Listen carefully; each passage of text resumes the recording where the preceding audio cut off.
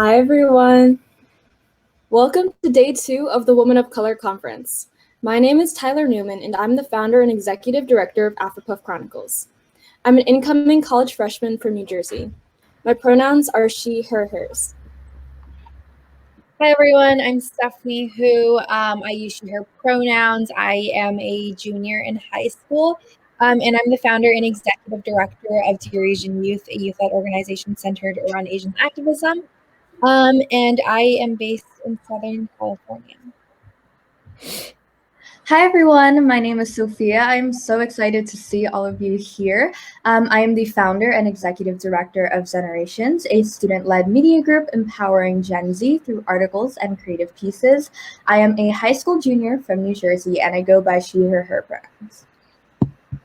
Hi, y'all. My name is Jasmine. I use she, her pronouns, and I'm the co-founder and co-executive director of Diversify Our Narrative, a nonprofit that's entirely youth-led that focuses on racial justice through educational reform. I am also located in Southern California. Hi, everyone. My name is Caitlin. It's really great to see you all here today. I use she, her pronouns, and I'm the other co-founder and co-executive director of Diversify Our Narrative, and I'm also located in Southern California. Women of Color Conference Day 1 was full of insightful discussion. We opened the day with a conversation with Linda Sorsor, discussed the future of politics during our Women of Color in Politics panel, explored workplace diversity in vaccines in Women of Color Conference in STEM, navigated the world of business and entrepreneurship in our Women of Color in Business panel, got to know each other during our lunch mixer, and ended the day with a phenomenal showcase of musical performances. We have so many fun activities planned for today. And to kick off today's sessions, we are announcing our first 2 giveaways of the day. So today's first giveaway wouldn't be possible without Queer Collections. Queer Collections is a series of interviews and photographs exploring the eccentric and carefully curated manners of collecting within self-identified queer communities. Without further ado, I'll be announcing our giveaway prize winner. Our first winner is Rain Alexandra. Rain Alexandra, are you here? If you are, please type "I'm here" in the chat along with your email address so we can identify you.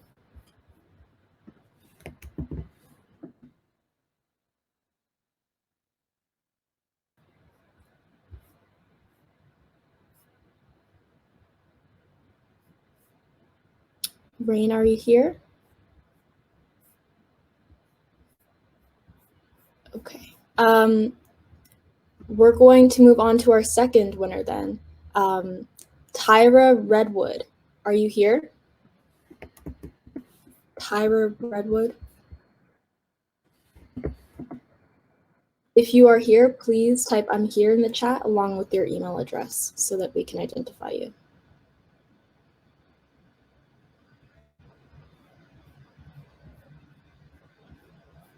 We'll give you a second.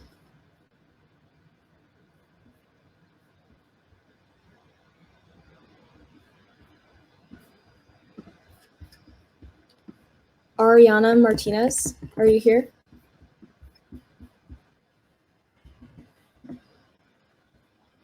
Same instructions for Ariana. Please type "I'm here" in the chat along with your email address to claim your prize.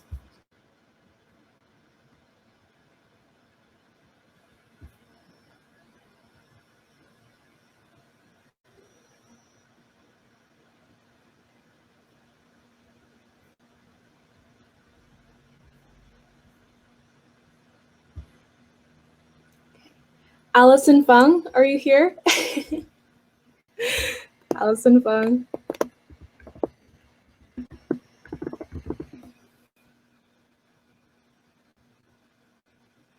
Type "I'm here" and put your email address in the chat, Allison, if you would like to claim your prize.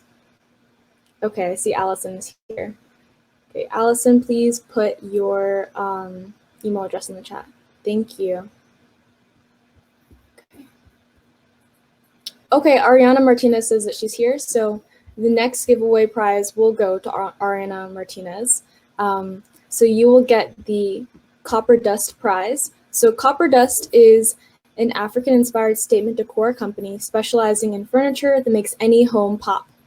Be sure to check them out on social media. So thank you so much to Copper Dust, and Ms. Martinez, you have won the Copper Dust prize, so you'll be receiving a Volta cushion cover. Congratulations on your prize. You should receive an email from our team soon with more info on how to get your prize to you. And should you have any giveaway inquiries, please email info@womenofcolorconference.com. So congratulations to Allison Fung and to Ariana Martinez. There are still so many more giveaways to claim, as we have more than 3 times more giveaways than yesterday. For those seeking to win a prize, please know that by registering and attending the conference, you will have already been entered into our giveaway pool. However, there are many ways to also increase your likelihood of being chosen for a giveaway prize. One is to post as much as possible on your Instagram story with the hashtags #WomenOfColorConference and #It'sOurYear, and to also tag us at Women of Color Conference on Instagram so we can see your pictures. Take pictures of yourself during the upcoming panels and share them on social media. The second way is through buying our stickers and our merch. Links to buy stickers and merch can be found in the master doc as well as in the chat. Good luck, and may the most engaged attendees win. For those looking to follow all of your fellow attendees on Instagram and other social platforms, we have consolidated all of our Women of Color Conference social docs to create our official Women of Color Conference social doc. You can go and add your socials there and also connect with others. We've also been encouraging all attendees to include #WOCC 2021 in their bios, or WOCC then the apostrophe 21, so you can better identify those that have come to the Women of Color Conference. Lastly, I'd like to announce our highly requested Women of Color Conference after party. Today, right after our Women of Color Conference conclusions, we will have our after party from 3:30 to 5 p.m. PST. We'll also have 2 Zoom rooms available to you all today. One where we'll be having a super fun debate activity where we'll be getting your hot takes on the most controversial questions like, does pineapple belong on pizza, and more. And for those wanting a more intimate, chill Zoom, we'll also be providing a room full of breakout room activities. We'll be sending the Zoom info to you all shortly. We can't wait to celebrate the end of the Women of Color Conference and the beginning of new friendships with you all. We're so stoked to party with you all tonight. With that, Stephanie will be introducing some more important reminders for today. Perfect. Thank you, Tyler. So I wanted to remind everyone of the importance of the master document. I know that we have been referencing throughout the day, all day yesterday, and we'll also be referencing today. So if you see a green tab that says check out our master doc, make sure to click on that. Keep that kept safe somewhere because it has all the links that you'll ever need for the Women of Color Conference. It includes everything from how to get to our panels and how to navigate our conference platform, CrowdCast, how the link to join our Discord if you want to connect and network with other girls of color across the world, our Spotify playlist, the links to our merch and our stickers, more information on giveaways and exactly how that works, as well as information on our scholarship and mentorship program. So with that said, I would like to now kind of dive into day 2. But the conference schedule is on the master document. So if you guys would like to pull that out right now and follow along with me, that'd be amazing. Okay, so from 7:30 to 8 a.m. PST, we're having our introductions, which is currently happening right now. And then from 8 to 9:15 a.m. PST, we have a panel that I'm personally very excited for, and that's Women of Color and Activism. And one of our panelists is actually going to be Naylene Pike, who is an Indigenous rights activist and is the youngest girl to testify in front of Congress. So that's super exciting. And from 9:15 to 9:30 a.m. PST, we'll be having a 15-minute break. From 9:30 to 10:45 a.m. PST, we have another panel that I'm very stoked for, and that's Women of Color in Film. I can't wait to hear from panelists like Adele Lim, who is actually the screenwriter for Crazy Rich Asians, as well as Raya the Last Dragon. And then from 11 to 12:15 a.m. PST, we have Women of Color in Performing Arts. some other people that I would like to highlight for this is Ali Ewat, who has appeared as Christine in The Phantom of the Opera on Broadway, as well as Mia Asano, who is an electric violinist with over 300K followers on social media. So that's super exciting. From 12:15 to 1 p.m. PST, we have our lunch period.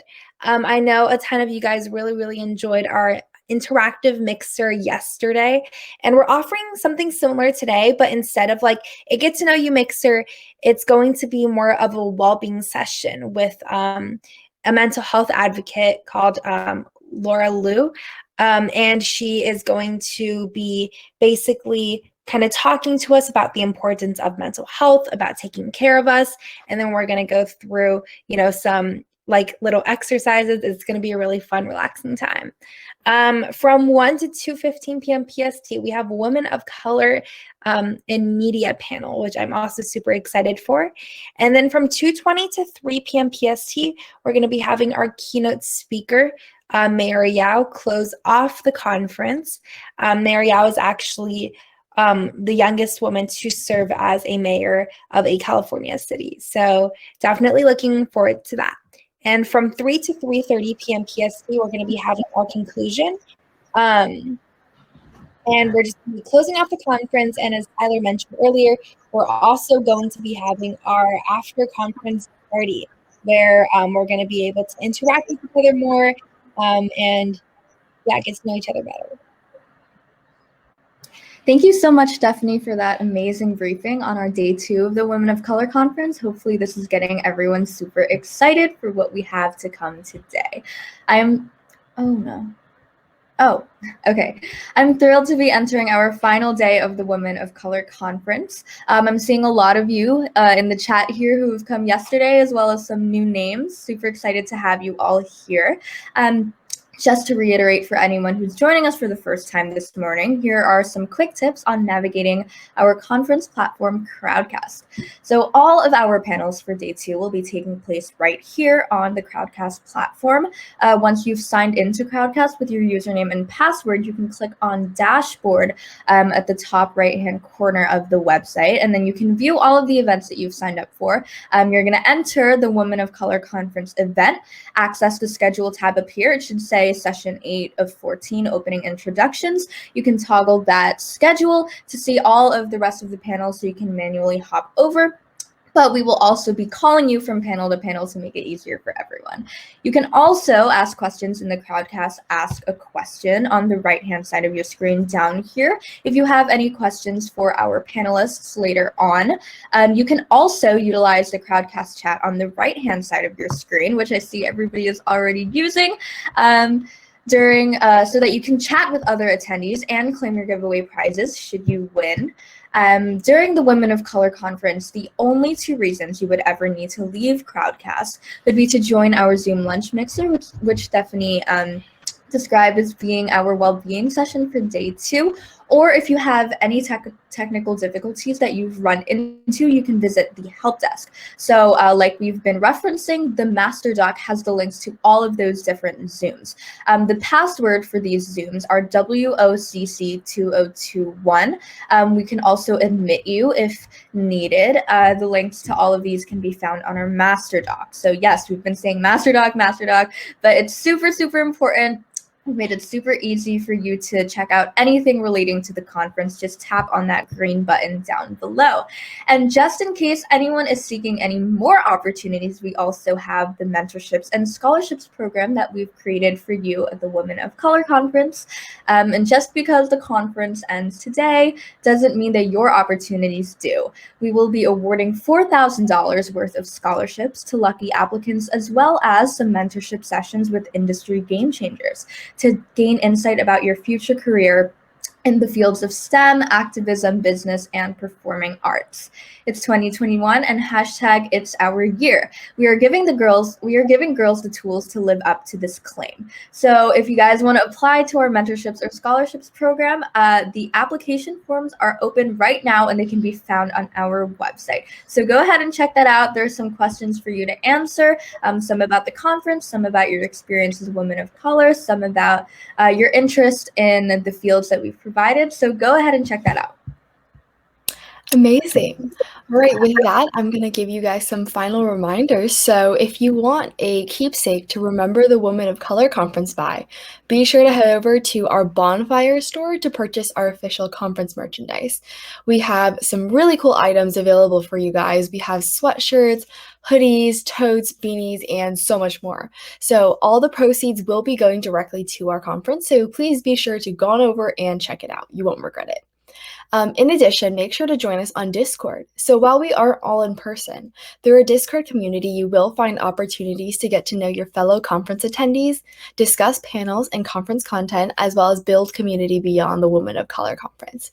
I see so many of you guys are already interacting in the chat and were interacting yesterday, and so be sure to take that a step further and join our Discord family. The link to the Discord can also be found in the master doc, so go on over and check that out as well. Also, finally, I want to remind you all to be sure to apply to the exchange program.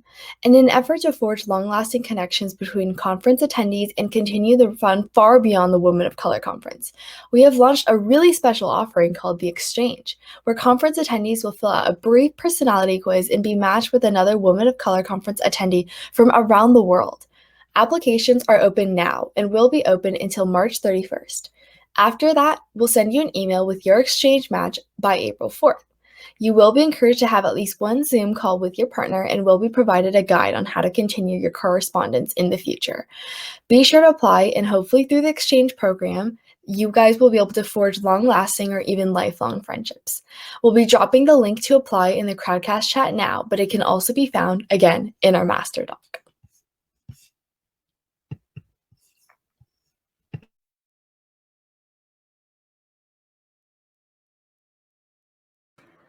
Okay, so now is the time for if anybody has any questions that, regarding the conference to drop them in the chat, or you can ask them in the little ask a question feature that we have down below. I believe we have a bit of time to answer some questions, right guys? Yeah? Okay, so if anybody has any questions regarding the panels, regarding our mentorship scholarships program, the exchange, the after party, all of these different cool things that we're offering you guys, don't hesitate to ask them, and then we will try our best to answer.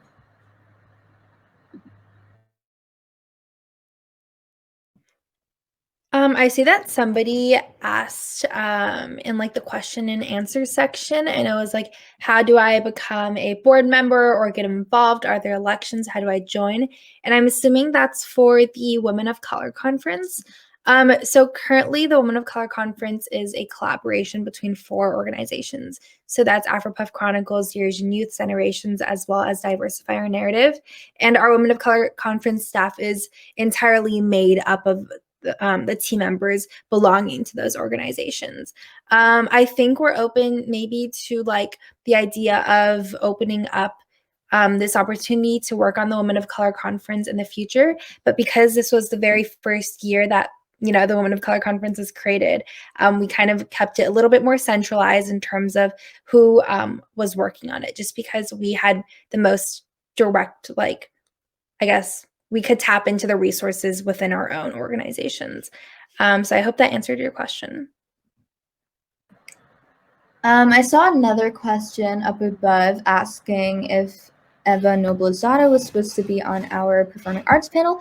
She's actually going to be a mentor for our mentorships program. So if you are interested in performing arts and you want to be a mentee and meet her face-to-face in a session, you can apply to our mentorships program. Stephanie, somebody asked who else would be mentoring us, if you could kind of brief over that. Okay, yeah. So I don't know if you guys remember, but if you attended the Women of Color in Politics panel yesterday, Vanessa will also be a mentor for us. Also, some other people include Mitzi Jonelle Tan, who is actually one of our Women of Color in Activism panelists. So that's really cool for our Women of Color in Activism mentorship. And some other people, I don't remember off the top of my head. I know I should, but I don't know. I had 3 hours of sleep last night, guys. But I will get back to you on our 2 other mentors, and I can type that in the chat. There's some people asking where we can find the Zoom link for the after party, or if we're using the same link from last night. We're going to be posting that in the Discord and also in the CrowdCast chat a little bit later in our conference schedule. I see a question asking, is the exchange program only applicable to those in the US or can anyone join? So this exchange program is open to anyone from any country that you may reside in. So there are no restrictions on this program.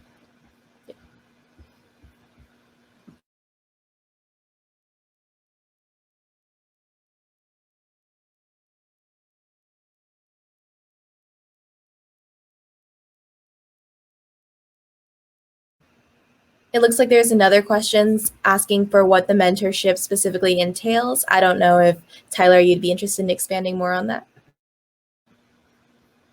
I can take that. Definitely can take that. Yeah. So basically, the mentorship program is going to consist of one kind of like mandatory workshop that the mentor has to lead with a very small group of selected mentees. So we're looking at around like 4 or 5, and it'll be a very intimate session of just like you guys can ask the mentor whatever question and whatever relationship develops. So that's like what the Women of Color Conference is responsible for, is setting up that workshop time between the mentors and the mentee. And anything after that workshop is completely up to you and your mentor.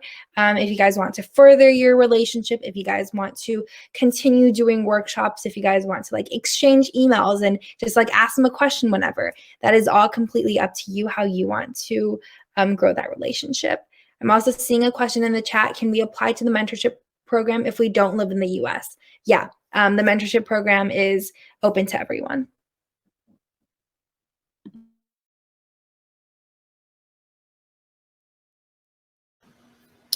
Someone's asking, I think further up in the chat, if they had to make their Instagram public. I think this is in reference to having people follow them from the Women of Color Conference and like adding the hashtag and stuff for their bios. So the hashtag that we mentioned like helps people to identify you if you've gone to the Women of Color Conference. So you don't need to make your account public to kind of have people find you. If you put that hashtag Women of Color Conference like 2021 or some kind of like aspect of that in your bio, you can keep your Instagram account private and people can just request you. Also, I noticed some people have said that they refreshed the Google Doc, but it won't let them edit. That might be a result of the fact that a lot of people are on the document right now, and so sometimes if there's too many people on one doc, Google Docs will slow down and essentially not let you edit right away until the traffic to the page has been reduced. So it should work. Just be patient and keep checking back in the doc like every hour or so, and I'm sure you'll be able to find a spot and add your information eventually.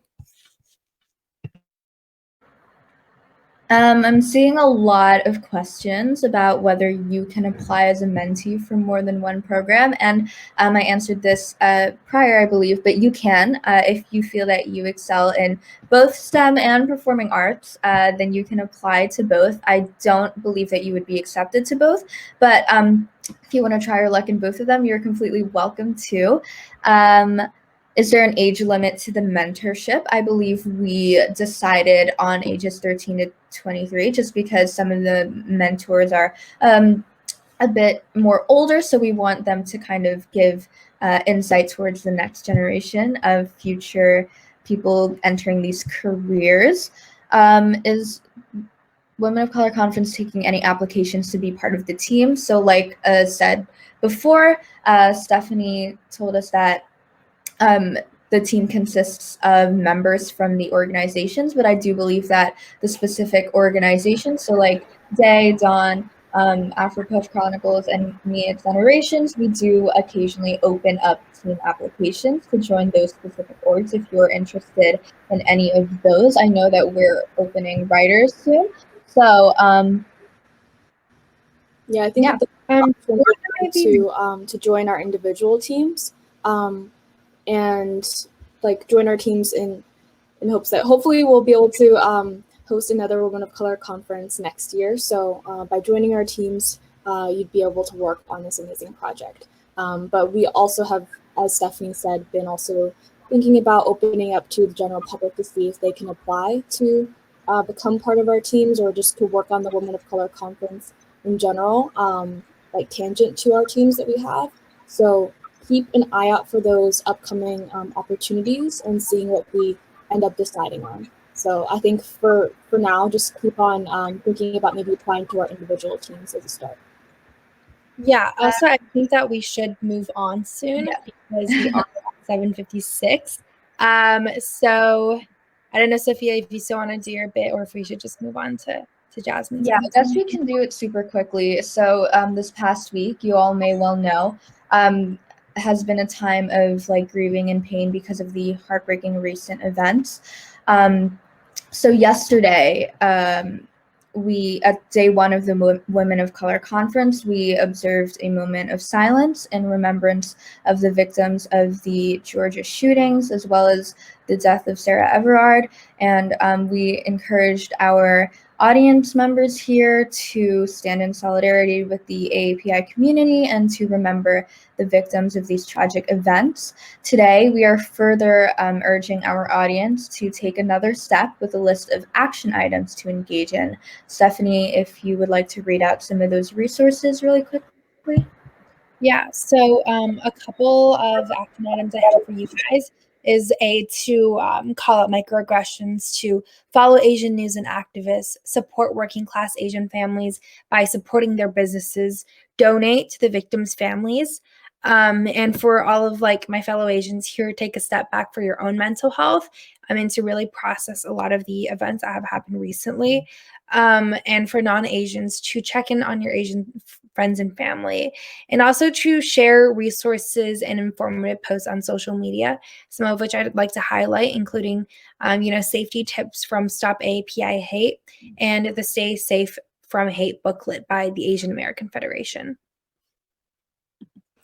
Thank you, Stephanie. Yeah, with all of that, we will now be transitioning to our first panel of the day, Women of Color in Activism. So please note that we'll be going directly into the session, and there will be no break between this current section and the next.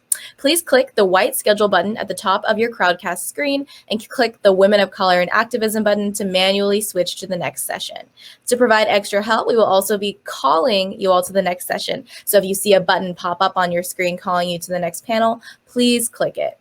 Lastly, you may see a gray screen pop up once we end the session, but don't be alarmed. It's just our moderators transitioning to the next parts of our planned activities. Lastly, please note that if you go back to any sessions that have ended, you'll see a play button in the middle of the screen and a recording of the ended session will play. Make sure you're watching our live sessions, not past recorded ones. Those are all of our announcements for now. So with that, let's transition to Women of Color and Activism, and I'll see you all shortly. Hi, everyone. It's so great to see you all at our Women of Color and Activism panel. I'm Jasmine, the co-founder and co-executive director of Diversify Our Narrative. My pronouns are she, her, hers, and I will be your Women of Color and Activism moderator for today. We are so thrilled to announce our distinguished panelists. So our first panelist, Nalene Pike, is running a little bit late, but she is a 21-year-old Indigenous activist. As a lifelong fighter, she continues to follow the footsteps of her grandfather, the founder of the Apache Stronghold and protection of the Apache holy sites, sacred sites, and Indigenous rights. Pike is among the youngest of individuals to testify in front of the U.S. Congress ever, doing so at the age of 13. Our next speaker is Dominique Palmer, a climate justice activist in England. She is an organizer in Fridays for Future International and the launch coordinator for Climate Live. She has spoken at events such as the UN Climate Change Conference in 2019 and was featured in Forbes 100 UK Environmentalists for her work. Our next speaker, Mitzi Jonelle Tan, is a climate justice activist based in the Philippines. She is the convener and international spokesperson of Youth Advocates for Climate Action Philippines and Fridays for Future in the Philippines. And finally, our last panelist, a little bit more about her, Daphne Frias, is a 23-year-old youth activist. Daphne has cerebral palsy, uses a wheelchair to ambulate, and is a vocal advocate for the disabled community. In July of 2019, she was appointed as the New York State Director for March for Our Lives. She created her own nonprofit called Box the Ballot, which aims to harness the power of absentee ballots. So thank you so much to all of you for joining. During this session, we'll be having a guided discussion with all of our panelists and an open audience Q&A. So as we discuss, audience, please feel free to drop any questions you might have in the chat, and so we can go ahead and ask them during the Q&A portion. With that, let's go ahead and start with our very first question that all panelists will be asked to attend, and no worries, I'll call on each of you beforehand so you know when to speak. Our first question. Activism. It's become one of today's hottest buzzwords, joining words like woke as something seemingly everyone now identifies with. But what do you believe is the definition of true activism? And where do we draw the line between performative activism and quote unquote true activism? So the first person we'd like to go ahead and answer this question would be Mitzi. Hey everyone. I don't really believe that that activism has a clear-cut definition. I feel like activism is more about your intentions. If your intention is to serve the people and going outside of your own bubble, like your own bubble of privilege, then you are an activist. Of course, there are different levels of activism, and I would hope that everyone gets to like a certain level of activism. Like you don't just stay on social media. But eventually, depending on your comfort zone, you go to, more, you do things outside of the usual clicking and sharing and tweeting and posting, which are all important because raising awareness is such a good tool for activism, but it can't stop there. So I don't think I'm not going to go and be like, oh, this person only does this. You're not an activist. I feel like that's how we all started. What's important is that you go beyond your bubble. Like you go beyond caring about yourself and you go beyond caring and centering yourself. Activism is about decentering yourself and centering other people, centering the people most marginalized, and really doing everything you can to stand united with those who are oppressed. Thank you so much for that answer. We definitely agree. I was wondering, Daphne, if you'd like to build off that. Yeah, of course. I totally agree with what Mitzi said. I think that especially during the pandemic, there's been a lot of sort of evolving of what activism looks like as we've all had to rearrange sort of our physical mobilizations because of social distancing. I think it's really important that when you get started in this space, you clarify your intentions and your purpose. I think it's really easy to see all the young people on social media who are already doing this work and feel like the space is very oversaturated. But something I always say is that no one can tell your story like you can tell your story. And even if you identify similarly as someone else, no one can say exactly what you've been through like you can do better. So your voice always belongs here and your voice is always needed. So don't feel discouraged to join the movement, even if you feel like there's already so many people doing the work. I think it's also really important to ground yourself in your community and understand what your community needs first, and understand that you've been able to hold up with the privilege because you can be an advocate for your community. And I think that's the way that I continue to ground myself. If I feel like I'm getting away from sort of my origin story or where I ground myself, I always go back to my community and ask myself, what do they need and how can I help to amplify those voices? And I think that that's an incredibly important piece of doing this work. Thank you so much for sharing that with us. Yes, definitely centering those who are most marginalized at the forefront and kind of supporting our communities as we go ahead and do that. So thank you so much. Dominique, would you be able to also add your opinion in terms of what you believe is the definition of true activism and performative activism?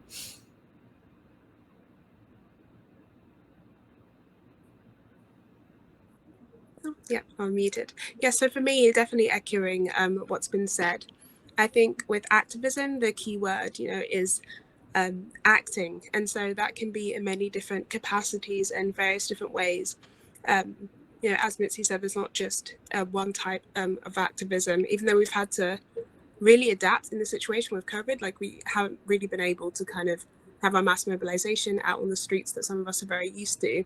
However, it has also allowed us to really tap into different forms of activism, and there are many different types that you can do. And I think one problem with kind of the idea of mainstream activism is just the one type of activist that there is that you usually see in the media, or those that you kind of usually see like leading or like kind of celebrated in history as activists. I think we need to come to understanding that activism is about a collective of people all working towards the same goal, and grassroots activism is so key.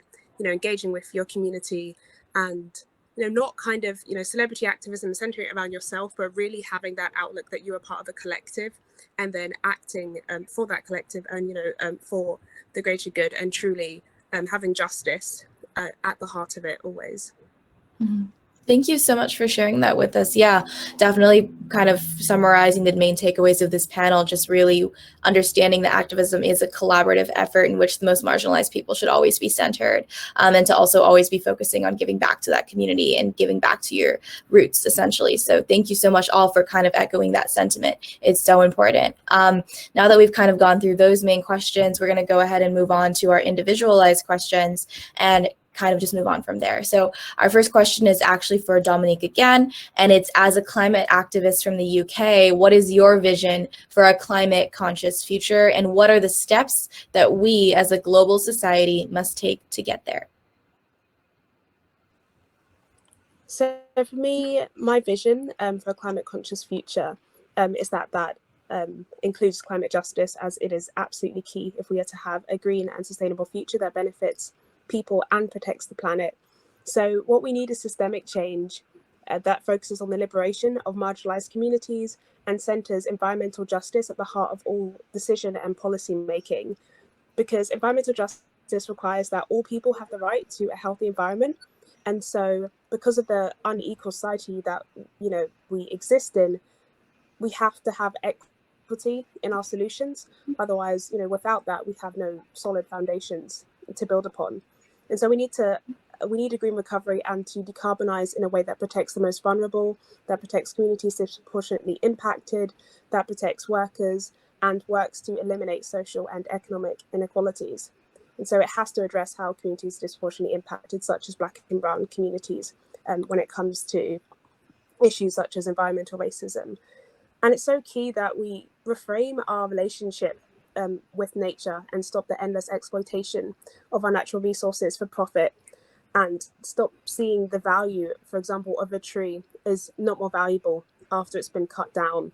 We really need to, reframe that relationship and focus on science and nature-based solutions, and not, market-based solutions, which is something that is going around a lot right now.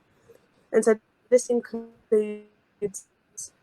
protecting vital habitats and ensuring the provision of clean water, air, and green spaces for all, because that is something that's also incredibly here in London. An activist here in London, the area that I grew up was one of the most issues like this communities are affected by, and so it's that need to be addressed, and it's why we need to have equity in our solutions, and kind of vague, distant net zero targets that simply pass the issue on to the next generation. And that's something we're seeing a lot of when it comes to the UK and other countries that are now setting climate targets. So that's crucial, especially in the lead up to COP26. So my idea of the future is really concrete climate action plans, and not simply reliance on like possible emission technologies, but really no more empty promises, essentially, from our global leaders, and really having those concrete climate action plans, because climate policies that don't work to address all of these and account for communities disproportionately impacted will just result in short-term solutions. So it's really, really key that is pushed forward. Systemic change is so crucial, and without it, we can't achieve climate justice. Thank you so much for that answer. Yeah, I think one line that you said that specifically stuck with me, and I'm sure the audience as well, was kind of when you see that tree, you see more value coming from it after it's been cut down, and kind of alluding to that corporate greed.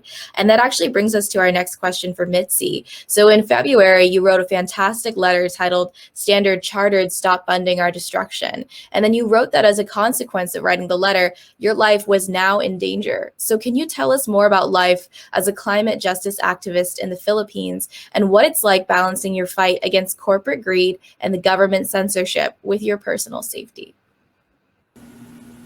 So the Philippines is one of the most dangerous countries in the world for environmental defenders. If you guys want to read the letter that I wrote about, I actually sent it into the chat. So our country is a very dangerous place for activists, especially now that we have this law called the Anti-Terrorism Law of 2020, where calling for system change can be classified as a definition of terrorism. And I know the UK has a policing bill and activism too. And it's not just the Philippines. You also have this bill in countries like Singapore, in Indonesia, in India. It's something that's happening across the world where activism is being terrorized because the governments and the leaders are afraid of us. And in other countries, it's different. Like, I know I have friends in Singapore who really cannot assemble at all. I saw in the chat that some people were asking about it. But in our country, since I am someone who has gone to school, I am a middle class. I'm middle class, educated. I know how to speak English. These things offer me a certain level of safety, and so that's what we look at. Of course, it's still not safe completely, but I remember that there are other people. Like, the reason why I became an activist is because I spent a lot of time with indigenous peoples of our land, and they told us about how they have no choice but to fight back. And really at that point, I realized, what is my excuse? Like, their lives are even more at risk than mine is. So why would I not join the fight? Why would I not join their fight? It's always going to be about weighing that personal security. And I know I'm not alone in this. And that's why I am braver to do things like this, because I know I'm not doing it alone. I know that I have a collective, I have a movement that's behind me, that's standing by me. And really, it always goes back to that. There are people who are more marginalized who are fighting even harder.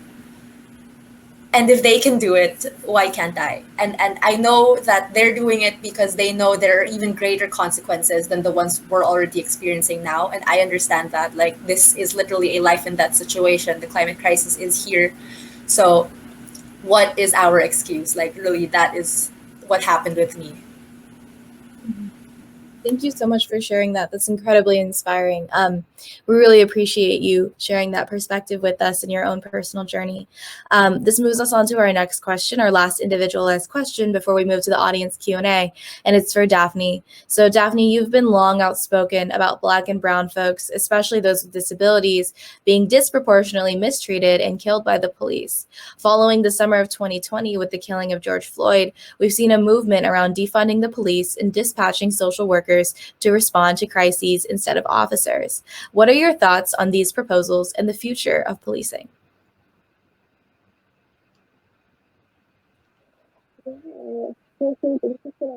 And I'm so enjoying being on this panel with you all. I think as a disabled person of color, I've seen over the course of my life how people with disabilities are treated as non-humans, and the fact that sort of our voices and our concerns are always oppressed and always silenced.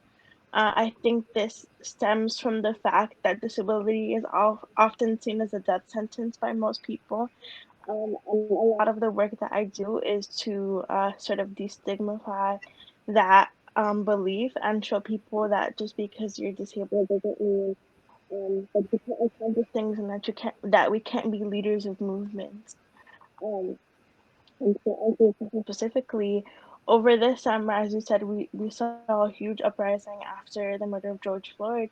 And I think this begs the question as to um, sort of like, why does our policing system exist the way that it does in the first place? And to understand that the policing system that we have now was never meant to serve people. It was always meant to oppress people. And I think that the concept of the way most people see policing now is the way that society wants you to see it. It's a subverted view of the way that it's supposed to actually work. And people with disabilities are some of the most unintentionally harmed and unintentionally incarcerated because our police don't know how to properly handle situations with people with disabilities in terms of whether it be sort of mental episodes or physical detainments. I myself have been detained multiple times protesting at our Capitol in Washington, D.C., here in the United States. And one of the times I was doing this work was when our Supreme Court Justice nominee, Brett Kavanaugh, was being confirmed. And the Capitol Police were actually removing young women from their mobility devices and detaining them in police cars. This is incredibly scary and incredibly concerning to witness. And I think it was just sort of like the pinnacle of understanding that like our police system wants to criminalize our disabilities, and they really have no training as to how to deal with multiple sort of situations of regulation and things of that sort. And I think that going back to your solution in terms of creating community solutions and having social workers and other community interventions be part of sort of the way that we defund policing and sort of create a new system is incredibly important. I think going back to what we were saying, it takes a village to do this work, and I think that same village is the same people that have to keep us safe. We keep us safe. We do this for us. And I think that we have to start moving towards a system that recognizes that. I also think it's important that the communities who look like us are also the communities that keep us safe and that know what are going on within our streets. And I think that this is what leads to sort of ending the carceral state and ending imprisonment in general when we start looking for community resources and implementing community resources in our communities in general. And I think that going forward, how amazing would it be to sort of have people with disabilities, be advocates within our communities and helping other people with disabilities understand sort of how to go about being social justice advocates and not being afraid to use their voices. I think that's incredibly important. Policing in general is a system designed to silence our voices. So those, freedom of speech and policing can never exist in tandem. So the way that our communities are set up right now are directly sort of used to silence us, and the only way we can go forward is by changing that system. Thank you so much. Yeah, I really appreciate you sharing that with us as well, specifically kind of discussing that experience with the police. I think that is something that our audience will definitely be remembering. So thank you for your vulnerability and for your openness of sharing. We really respect and appreciate that experience. So now we're going to actually go ahead and move on to an audience Q&A. So away from the personalized questions, we'll actually be answering some questions that we received through the chat. So people can feel free to continue typing. We'll keep reading those, but for now, we'll go ahead and move on to our first question. So one of the first questions that we have here is simply, what advice do you have for younger activists? One of our attendees is 11, but wants to know how she can help make change. So I would love it if either of you would love to go ahead and answer this question, or both of you. So actually, Mitzi, would you like to start us off? And then Daphne, if you would like to add on to that, that would be wonderful. First of all, I am so happy and proud that you're thinking of activism at the age of 11. Like at the age of 11, I think I was just thinking of cartoons or something. Like I was, no. So congratulations that you're already even there. That is so amazing. The next step is to really just find something that you care about. And maybe you already have that. Then start talking to your friends about it and start educating yourself. It really starts with education and empowering yourself with knowledge, and not just traditional education and knowledge. Like get the education from the people on the ground. Like if you're passionate about the environment, go to the people most impacted by the environment. We need not always the traditional school type, internet research type, but sometimes it's actual conversations with people. That sometimes is the best type of conversation. I know it's difficult with COVID, so if that's difficult, you can try to just like DM people on Instagram that you see who are talking about this in different countries and really just have a wider perspective of what's happening. Just don't be afraid to ask questions, because really we all started somewhere. We all started clueless as fuck. So like, oh, I'm sorry you're 11. We all started like really clueless. So just just ask questions, and then I'm sure someone will be able to answer. I totally agree. What was I doing at 11? I was probably like fangirling over some boy band or something. I don't know. I think it's important to realize that your your age doesn't determine the validity of how you feel. Your feelings are valid no matter when you feel them, and I think that the way that you can go forward is by finding a community um of people who believe the same thing as you. I always say the way to start doing this work is asking questions. The only way you can find out if people believe the same thing as you is that you ask. And you'd be so surprised to find that maybe people haven't voiced it, but so many people are feeling the same things that you're feeling. And I think that once you find that community of 2 or 3 people, that's your collective, and your collective will start to grow, and that grounds your work. Um, Also, don't discredit the power of social media. Social media has the amazing ability to connect the world. I mean, look at Mitzi and myself. We're in totally different countries and we're having a conversation right now. I think, if you can't find a community locally, you can find a community online and find a group of young people who are doing this work and want to invite you into their space. Um, so I'd say we totally believe in you, and people will use your age against you and tell you that you're too young to sort of do this work and to believe the things that you believe, and to sort of discredit your fierce voice. But don't let no one can take away your voice, and no one can tell your story better than you can. So keep fighting, and keep organizing, and we're so proud of you. Thank you so much both for sharing your answers. Those are wonderful.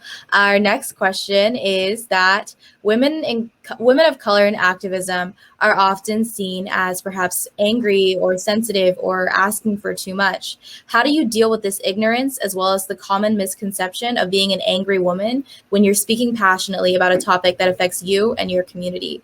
This was sent in by V Asia, and whoever would like to start, both of you feel free to answer. I'll jump in because, oh man, I face this criticism so often, especially being, a proud Latina. Already that stereotype of being like just a loud community, a loud culture. I think what the best advice I can give is to step into that stereotype and prove that they're wrong. The only way that you can silence people's misconceptions is by showing them that you're greater than what they think you are. And I think for me, it's helping people understand where I ground my anger, and helping them understand the source of that anger, and that it's not just sort of like unbridled passion, but it stems from somewhere valid, and it stems from real felt oppression that I've experienced throughout my life.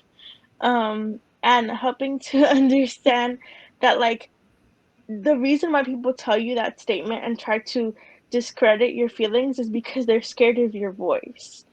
And I think that if you feed into that misconception, you're letting them silence you and you're letting them win. So speak up, be loud, be everything that they think you're gonna be, because they want you to be anything but that. So yeah, that's my advice.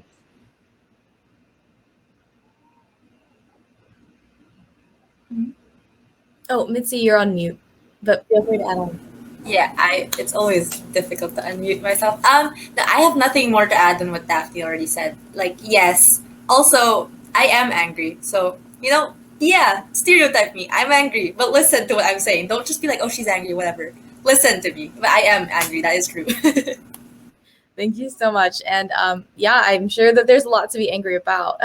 Many of the audience members can definitely relate. So moving on to our next question, to those who may come from communities where it is difficult to voice these opinions, who maybe are passionate about something but are constantly being shut down, people who want to get involved in activism but have various barriers and obstacles based on their personal situations, how do you recommend that they go ahead navigating that sphere?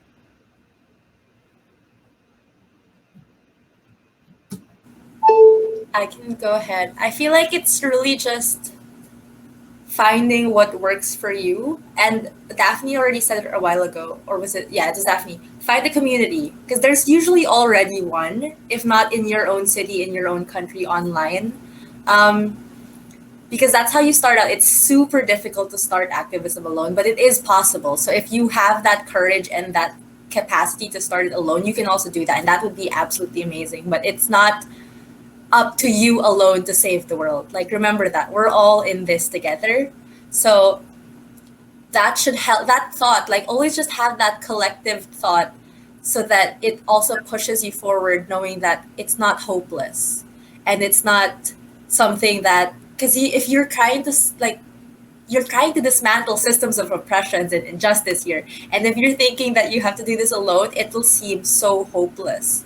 But always remember that you're doing this with other people. Like, we're here across the globe. You might not know us personally, but we are here, and we are here to support you.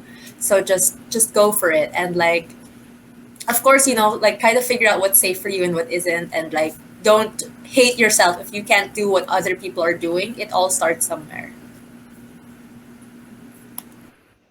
Yeah, I think to add on to what he said, comparison is gonna kill your vibe right away. Like, please don't compare yourself to anyone, because especially in the youth activism space, it's so easy to see, oh my God, they have so many followers, and oh my gosh, they're speaking here and they're doing this and they're doing that, and it gets really, really overwhelming. But like I said before, your lane is your lane, and no one can touch that. And I think what's important is that activism exists in so many spaces. If you can't physically speak out, there's always writing letters to your elected officials, to your government. There's always creating sort of digital mobilizations where either you create a petition or you create some sort of hashtag. There's so many ways to raise your voice and to make sure your voice and the concerns that you have are being listened to. It doesn't have to mean physically putting your body on the line. I think that that's a huge misconception, because especially people of color have we already know that they're disproportionately affected in terms of how policing will view them and physical mobilizations, and they're often um, sort of, you're left to be more vulnerable in these spaces. So if you don't feel like that's safe for you, it's okay. And like, you don't have to exist outside of a space where you feel comfortable. And you can work up to, being more physically active, but you don't have to start there. And I think for me, I struggled a lot because, being disabled, I felt like marches and rallies and stuff like that were originally unsafe for me to attend, because there were mass crowds of people and they weren't necessarily made for people with disabilities to, run freely and safely. So my activism started out a lot just going to town halls and speaking to our elected officials and doing stuff like that. And so I felt more comfortable attending physical mobilizations. So I think that there's always ways, and there's always ways to um, sort of find your path and to make your voice heard. So it's okay to have your activism look different than someone else's. Thank you so much. And Dominique, I see you were able to reconnect. Would you also like to add on your response to that question of, how to go about navigating activism when you come from an environment or circumstance that may pose many obstacles or barriers in that space?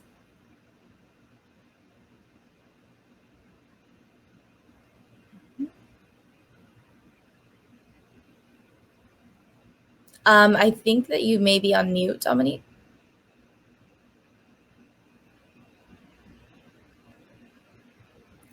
It still is currently not connecting. I think if our Hi, everyone. Good. There we go. Hey. Hi, everyone. I'm back now. Yes, for barriers, I would say that the many like different types of barriers that you may face, it's so, crucial and important to remember that, in the past, like truly monumental movements have so many different people on it working in so many different capacities and so many different roles. Like from the things that you may see like on the media, for example, there are like thousands of people who've worked behind the scenes to make that happen, and that can include people who might not have the capacity to do a certain type of activism for whatever reason that might be. And so I think it's really crucial to remember that, and and just that there are so many different ways that you can act and be an activist. I mean, for example, here in the UK, in London right now, especially with the kind of bill that's being passed and everything, when it comes to being a person of color, we are kind of, disproportionately targeted by the police and face that kind of disproportionate violence by the police as well. And, that's especially been accelerated with this bill. And for some people, they don't feel as if they can come out into the streets in certain protests or do certain actions because they feel like they will be disproportionately targeted. And so they take on different roles. For example, there are times where I've been extremely uncomfortable being at the front lines or whatnot at a protest. So I've worked a lot on kind of behind the scenes and organizing it or doing media and press for that event if I feel uncomfortable there. And even if you can't come out onto the streets, still organizing behind the scenes, and also activism in your daily life as well is so crucial. Realize how much you can inspire and change things just by educating others and inspiring other people to also join.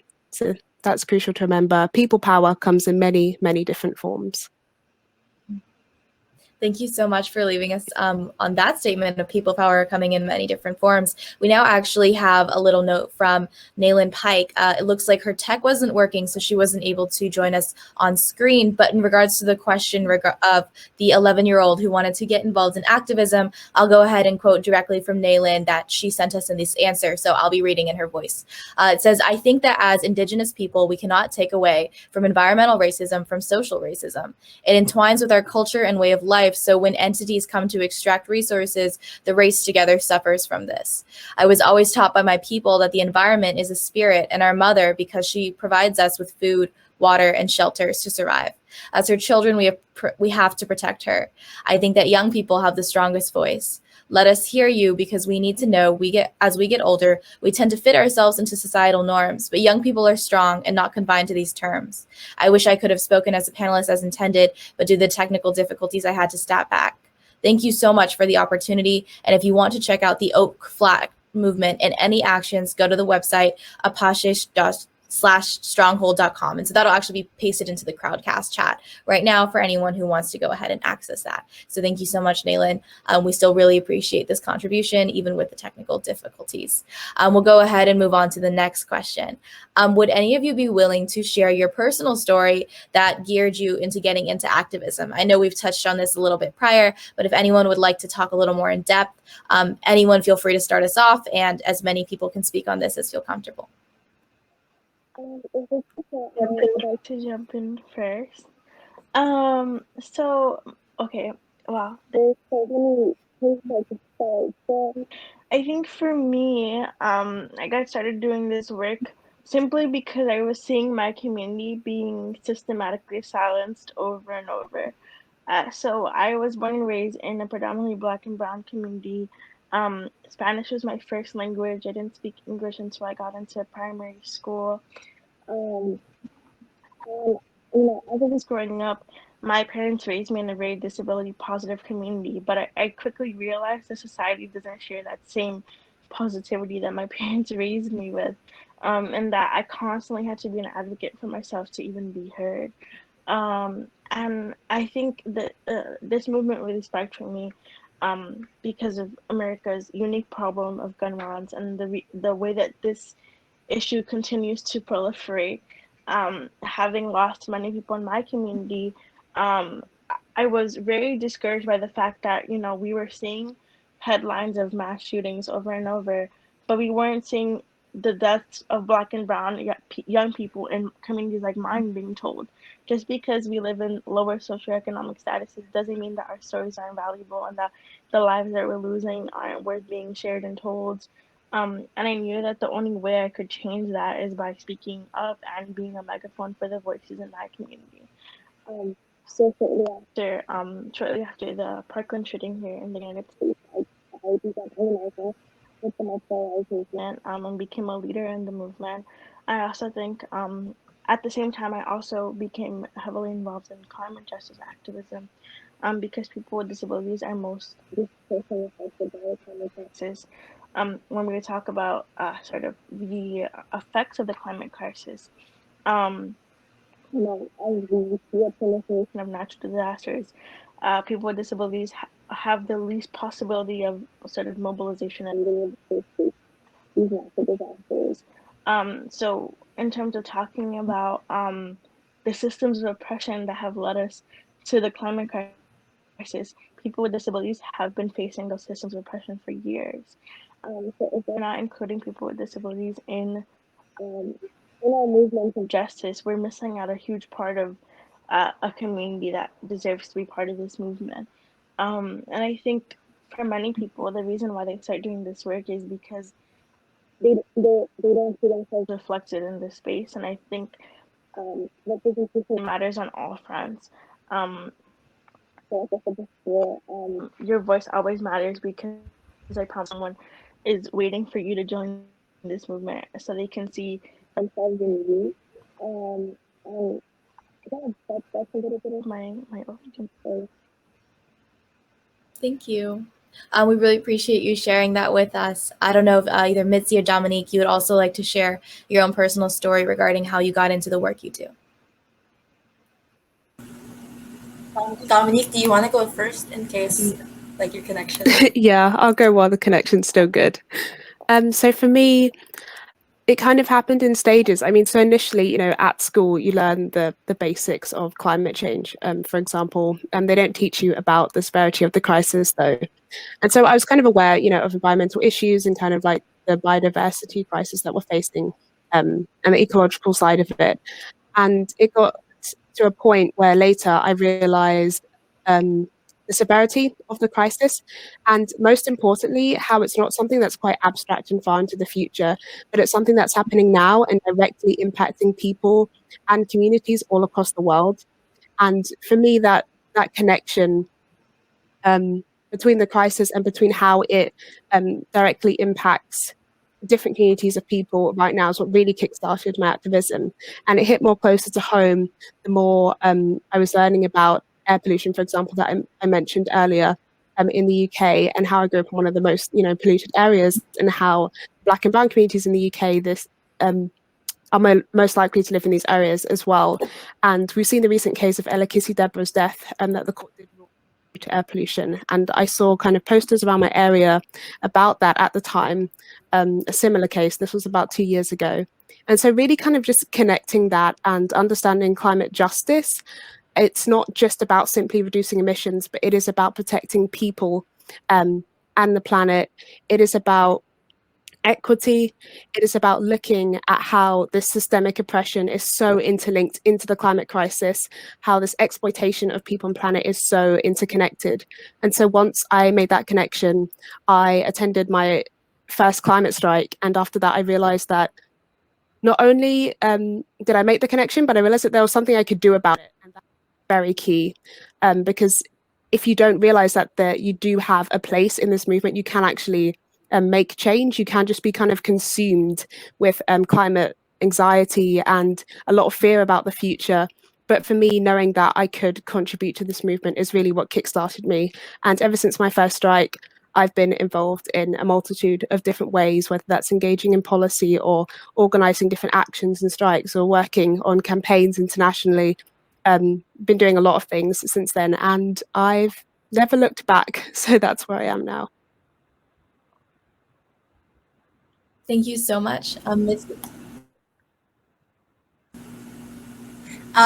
me, in terms of like climate activism, I kind of grew up seeing the typhoons like firsthand. Like I would have to spend weeks in the dark doing my homework by the candlelight because of the raging typhoon outside, and there was no electricity because of the typhoons. Or I remember this one very clear image where we went outside of our house after the typhoons, and I saw like all these huge trees that I kind of grew up with, like uprooted, and I just started crying. And then at the same time, I was learning about greenhouse gas emissions and global warming in school. And I cared about that. And I would actually go up to adults and be like, why are you smoking your cigarette? Or why are you doing this? And it's a very individual, like, point of view. But I never put the two and two together. Like, I never understood that the typhoons I was experiencing was because of the climate change that I was learning in school, because the way they taught it to us was so foreign and Western and technical and not empowering at all. Like, they told us about ice caps melting and polar bears, and that's so important, but it wasn't contextualized to our experience in our country. So it was years later that I really understood and saw what was happening when I was able to talk to an indigenous leader of our land, and he told us about how they were being harassed and displaced and killed and militarized. For the Filipinos here, because I see they're the Lumad indigenous group. You can check them out on Twitter through the Save Our Schools network. I'll link it in the chat after. And after saying all those atrocious things that they were experiencing, he chuckled and then he shrugged and said, "That's why we have no choice but to fight back." So simple. And then he kept talking about some other issue. And I was just sitting there, like right beside him, and I was like, oh my God, it's that simple. That's it. He wasn't even trying to convince us. In his head, it's that simple. You have to be an activist. And I realized then that I had this privilege to choose to become an activist. And we should be using this privilege. Like, and really at this point with the climate crisis, we have no choice but to be an activist either, really. So that really just blew my mind. Like, literally, I realized the importance of collective action, systemic change, like everything just happened in that one moment. Like, I mean, things were building up, but that was like the key defining moment in my activism. And now I am a full-time activist. Like, I was in university when that happened. And like right at that moment, I realized, okay, after this, I'm not gonna do what I was planning before. Like, I took math in university, so I was supposed to work in the bank industry. I was actually supposed to work in the bank that we're campaigning against now. But then I realized, no, I can't do that. My life has to be offered to serve the people. I have to be with the people who are fighting. And after my youth activism, I am planning to like really go into like organizing fishing communities and like being a fishing rights activist and like living with farmers and living there. I just have to like get my mom to agree with me. But yeah. Thank you so much. This question actually is specifically for Mitzi from the audience. There is a Filipina living in Guam who says that you are so inspiring to her and wants to thank you for who you are. And her question is kind of just, how do you cope with the burnout of being an activist where it may feel unsafe? And do you feel unsafe out in public given your large platform? I guess in a way, large platforms and media platforms offer you a kind of blanket of safety even. Again, if you're in the city, if you're a student, if you're doing these speaking engagements, if people know you, you are more privileged and you become safer. And so really you have that role to make sure that you amplify other people's voices. It's hard here because our indigenous peoples don't have access to internet connection. So it's hard to pass the mic with online webinars. Like, but what we used to do before is if we got a speaking engagement, we would we would have someone with us or we would make sure to get a video, but now it's super hard to connect with them. So yeah, in a way, I don't necessarily feel unsafe because of the big platform. It's more of, I feel unsafe because everyone is unsafe. Like, everyone gets the same amount of, well, not everyone gets the same amount, but I've also kind of learned to just not read my social media comments and to just mute conversations. Like, there's a thing on Twitter where you can just mute things, and I just mute it. How do I avoid burnout? That is a good question. I will tell you now that everyone gets burnt out, and it should be something that you're not afraid of happening. But the way to avoid it is to make sure that you take frequent breaks. Like, make sure that you don't wait till you're burnt out before you take a break. Like I have breaks scheduled throughout my day, and like literally it is in my calendar because I know if I don't put what I'm going to do, I'm going to end up on my emails. So like really try to prioritize yourself sometimes, and like remember that this thing that you're doing isn't just about you and your feelings, but it's about a greater movement. So in a way, you taking care of yourself is a responsibility to the people into the movement. You taking care of yourself is a responsibility so that you can keep being an activist, because we need you in the long run. We need everyone in the long term. And I guess also in a way because my perspective has shifted coming from a place of anger and sadness and fear, which are all very valid, but now it's more of from coming from a place of love, which is so much more sustainable, I think. And I feel like a lot of activists are like this too now. There's actually a quote that goes like, a true revolutionary can never be gone without, like, can never not have this revolutionary love, something like that. Like, it is a love for the people in the planet. Like, it's not to say that love and unicorns and rainbows is going to change the world, but like everyone has already said here, we are tackling systems of oppression and injustice and changing the system that we're in, and that's difficult. That's a huge job. And so we need something sustainable, something that we can't get desensitized to, something that they can't take away from us. And that's love and friendship and connections and relationships with people. Love is how you stick to difficult decisions. Love is how you win revolutions. Thank you so much for sharing that with us. Yeah, I think especially touching on self-care and how it's essential to your own well-being, not only your own, but the movement as a whole. And so someone actually asked a question really building off that as well. And so if Dominique and Daphne would be interested in answering this question, it states that I began my journey in climate activism in November of last year and already feel incredibly burnt out, despite not even being able to organize any huge campaigns or strikes due to my lack of experience and education. How do you combat this feeling of not being educated enough, whether or not that's true, and also coping with burnout as a whole? Well, firstly, I want to fiercely combat the idea that you have to be some sort of educated person to begin climate justice work. You don't. The only person you need is to be a human living on the planet and being concerned about the fact that we don't have a stable home to live on. That's literally it. And in terms of not being able to organize big strikes and rallies, again, that's a huge misconception. I think we've morphed into a space where it's all about big rallies and all the sponsorships and all the partnerships and how much media engagement, all that. None of that matters. Literally, if the internet went down tomorrow, what matters is the fact that your voice is being heard and someone is listening to the fact that you are upset and our planet is dying. That's literally what matters. Um, so I think over all of those things, what matters the most is the fact that you have a community of people and you started this work. You said, I'm gonna wake up today in November of last year and I'm upset and I'm gonna do something about it. You've already won. You've already done the first hardest step. I think what's important is to sort of be flexible and to understand that, you know, your activism is gonna look different depending on the times that we're in, and that's okay.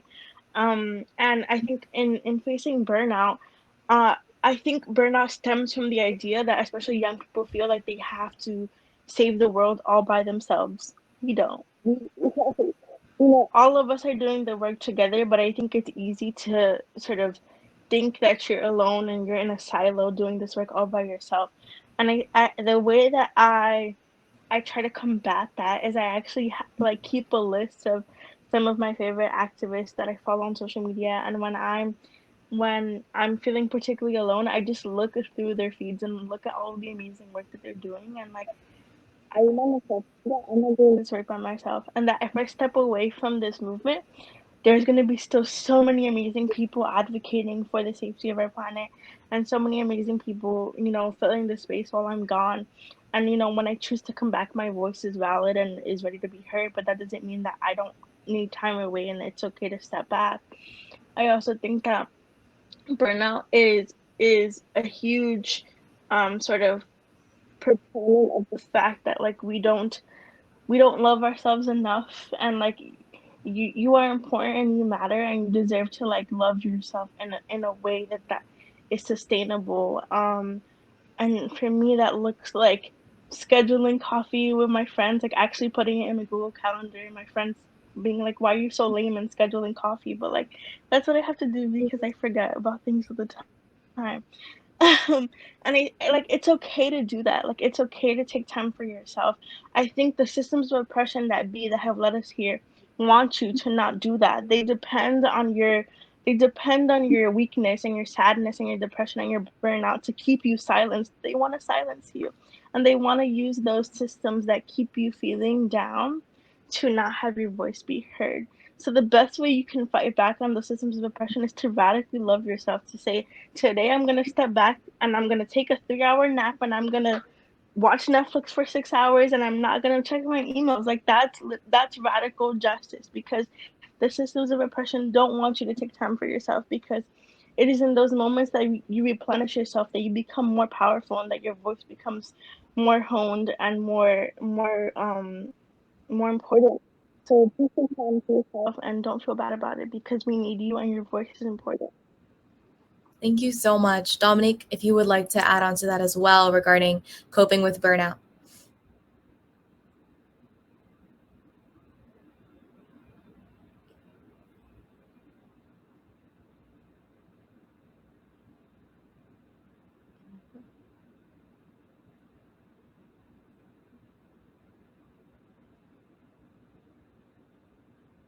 We still can't hear you, but we'll come back to you if you're able to fix that audio issue.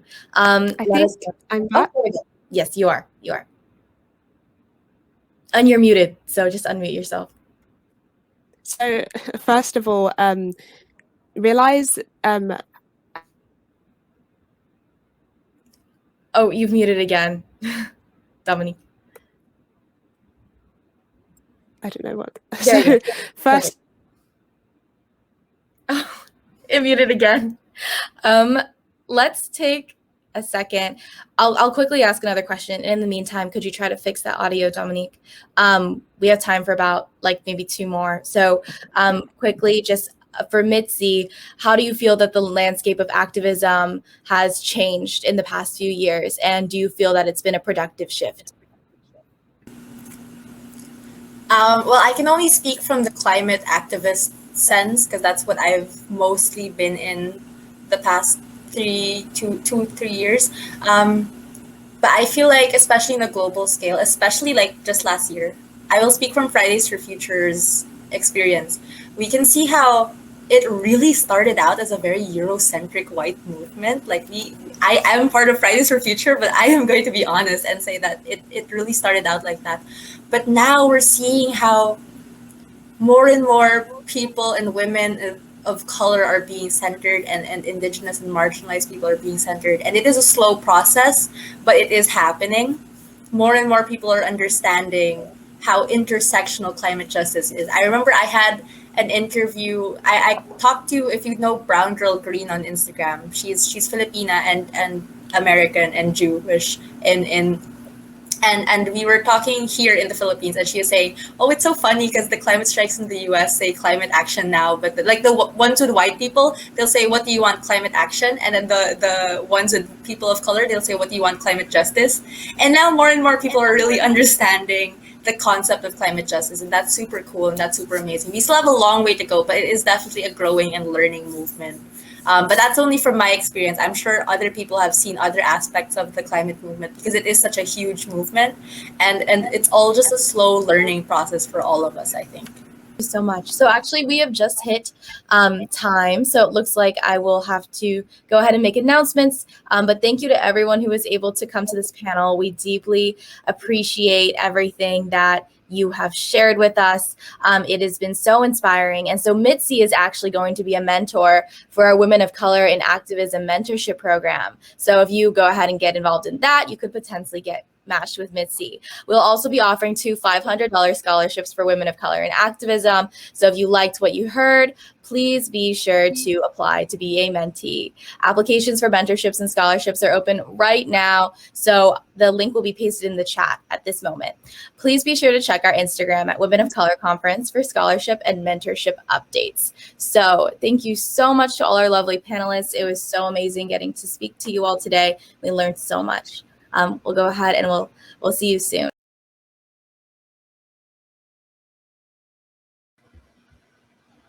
Hello, everyone. We're live. Hi. Welcome everyone to the Women of Color in Film panel. We are so excited for today's discussions and hope you all are too. My name is Tyler Newman, and I'm the founder and executive director of Afropuff Chronicles. My pronouns are she, her, hers, and I will be your Women of Color in Film moderator today. We are so thrilled to introduce our distinguished panelists. Adele Lim is a writer, producer for film and TV, whose credits include Crazy Rich Asians and Raya and the Last Dragon, which is just released earlier this month. She has written and produced primetime TV dramas including One Tree Hill, Private Practice, and Lethal Weapon, and was the co-showrunner and executive producer of Star-Crossed. Sydney Park is an actress who was recently featured in the Netflix comedy drama film WOCC, which was directed by Amy Poehler and released on March 3rd. Park also starred as Caitlin Park Lewis in Pretty Little Liars: The Perfectionists and played roles in The Walking Dead and Santa Clara Diet. Alicia Pascual Pena is an up-and-coming Afro-Latina actress with a passion for amplifying marginalized voices and bringing about social justice. Alicia has also been seen alongside Sydney Park in the Netflix feature Moxie, which was released earlier this month. Thank you all so much for joining us. During the session, we'll be having a guided discussion with all of our panelists and an open Q&A. As we discuss, please share any questions you'd like to ask our panelists in the CrowdCast chat, and we'll ask them during the Q&A portion. With that, we'll start with our very first question, one that all of our panelists will have the opportunity to answer. When they are given representation at all, minorities are often portrayed as a compilation of stereotypes in many American films. Why is it important to combat single-story narratives of minorities, and how can Hollywood better express three-dimensional depictions of BIPOC characters? Whew. Adele, would you like to go first? Sure. Well, first of all, it's a great question, but it's also a very complicated question because it's got multiple aspects to it. In terms of the importance, it's obvious. We've been really living in sort of like a one culture entertainment system for decades, and we're only beginning to see real changes, in the last 5 years, maybe starting to. And even then, what you're dealing with is a really established structure of how things are built from the studios and from the established filmmakers. And so even when you're coming into it saying, studios talk a great big game about, we want to diversify. And we've all seen early on, they'll put a couple of token characters, your detective number 3, we'll put in one character, but they don't, they were talking about casting the cast as opposed to casting behind the screen too. And without talking for too long, because I want to hear Alicia and Sydney weigh in on this too. To me, the biggest emphasis really is on having people behind the screens. You need content creators who are people of color.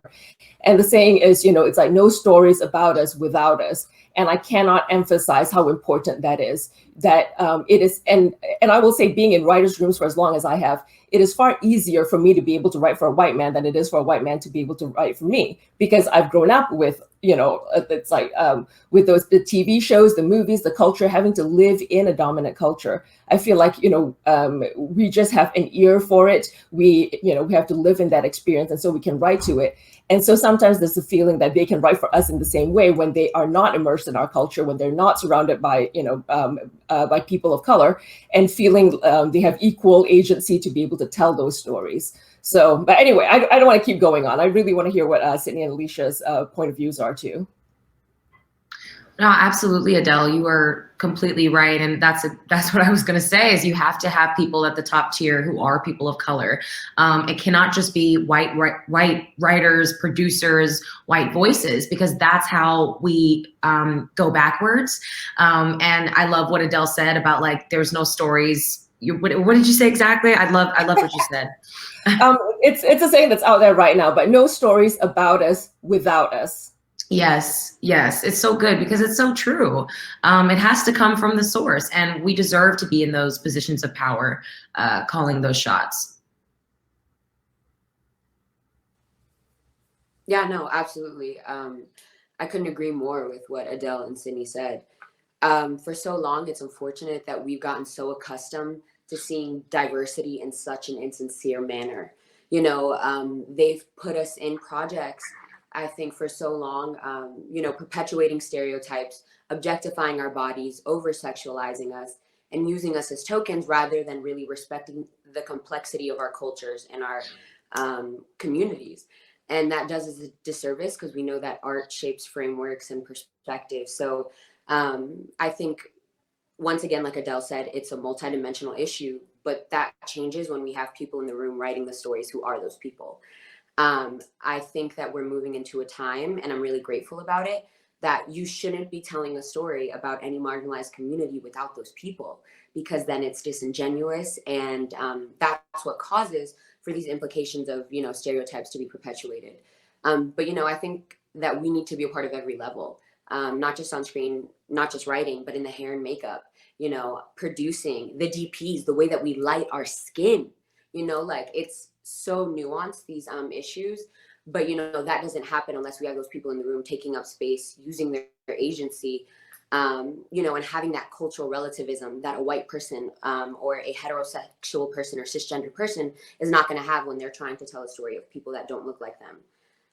So yeah, I'm excited to, I feel like, be a part of this time where those things are changing, and we're wanting to see multidimensional people from all communities. Wow, I couldn't agree more. What you just said, Alicia, was reminding me of a thread I had seen on Twitter about how there's still such a lack of BIPOC people in Hollywood that are like allowed to kind of do hair for people that are BIPOC on screen. So I was seeing even like a thread about, I know a lot of people know Sabrina, the Teenage Witch, that new show that has been on Netflix. One of the characters like is known for her waves, and like when someone asked her like who does it, she said that she does it herself. So I think that's a problem, and it shouldn't be that she has to do it like that. I think that when we're talking about diversity in front of the camera, again, that has to kind of manifest in all the different levels, as you said. So if we have people that are diverse on screen, we need to make sure that they're comfortable in the way that they're being portrayed. And just to follow up on something else Alicia said, when you're talking about all department heads and the crew, I would also apply that to executives and people at the studio, because when you're launching a project and when you're looking for support, when you go out there and you want, it's great this with Array Crew, with Ava DuVernay, basically giving Hollywood the lists of people that's already there, because the frequent excuse is, oh, well, we can't find them. They're like, we have a list now, don't use that excuse. But you also need backup from the studio, because a lot of producers and filmmakers, they go with what they feel is tried and true. And they've, and we have to, since we're all in school over here, in the same school over here, we have to talk about it openly with ourselves. Like, they will say things like, in their heads, even if they're not articulating it to you, in their heads are like, well, this is the best person that I am used to working with, and if I have to diversify that, am I shortchanging quality or experience? And so we want to make sure like those things are just talked about, and that we are being very open in terms of like, well, if this person is not as qualified as or has as many years experience as you want, I'm throwing my weight behind this, saying like, well, I want to put that person in a position to be able to succeed. And you need support from the studio, from the higher levels, from the people signing the checks. You want people with green light power. And so I think there are great organizations who are really looking out in terms of trying to put people of color, in executive positions as well, because we need support from all sides. Yeah. Definitely. And I think that with that, I think we can move on to our individual questions for each of us. And I think that some of our conversations that we just had will tie into some of these questions as well. So this next question is for Adele. Both Crazy Rich Asians and Raya and the Last Dragon broke barriers for representation of Asians in Hollywood. How do you feel? What do you feel is the importance of bringing diverse narratives to the big screen? And what are your opinions on the belief that Hollywood has been successfully diversified in the last few years? It is not successfully diversified at all. Like, we have only begun to start, and it's a rude shock to some people because they're used to seeing entertainment being done a certain way, and all their usual go-to resources or power structures aren't there when you move into a new field. I was really excited about seeing our faces, but when we get to the question of why is it important, it's hard for me to even get into because. Like, I grew up not in this country. I grew up in Malaysia, and we didn't see our faces like ours on the large Hollywood screen. But they were always selling this idea of the American dream and equality, whether you're a woman or a person of color. And it wasn't until I got to this country where I realized, like, oh, it is there. I mean, the racism and the sexism is there. It's just so deeply entrenched, and it is not talked about. And it's even more nefarious because again, companies have a party line, but they don't back it up. And so when you don't see your faces and your stories on screen, America doesn't see it on screen. And their idea of what America is, what the country is, what the world is dictated to, by popular culture. The way, my idea of America was what I saw on screen in a different country. There are people in Middle America who think LA looks a certain way, or Beverly Hills looks a certain way, or New York looks a certain way. And it's on us as creatives, as content creators, to make sure and fight for representation for our stories. And the thing I want to mention with that too, with Crazy Rich and with Raya, I want there to be room for all kinds of different stories. It's stories of, whether it's our struggle or stories of our joy. Because I think a lot of times when there's an aversion to stories of people of color for a lot of white America, because they feel like, well, this is going to be more trauma porn. And I don't want to hear more stories about their struggle, but the stories of the struggle are important, but so are all the other stories.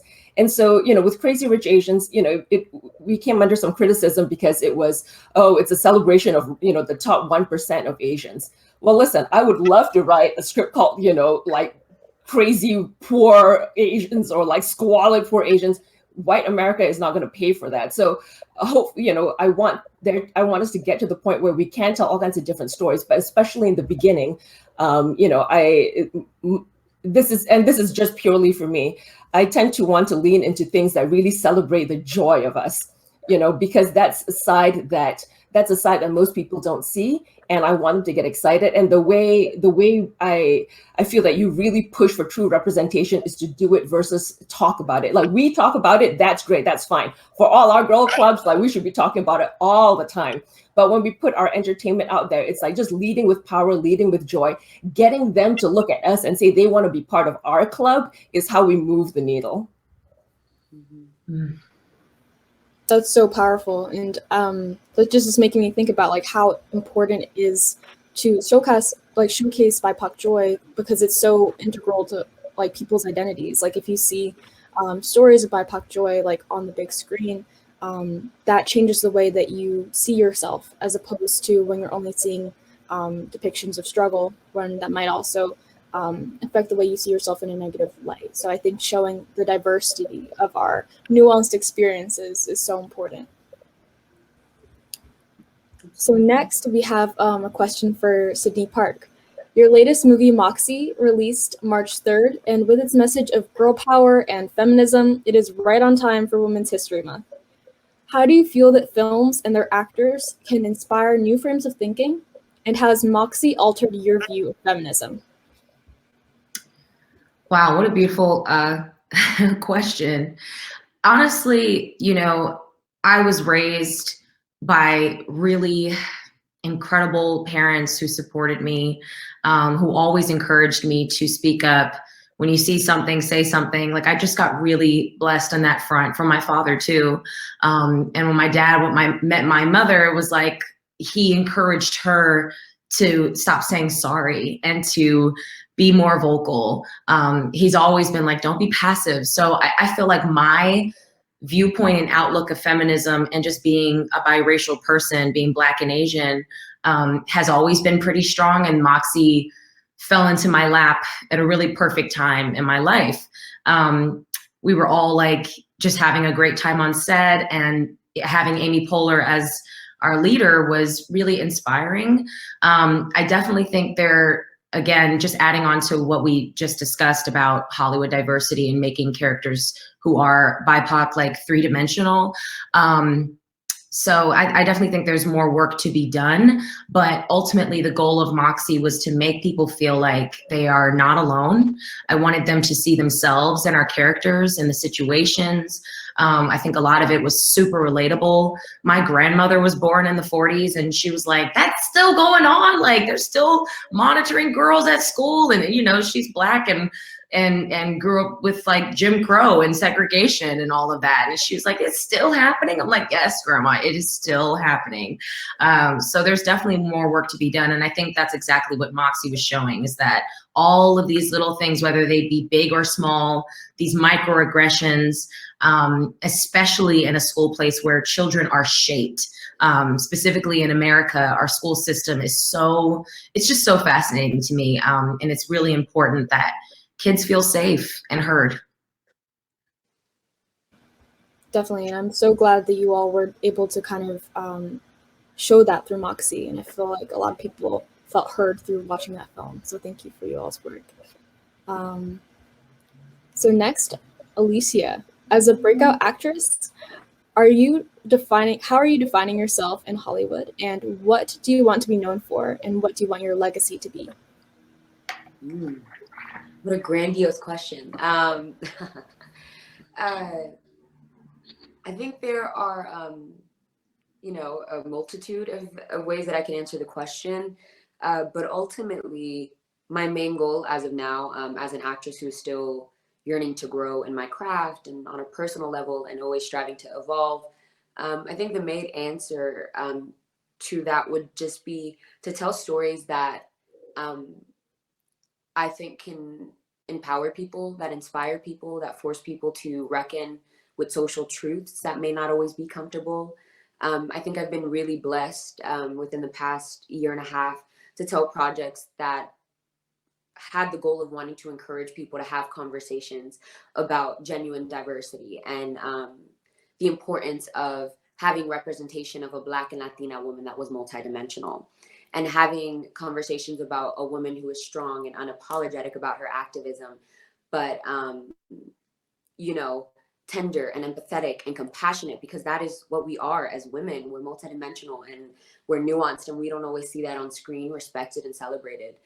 So essentially, my main goal in everything that I do, including my work, is to lead in love, and to be a light. And I always want to do that in every front, but especially on a professional sense. So I just hope to continue to be a part of stories that empower people and allow me to have conversations such as this, where we get to talk about classism and sexism and, denouncing the awful infrastructures of oppression that we live under in this country and globally as women and as people of color and marginalized individuals.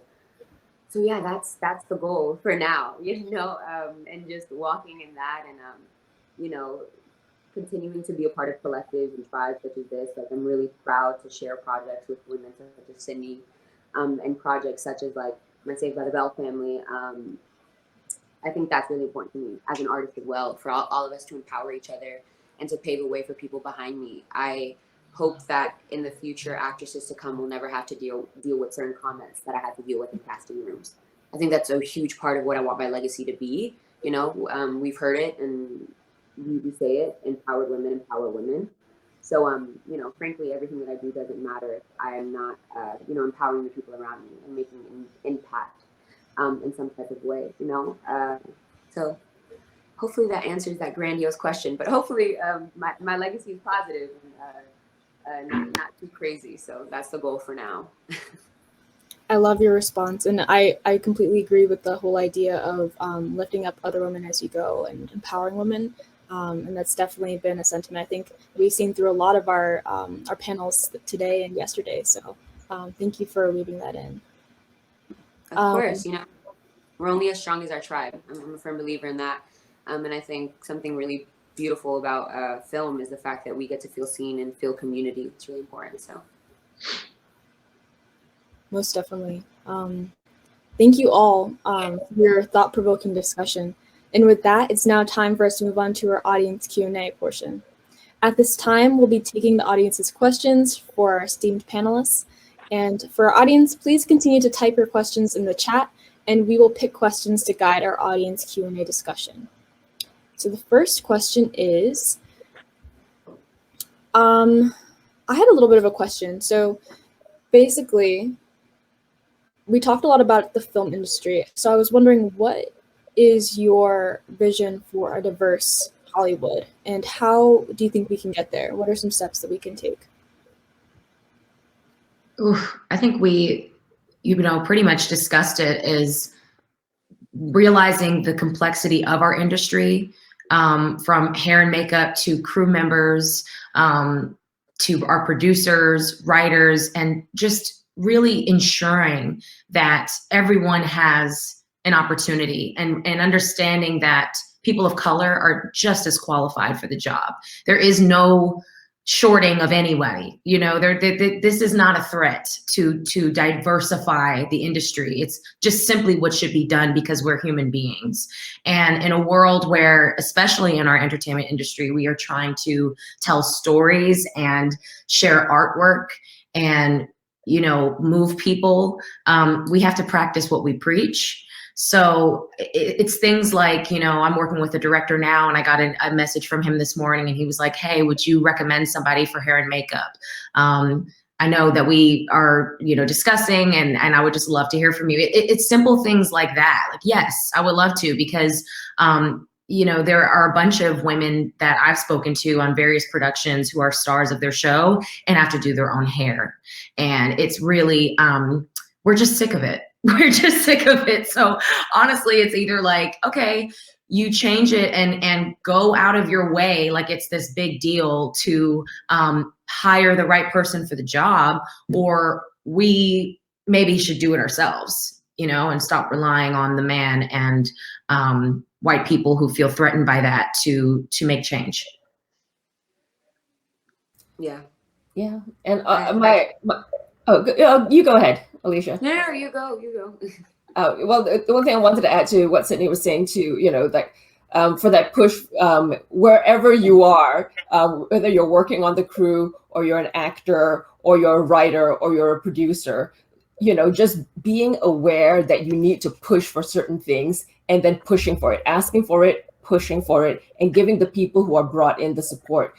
Because from what I've seen too, a lot of times, there'll be an effort early on, and if it doesn't work out, because of the deeply ingrained implicit bias that we have to deal with, you have to be very aware of it. A person's work, sometimes is more easily dismissed. Their mistakes, or, they're not given as many opportunities to fail.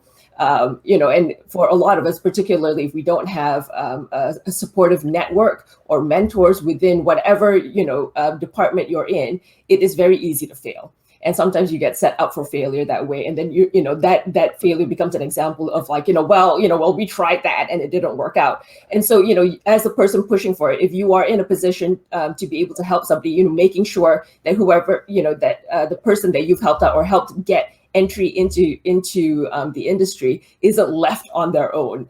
And there are support networks out there, making sure they have that. And again, I think it also goes back to having content creators and executives who are also, who are also diverse. Who are also people of color, because again, it doesn't matter how enlightened or woke somebody is, like they're not going to be able to appreciate or understand certain stories if it's not in their DNA, if they haven't really lived it. And there's a shortcut to, even when writers go in and they pitch. When they go in, they're like, oh, it's like a summer camp thing. And all the executives are like, absolutely, because they've had the same summer camp experience, or they had the same, there are all these things that they can just shortcut. Whereas when we're going to pitch, we have to go paint a complete picture of just like, this is what it's like to grow up in an Asian American or like an Afro-Caribbean household. This is the music we listen to, and this is why it's cool, and this is why it's interesting, and this is why you're going to love it, and audiences are going to love it. And so if you have somebody who can see your point of view on the other side, it just helps everything.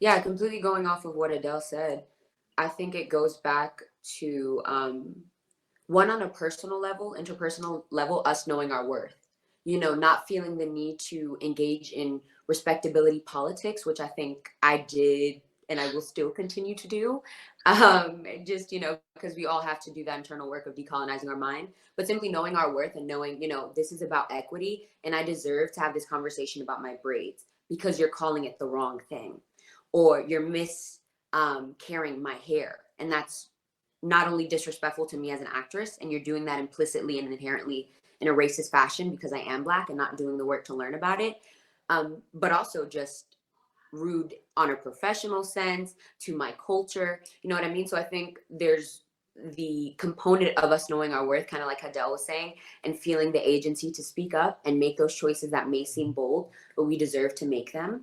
And then I think also just on an infrastructural level, we need to have us at every platform, because it's right. If we have writers and we have, people on crew and makeup artists, but not EPs and not producers greenlighting and understanding the importance of the things that we're trying to discuss, things don't happen in reality. So I think it's just, the importance of having us at every level, at producers, writers, hair and makeup, lighting, stories need to be centered around us, people of color, women, especially because for so long we haven't been the norm. And I think, hopefully we're a part of this paradigm shift and this reimagining of what our world looks like, a more equitable, just place, and entertainment parallels that in a lot of ways.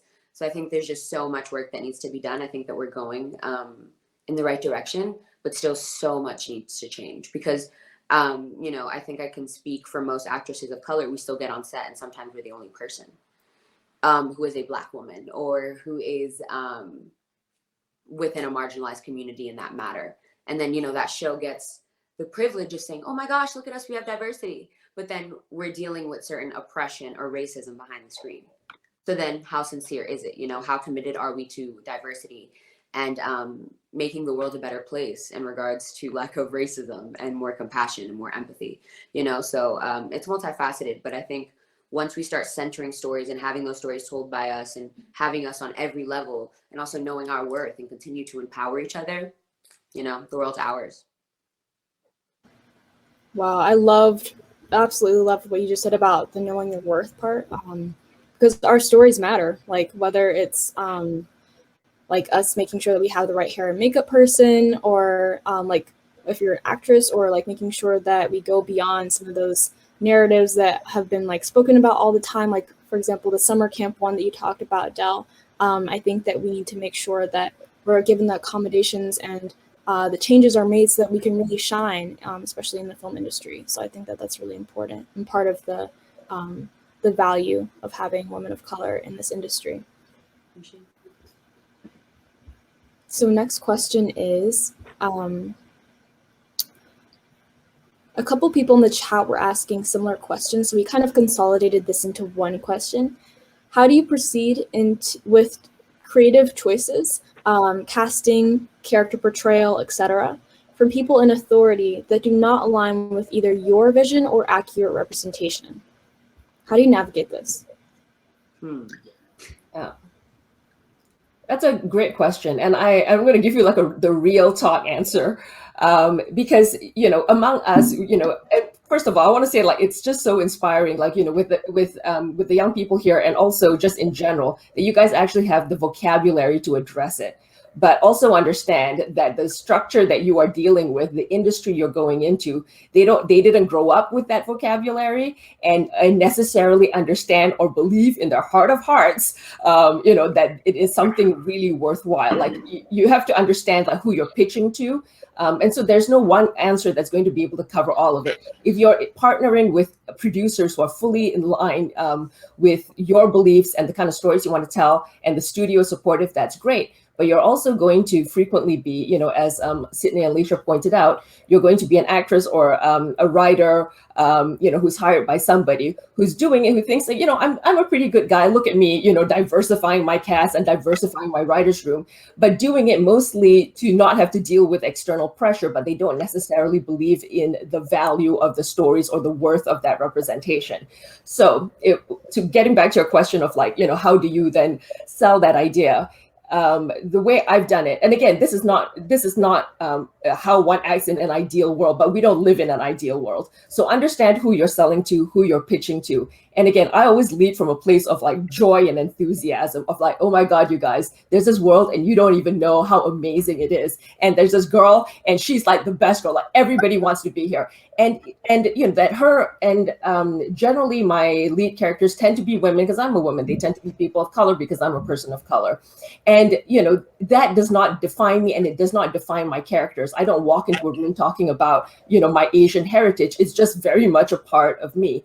And so when I'm selling that world, particularly to buyers who don't understand that world, I try to lead with like the best stuff about it, like how this is going to be so completely amazing and that you've never heard of it before, and I'm the person to give it to you. You know, leading it that way. And then further down the road, when you get that pressure. And the good thing is, I think, especially in this current environment, like more executives are becoming more aware that it's not acceptable to, you know, kind of nudge it along of like, you know, the most common anecdote like I have is generally whenever I try to push for representation of Asian men being, you know, more sexual or being more just, you know, being cast as a romantic lead and feeling that pushback of like, well, you know, can he be someone else? If we, you know, the unsaid things of, well, if he has to be a minority, you know, can he be a Latino? Can he be, you know, something else that, again, that they are more used to seeing a certain way. And I have to kind of push it. And again, I always start with the sugar. I always start with like, I've got these amazing actors. And again, it's unfair, but, you know, I have to do a lot more homework on my end of making sure I already have those actors and those things like, you know, lined up and pushing my casting director. And then I also have to, you know, again, when I meet with that resistance, having made the calculations in my head, no, this one means a lot to me, so I'm going to push like hell. And I've been in those situations where the casting directors will tell me, we just don't have anybody. Or they'll send like a bunch of actors where they barely made any calls who are just don't fit the profile at all. But they're like, listen, you wanted an Asian, here's an Asian. Like, no, like, you know, you push back, make them search, make them do the work. And similarly with, you know, with wanting to make sure how we don't want to be portrayed. And I saw like there were questions on like the hypersexuality of Asian women. And I've been in a lot of those rooms where the showrunners, they don't have this Illuminati agenda of like, oh, I will only portray Asian women in sexualized ways. But when they're thinking of stories, it's a very easy go-to for them. You know, it's like, in Asian women, you know, well, you know, she's working at a nail salon. She is, you know, she's a sex worker, or she's the victim of human trafficking. And it is on me as a person, when I was in writers' rooms, pushing for the fact, well, listen, you know, we've had like 3 stories where like, you know, women just got victimized. We haven't had any Asian female representation this entire season. And the 3 times we do, she's a hooker, you know, she's like found in like a cargo hold, like, you know, and so I've got to, you know, put it on their minds. And then after you bring it up, the showrunner, you know, generally you hope that they react in an open way of saying, you know, well, thank you for bringing that to my attention and work to fix it. But also, you know, be prepared for when they say like, yeah, well, we're just going to do it anyway. And, you know, you have to make that calculation in your head of like, okay, can I push for this and succeed? Or, you know, do I wait and fight a different battle a different day? And this is a thing we don't talk about enough, but people in the industry are constantly doing that calculus. And I just wanted to say to all of you, especially if you're working to get in the industry, that self-preservation is a big part of it. You know, there's a balance of like, it's not like just self-preservation at the expense of like selling out, you know, my beliefs, but you want to be able to survive to fight another day, you know? So even if you have to give in on one thing, you know, also take care of yourselves because you're all valuable. and we're all playing the long game over here. So look out for yourself. Make sure you have your relationships intact, your reputation intact, and also your integrity as much as you can fight for that. So well said. Wow, Yeah. that was beautiful. Thank you. What I was hearing even from your response was that there's a lot of pushback in Hollywood to make change in general. And it's so interesting to me because it seems like there's just a hunger for so many different stories, ones that haven't been told. And I just wonder, and I hope that they'll be able to change and be able to represent those different stories in the future because people want to hear them. Yeah. Does anyone else want to answer the question? I can repeat it if you need. I honestly think Adele answered it really beautifully. Yeah, I was gonna say I think Adele answered it so honestly and sincerely. I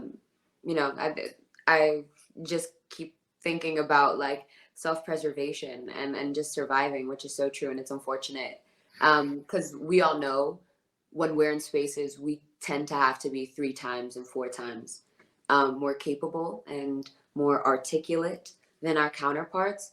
But I've also learned, once again, as of recent, that joy and rest is a part of the resistance and, is a part of my activism.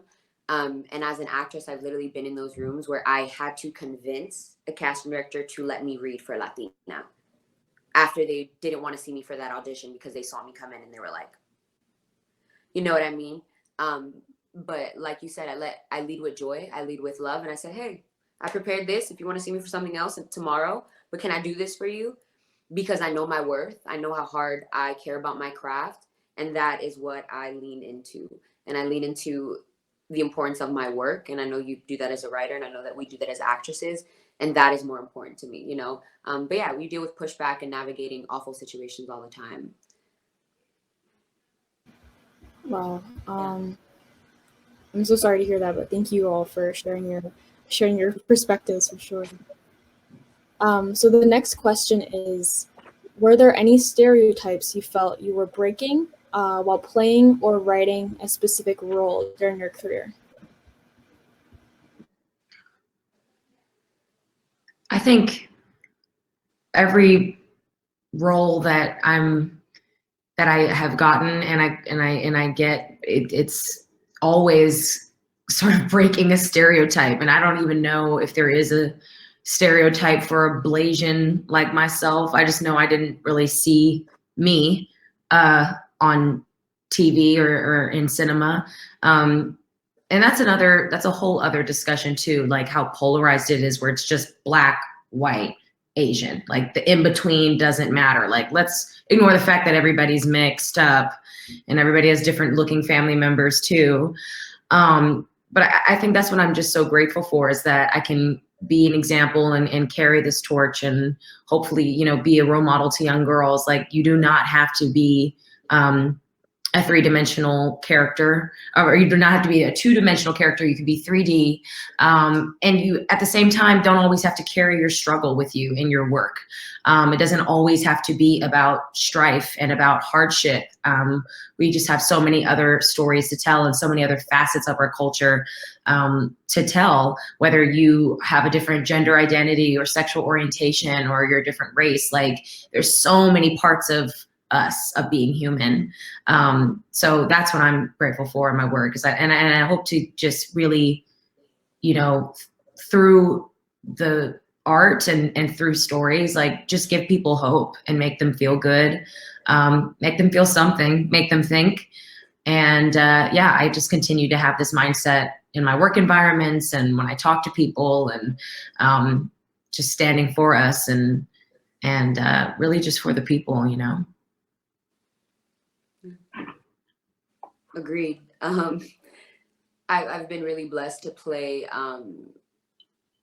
outspoken, unapologetic characters, but I think just innately, because of my intersectionality of being Black and Latina, I break stereotypes because I never saw myself. I'm still doing press where people are like, treat me as if a foreign species because, unfortunately there's that implicit bias that people have that Black people can't speak Spanish. And I'm like, hi, newsflash, Black people can do anything.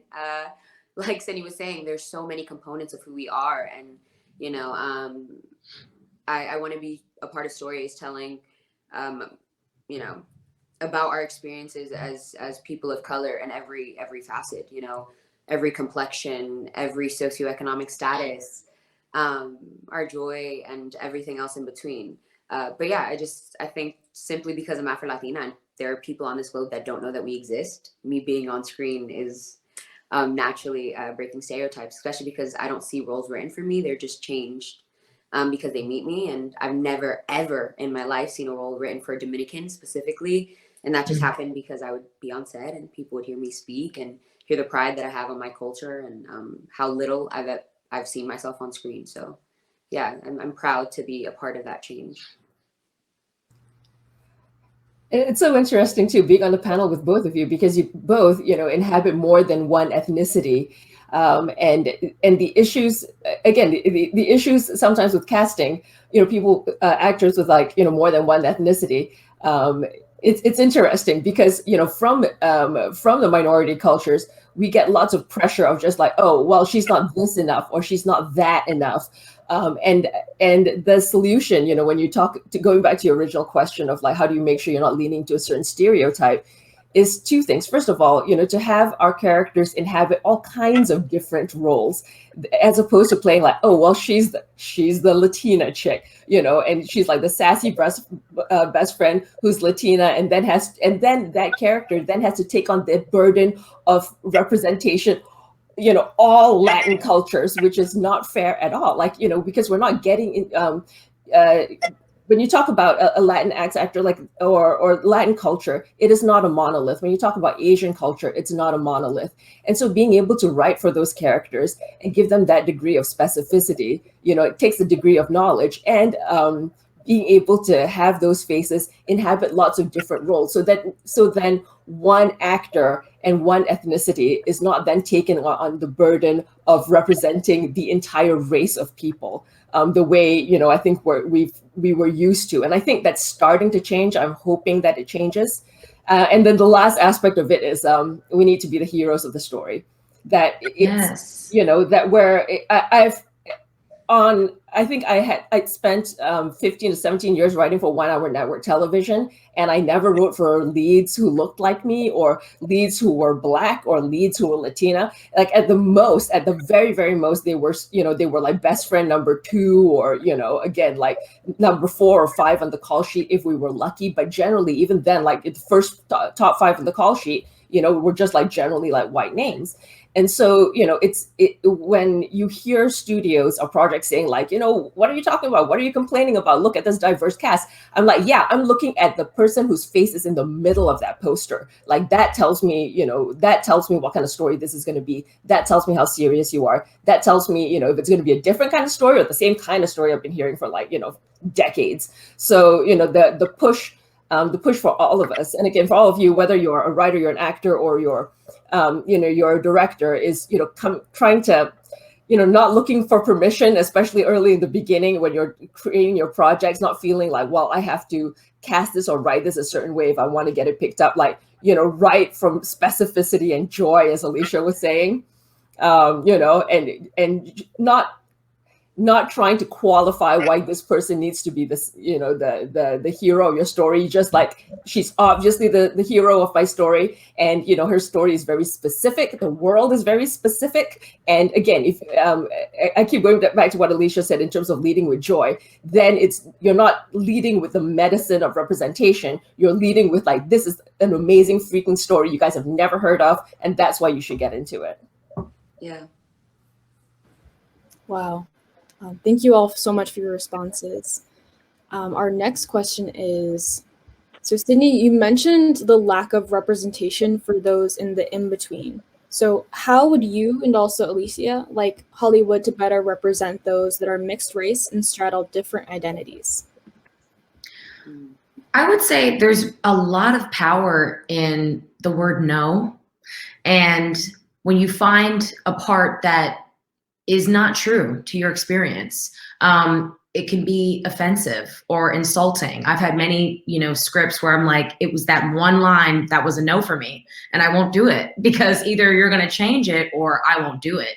And I think that's a part of our power as well, just as women, but also as biracial people, as people of color. I understand that, sometimes we have to unfortunately play the game and take the parts and start somewhere, because it's just not as easily handed to us.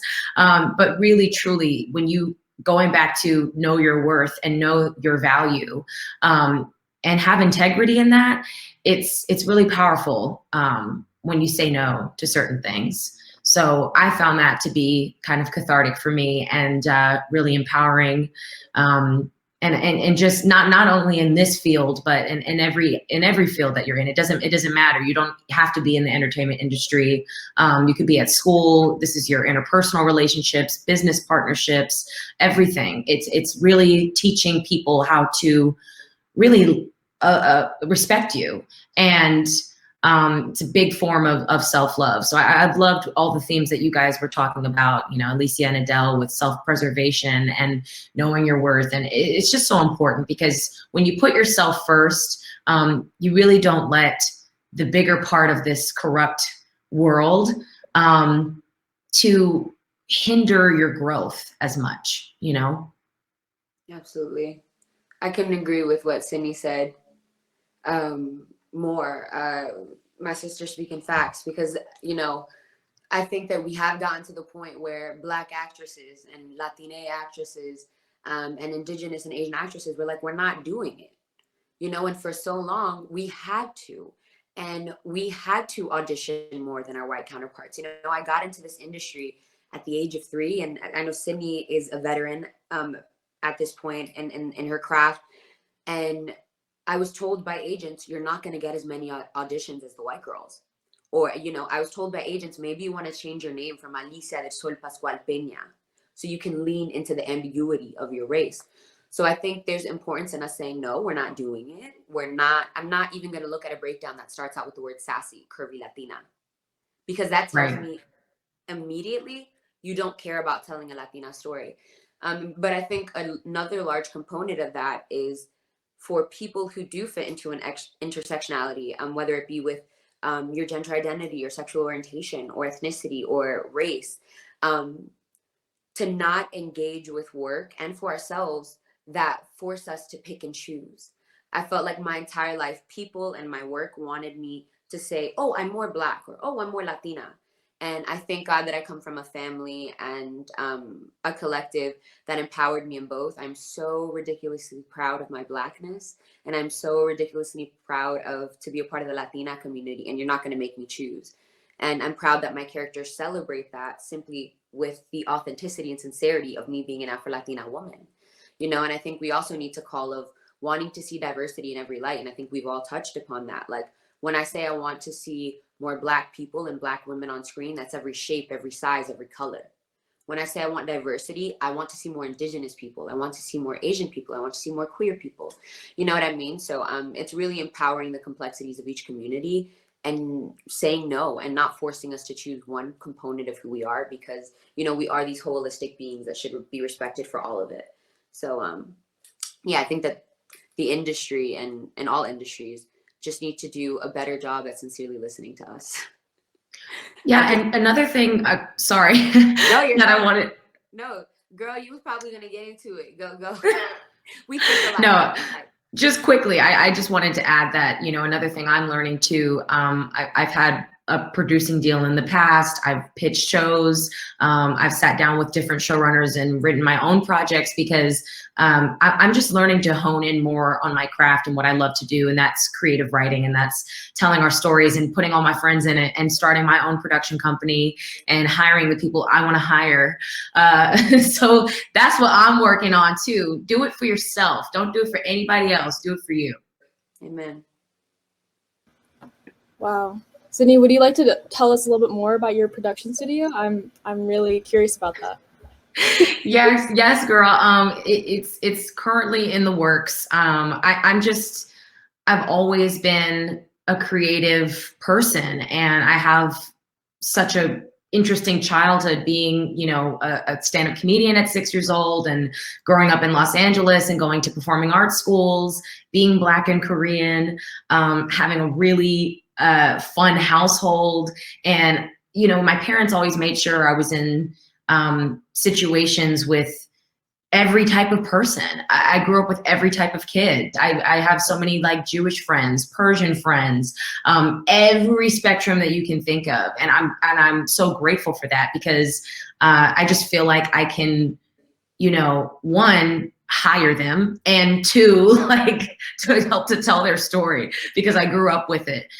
So I'm just really excited to hone in on my writing skills and study and create projects for myself, because it's really hard not being like Black enough and then not really fitting into an Asian family either, because I really am like, both cultures are so different.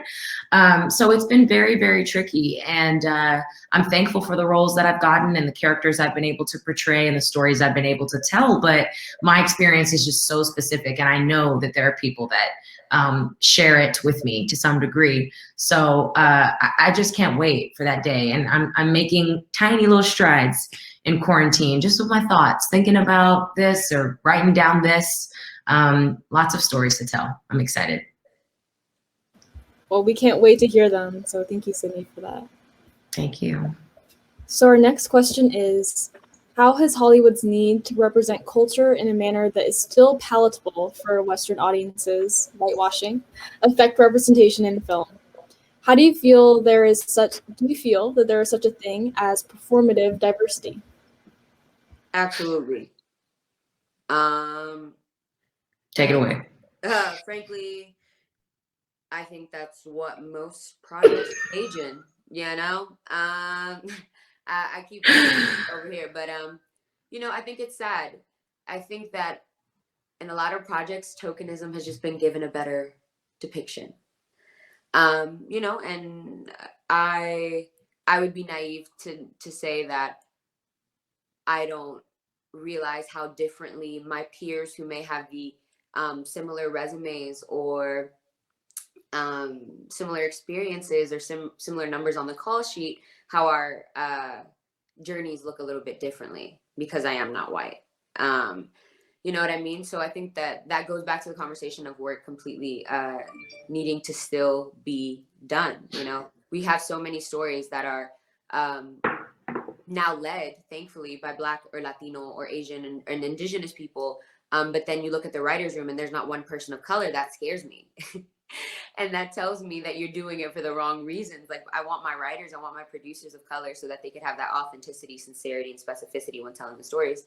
And frankly, you know, I think we still have a huge problem of not seeing Black people in our fullness. I don't see enough darker complexion Black women on screen and the leads and celebrated and their joy and us just loving them fully and sincerely, you know. So I think that goes for a lot of things. You know, Adele talked about the fact that she unfortunately has had to fight for Asian men to be romantic leads. That's preposterous to me, but we still have these conversations behind closed doors. A lot of those conversations are happening behind closed doors.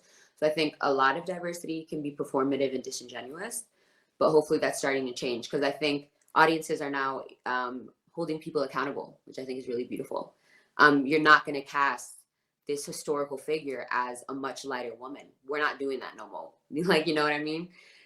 So I think that's really beautiful. I think that audiences are growing and evolving, and studios and actresses, I mean, our entire community is, but so much work still needs to be done.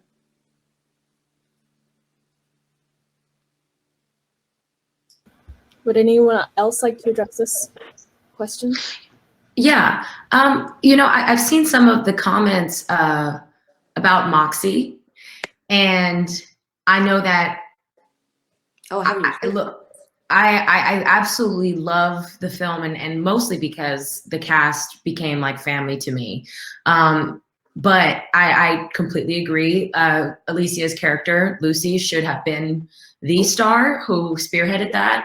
The actress Hadley Robinson is incredible, and I think everybody did the best, you know, they could with the material. But again, you know, it's just going back to white producers and white writers, and we love them. But at the same time, like, if you're really going to stand for us, you have to include us in this process, and not just make us 2D. So we love WOCC, but I'm tired of being silent about it. And I've really appreciated everybody's honest opinions about the film, and I know it was uplifting. But again, there's just a lot of work to be done. And I think the key to allyship and having really compassion for others is just listening to us. So I'm listening to you guys. I'm seeing the comments because I agree. But yes, I just wanted to say that because we're saying all of it, and really that particular project, it does apply to what we're talking about too.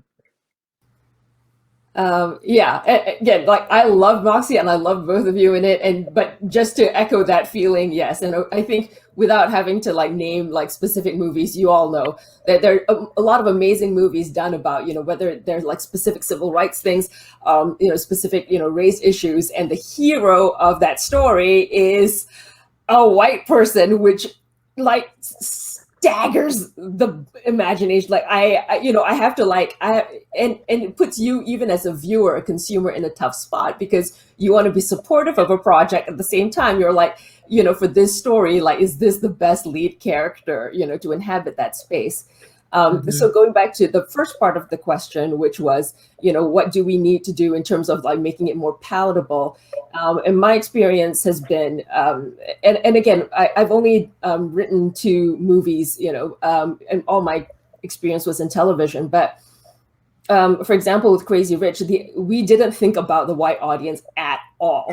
Like we had to because our producers were white. So to me, like they were the white voice. They were always just like, well, why shouldn't it be this way? Shouldn't the story go this way? Shouldn't this be what they said? And I always came from the place, me and John Chu, our director, always came from the place of like, no, like the character and those people would never say that. Because the harder you lean into the specificity of your character and your world, the more interesting the world finds it. The more, people aren't tuning in to Crazy Rich Asians to see like, a Connecticut family who happens to be Asian. Like we want to show all the amazing traditions, the amazing, like the colloquialisms, the things, just how like children relate to their parents in their specific family that are different. Because what we found in it is like the more specific you get, as long as the core emotional message is universal, which it always is in any good story, people will find something to relate to. It's the dressing that's different. And it's, it's a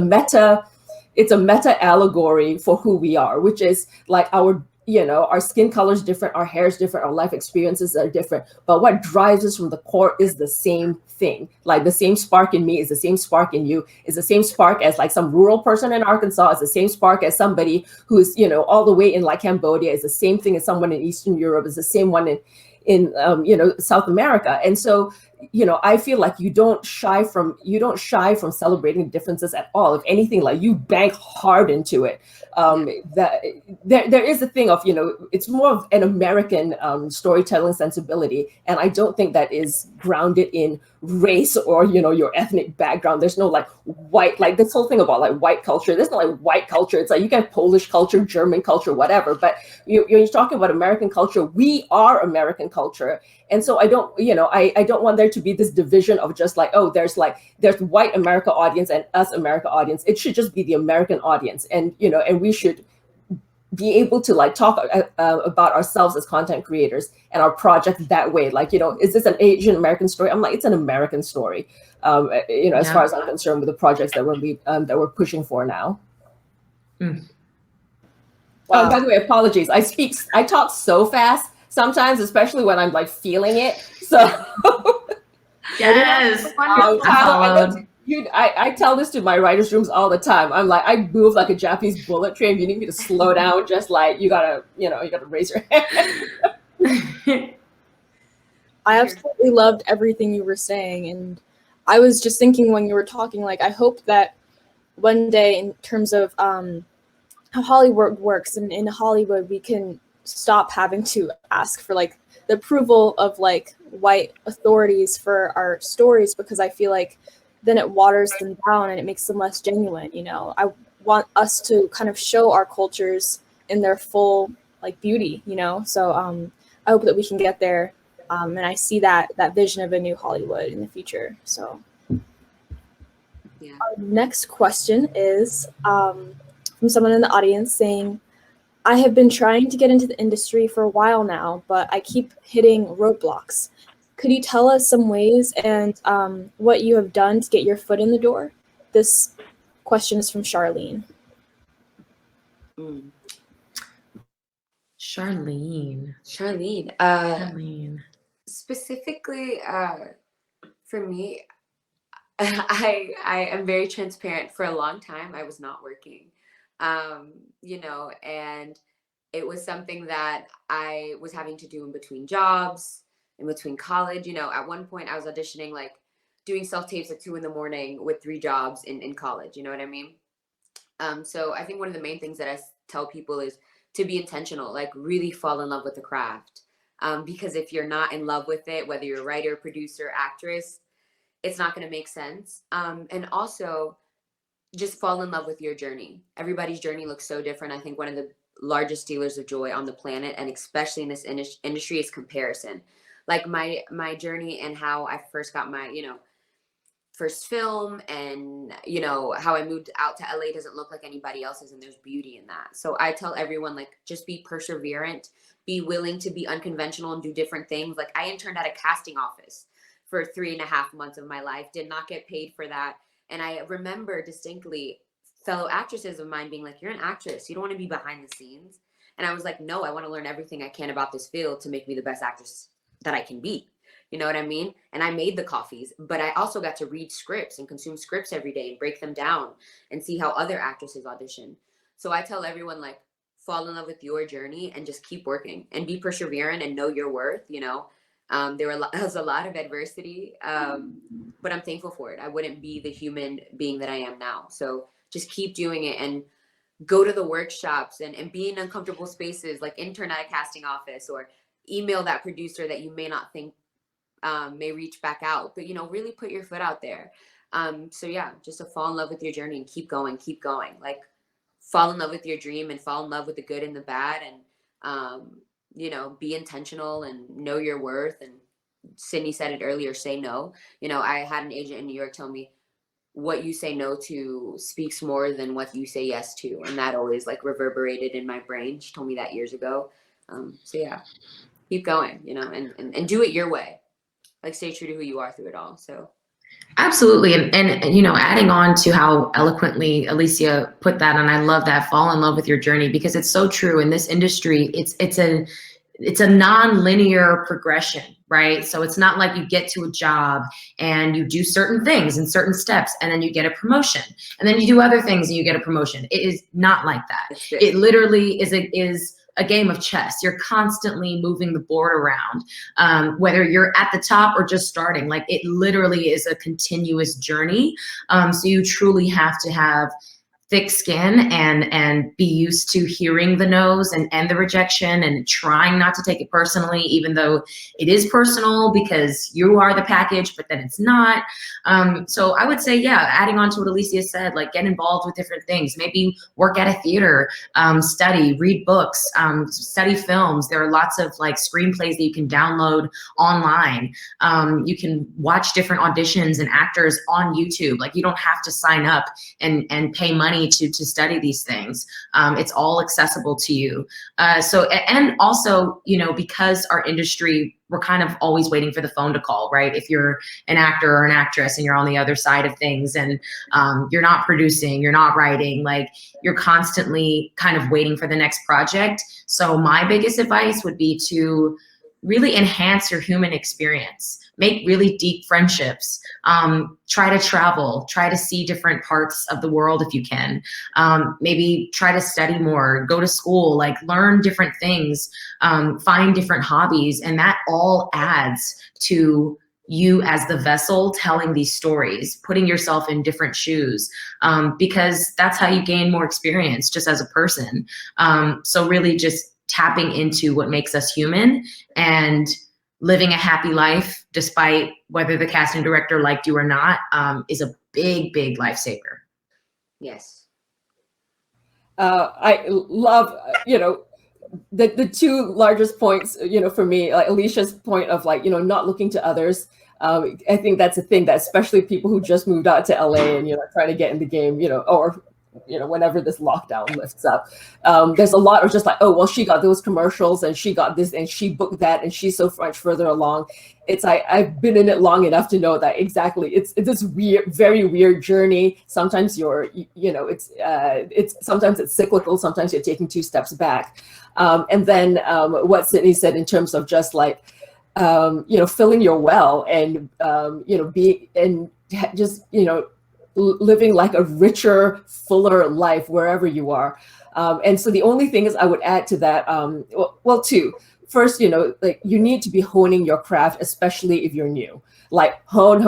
And like, and like they said, you're not always going to get that opportunity you're not going to get that, that part on the sitcom or that part on a major like Marvel movie right off the bat. And so wherever you can, whether it's small theater, whether you're just shooting a thing that you wrote yourself or you and your friends just to get it out there, you're posting on TikTok, like find a way to hone your craft and find a way to share it with people. Find that support group of people whose opinions you trust, who can, bring your game to a different level so that when the call does come, that you are so ready that that they are not just reading somebody who's just, who doesn't have an extensive resume, like you've put in your 10,000 hours, even if people haven't seen it.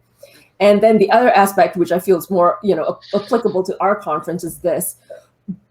It's easier said than done, but try not to get ground down by the bitterness because it's out there. It's not going to be your fault. It's going to, you are going to have like a million different little experiences, little nicks in your armor that could tear you down. And it is very easy to develop that psychology of just like, oh my God, why even try? I do this and I get this feedback.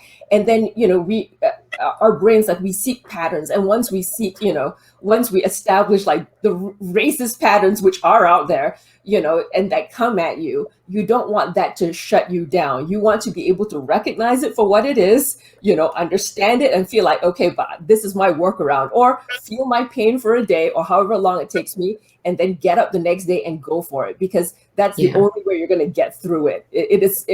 I've seen so many wonderful, creative, beautiful people just kind of like just shrink into themselves and then become like a negative force. And that's not what you want for your art.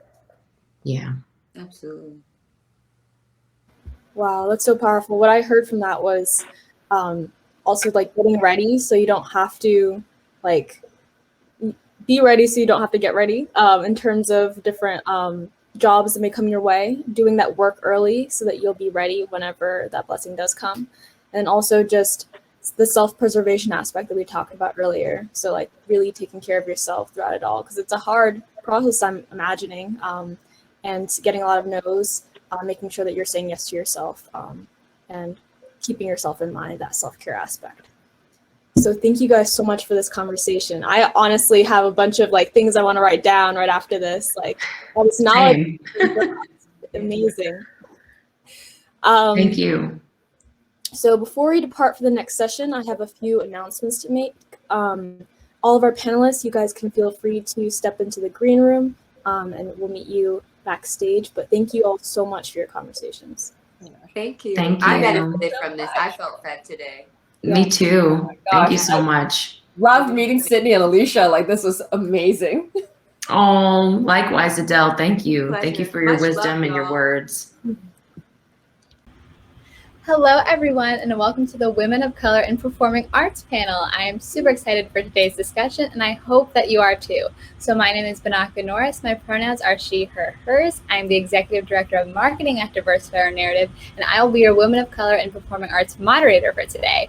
So I am so excited to introduce our distinguished panelists. So after the last few years, Jazz Karis has become a shining light within the UK music scene and hails from world-renowned Brit School. The multifaceted creative, Jazz is a singer, songwriter, and even engineers her own music. Jazz recently released an EP written in her bedroom during lockdown, as well as 2 singles this year. Mia Asano is an electric violinist from Denver, Colorado. After posting viral videos of herself playing the violin, Mia's grown her current TikTok following to over 380,000 followers. Currently, she pursues several personal musical projects while attending college in Boston, including a Celtic band and her own solo project, the Mia Asano Band.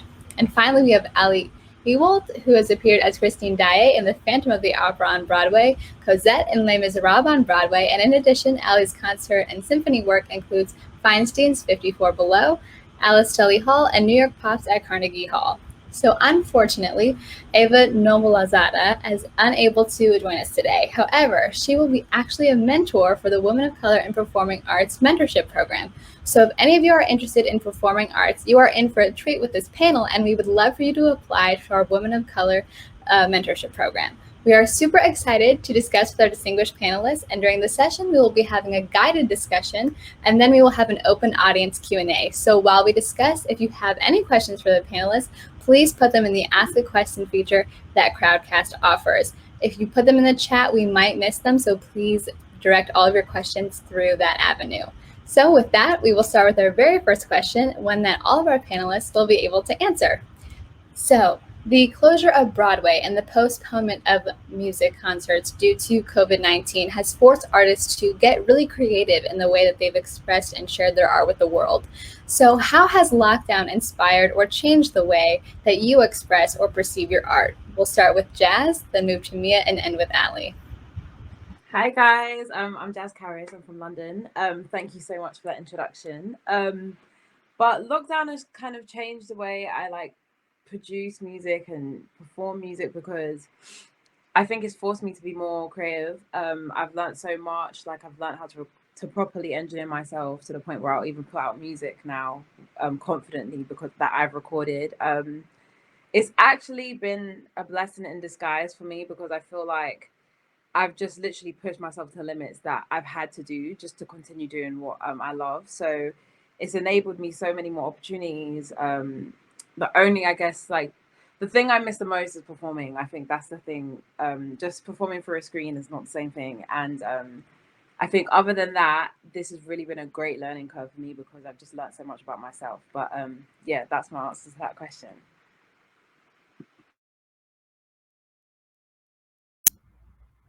Can I? Yes. Can I go? Okay. There's still an echo in my headphones, so I'm going to take them off to talk. So to answer your question, I definitely was affected by COVID, as were many musicians and artists, because basically for a lot of us who were relying on gigging and touring for our income, that whole scene completely went away. So it forced a lot of us to get really creative, I think, with the way that we continue to express our art and perform. So I had to be very resourceful. So I stuck around in Boston, but I had a lot of friends who left. We were in the middle of a semester at music school. So a lot of them left their recording equipment with me. So I had friends leave me mics and an interface. And so I had to learn how to record myself, and I started learning how to video edit. And I had to get really creative to find a way to continue doing what I love to do, even though everything was shut down and the majority of my gigs had been canceled. So I definitely, but I'm really grateful for it, because I thought for the rest of my life I was always going to hire someone to mix everything for me and record me. And now I have a skill that I didn't think I would ever have, and I'm so grateful for it. And now I record myself every single day. I edit videos every single day, and it allowed me to start making the content that I make on the internet. So as devastating as the pandemic has been, it also gave me some skills that I can use for the rest of my life. So I am grateful for that.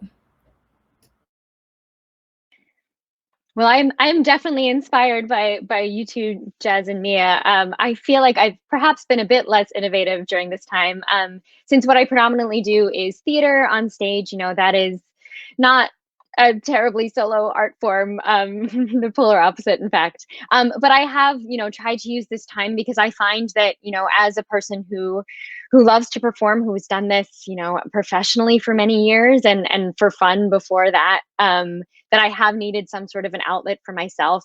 During the first 4 months of the pandemic a year ago, goodness gracious, I stayed at my parents' house. They live in the suburbs of New York City, a small place called Pleasantville.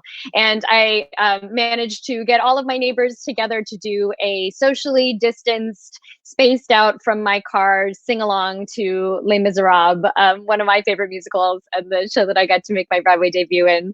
And I found that it was just an incredibly incredibly wonderful way to really bring the community together, to uplift myself, to work on my, iMovie skills, my editing skills, and what I could sort of do from home. And I think that that performing artists in general are just incredibly resilient and creative, and I think that we love it so much that we are finding all of these different ways. I've been fortunate to get to do an entire musical filmed from, you are seeing basically the entirety of my New York City studio apartment right now, but we filmed a version of Meet Me in St. Louis that was all done on green screen. It was through the Irish Repertory Theater, and we all performed to our own cameras that we would send in, but we would rehearse over Zoom, and it did feel like theater in that way. We had our other actors, we could see them through our screens. We had our directors telling us, okay, so you're going to pretend that Shireen is right here to your right, and Kylie is here to your left, and she's a little shorter, so imagine she's there. And I think that in some ways I've learned so many skills of even how to work imagination, how to create my own camera angles, and all of that. And I think that that it's wonderful to be with a group that is taking these really tremendous challenges and trying to see what we can learn and how we can improve our own artistry from them. Yeah, I think that the main takeaway from that is that all of you are so resilient and so creative in making sure that you're breaking past barriers, not only as women of color, but just in this time where art is so necessary, but also so hard to produce sometimes when you're confined. So we're now going to move into our questions for the panelists, our specific questions. So this question is for Jazz. So you have such a captivating voice with this strong and smooth R&B vibe. So do you have any artist, past or present, who's really inspired you? And how have you incorporated, if you have, how have you incorporated their teachings into your own artistic style? Thank you so much for that. I've got so many artists I look up to, and I think I learn as I go on. I can see how they affect me, like just singing and that. People like Amy Winehouse, Alicia Keys, so they're such inspiring people for me. My mom used to call me Jasmine Keys when I was little because I play piano as well. But I think as well, just like realizing I come from like my mom I grew up playing gospel in the house and like old R&B, so like SWV, and I think that's really impacted the way I make music. I just love sound, and I think anything with soul in it, I'll be there. I just love anything with soul, and I've just realized that it's just a safe place for me. So anyone that really inspires me, like even like new artists down to like Daniel Caesar today that uses real instruments and has real tone and real voice. I think it's so hard to get these days as well. Just because I think the industry right now, just for music right now, is quite saturated, like very saturated with like pop, and it's the rage right now. It's what's playing in the club, is everything. So to still have that love for soul and that drive, I think like any artist, like I said, Daniel Caesar, people like that, they'll just continue to inspire me. Yes, it makes me so happy that I love Daniel Caesar as well. So I'm like, I have something in common with you. But this next question is going to be for Mia. So with your extensive experience as a violinist, with having been trained classically since the age of 5 to breaking boundaries with the electric violin, how has your journey with music changed throughout the course of your life? Thank you for that question. It is a bit of a loaded one. Taking my headphones off again because of the echo. So yeah, I started playing the violin when I was 5, and I was classically trained in the Suzuki method for about 10 years. I still play classical music. I've been playing about 16 years now. But when I was in middle school, I started discovering the electric violin, and I became very obsessed with it and what these artists were doing. Because the classical music world, it's wonderful and I still love it, but it's also, I found it to be a little bit confining. And so I found a lot of freedom to kind of be myself and express myself through alternative styles of music. So I just started playing pop, rock, funk, fiddle, jazz, like kind of everything that I possibly could. And I got my first gig at a fashion show in Denver. And I was like 15, I was a freshman in high school, and I'd never played a gig before. And so I show up and there's 600 people in the audience and like all these huge magazines and photographers. And I was freaking out because I was this little 15-year-old high school student. So I play my little songs, and after the show was over, this woman comes up to me and she's like, I'm a fashion designer. I want you to play at my fashion shows. And it kind of snowballed into this little fashion show career around Denver. And that's what I did in high school. And so I've always had the same dream ever since I was 13, which is to play violin, to perform for people, to make people happy, to spread love and inspiration and joy through music, and to be able to support myself and my music through my music. However, I will say that my intentions have changed a lot, because when I was in high school, I wanted to be famous. That was my dream, you know, as many of us experience. And I went through this huge shift once I got to college. I'm finishing up my junior year now in college, so I still have a little ways to go. But as soon as I got here, I went through this really dark period where it was kind of like an ego death almost, because I show up to college, I'm like, I'm gonna be a famous electric violinist, that's what I want.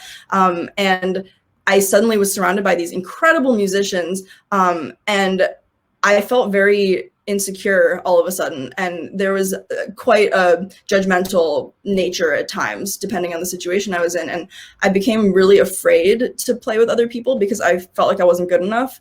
And I think a lot of that came from my goal was based on getting validation from others rather than validating myself. So over the course of about a year and a half, I underwent this, like, my self-esteem was just destroyed. And then I was able to rebuild it, where I realized the most important things to me were not how many likes was I getting, how many followers did I have, how famous was I. It was, who am I playing music with? Who am I allowing into my life? What are my values? Who's important to me? Am I living a life in accordance with my values? And am I finding musical fulfillment in what I'm doing?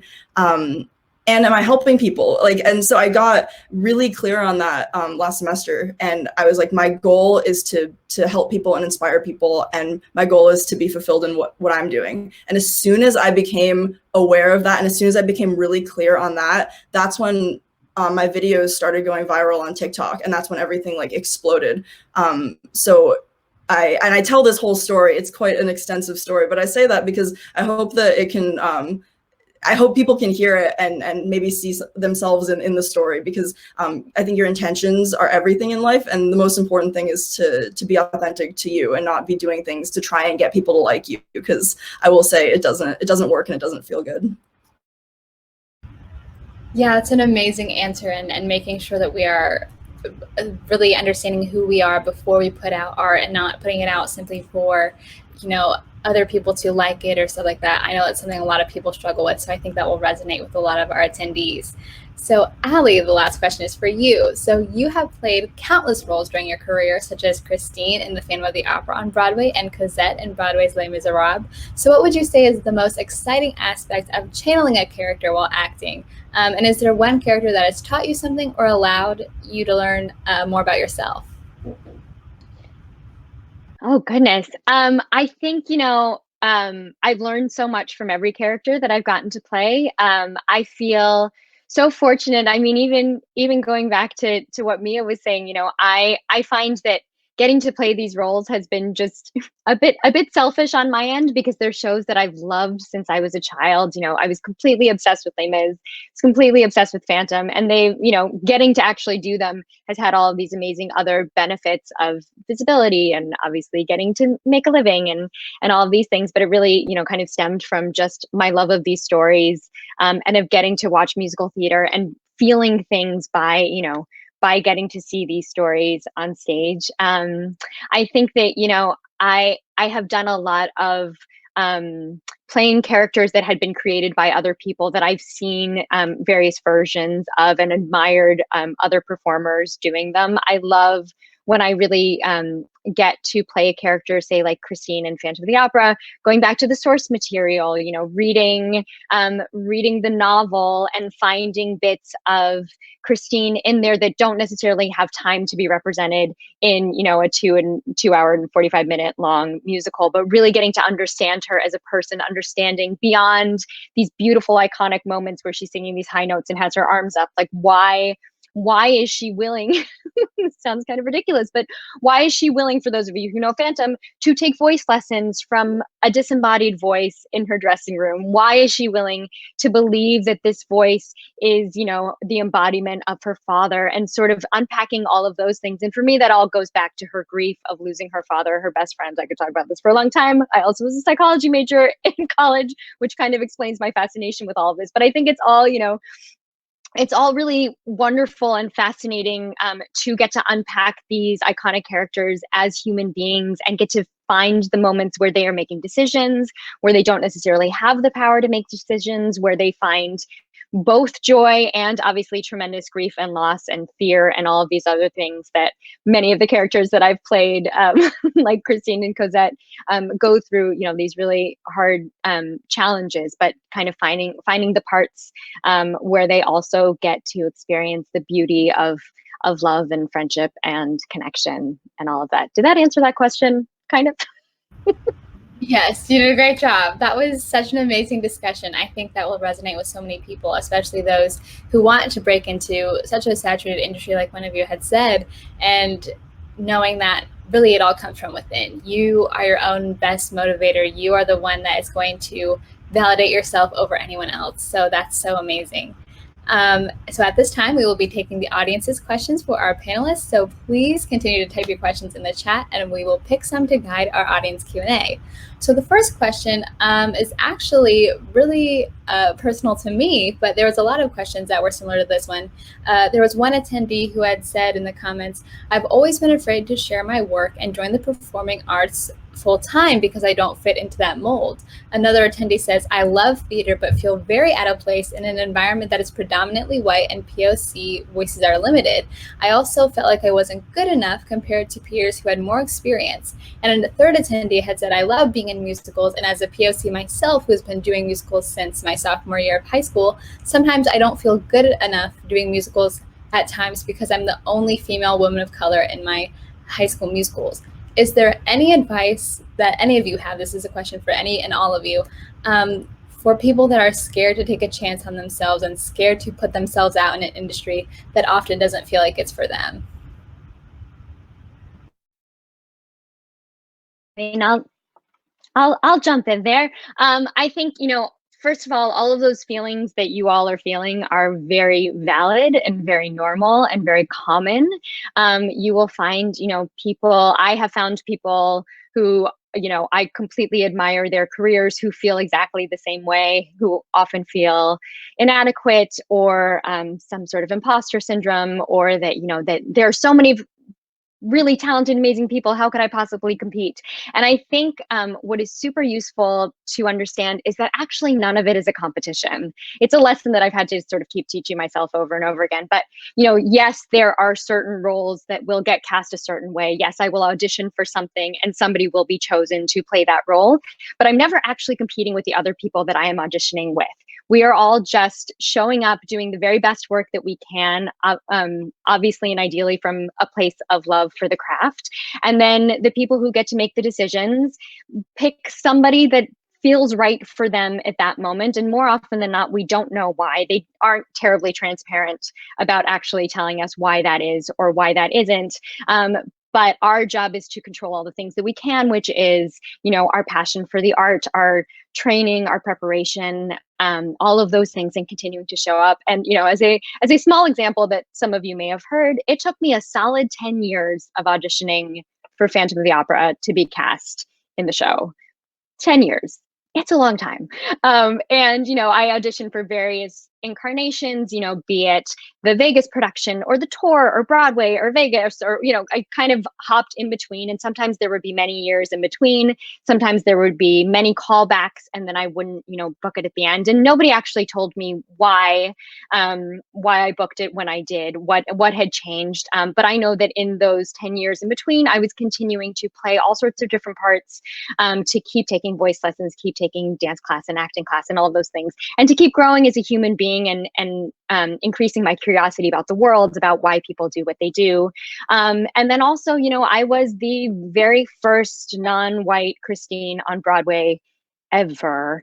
And that show was on Broadway already for 29 years when I joined it. So the fact that some of you are, are wanting things but don't see anybody like you doing it, means that maybe then you will be the first, and you don't know unless you try. And if it's something that you're passionate about, you kind of just have to keep putting yourself out there and hope that, doors will continue to open. I hope very much that, the door that I opened will continue to stay open, will open even wider for more people. And I think that we all kind of just have to keep doing the things that we're passionate about, because we love them, and hope that success, whatever success is also, everybody has their own version of success. Everybody has their own path.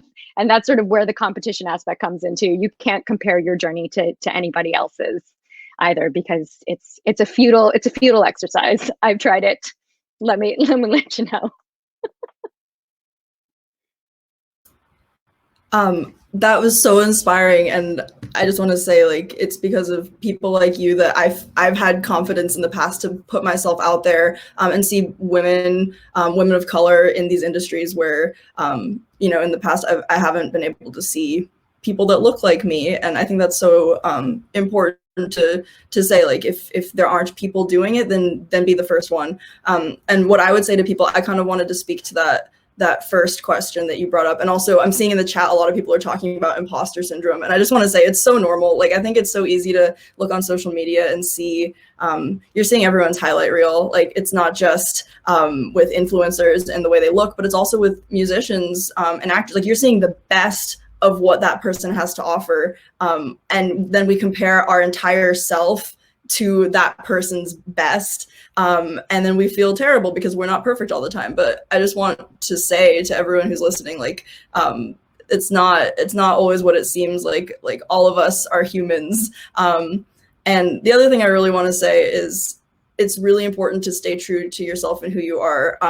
And if you're too scared to put yourself out there, it's really hard, but you need to push through that, because only then will you know if it's really what you're supposed to be doing or not, rather than always wondering. And I've experienced a lot of fear with that. And specifically, like, here's an example. I was doing the TikTok thing and I was following a lot of the trending things, but I wasn't always being true to the music that I wanted to do. So I see that this sea shanty is going viral, and I have this really strong passion for Celtic music and Celtic fiddle. And so I just made a little video of myself playing along to it, and I didn't expect anyone to see it. I was so proud of it. And then suddenly this thing, like, blows up, and they're using my video for all these different like news stories about it. And I saw myself on the BBC and in the Washington Post and all these crazy places and it wouldn't have happened if I hadn't been true to myself and just done what I loved, even in this style of music that is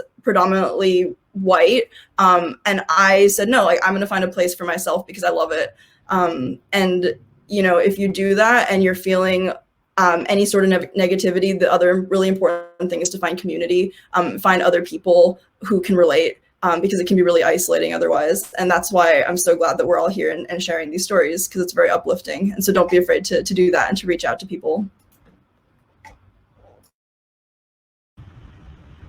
Right, that's so important. Is if you don't see a place for yourself, maybe you have to carve one out. I know, Jazzy, you disappeared for a little bit, but did you want to add on to that or anything? Yeah, sorry, I don't know what happened there. But like you guys, that was beautifully said. I literally just want to add on that.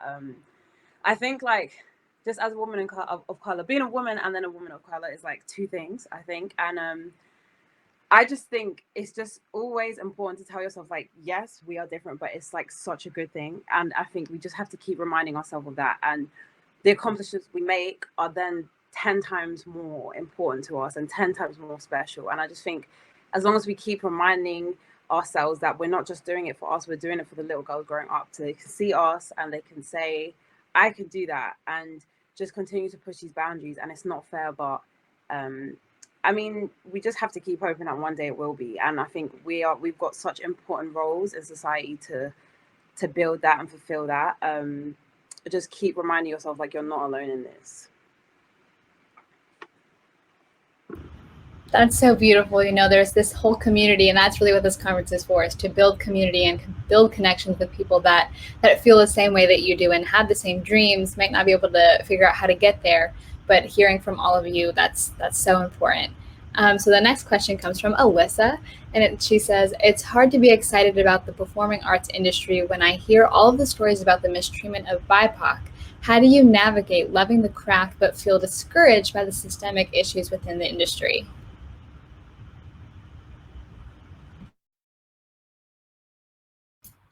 It's hard. It's just really, really hard. I think all of us experience discrimination either because of the way that we look or who we are or who we choose to love or how we identify. People are going to not appreciate you or accept you. And it's easy to kind of put your head in the sand and say like, oh, that couldn't happen to me. And then you get in the real world and it's really, really hard. People are going to be mean to you. And again, that's why it's important to find community and inner strength. But it's also important to just work really hard and be the best that you can be. And that's the reality of it. I've learned that, I'm constantly in situations in the music industry, which there's a lot of sexism in the music industry and a lot of racism. And because of that, people expect me to be a certain way. People expect me to be less than I am. And people assume that I don't know things, that people assume that I can't do things. I've had people who like try to mansplain things to me about my own instrument that they don't know anything about. And, people say, oh, be strong and like, don't let it get to you. But of course it's going to get to you, and just remember that that's okay. But you also need to rise above it and prove that you're better than that, because you are. And, make yourself so powerful and good at what you do because you love it, that nobody can take that away from you. And you don't lose the love for it because people will try to put you down. But find that community that was my cat. I don't know if you heard her. Find that community that can lift you up and remind you that you're amazing and that you've got this, no matter what terrible people say. Yeah, absolutely agree with community. I think that has been one of the best things that has sort of continued to prop me up throughout, my experience. I think Mia's totally right. It is hard. All of you thinking that it might be hard, it is hard, but also, unfortunately, the world is hard, as we keep getting bombarded with over and over and over again. It's tough. There's a lot that needs to be fixed. But I think that that is sort of the gift that we have as artists. If it's something that you feel compelled to do, feel passionate to do, this is a way to show our humanity, to show our joy, to show our art, to show how we do fit into communities that some people might want to keep us out of, to have our voices be heard. I think that there is sort of tremendous power in that, in getting to put these things that we are very good at out into the world, and to show what multifaceted human beings look like. And again, with the knowledge that we're not alone in any of that.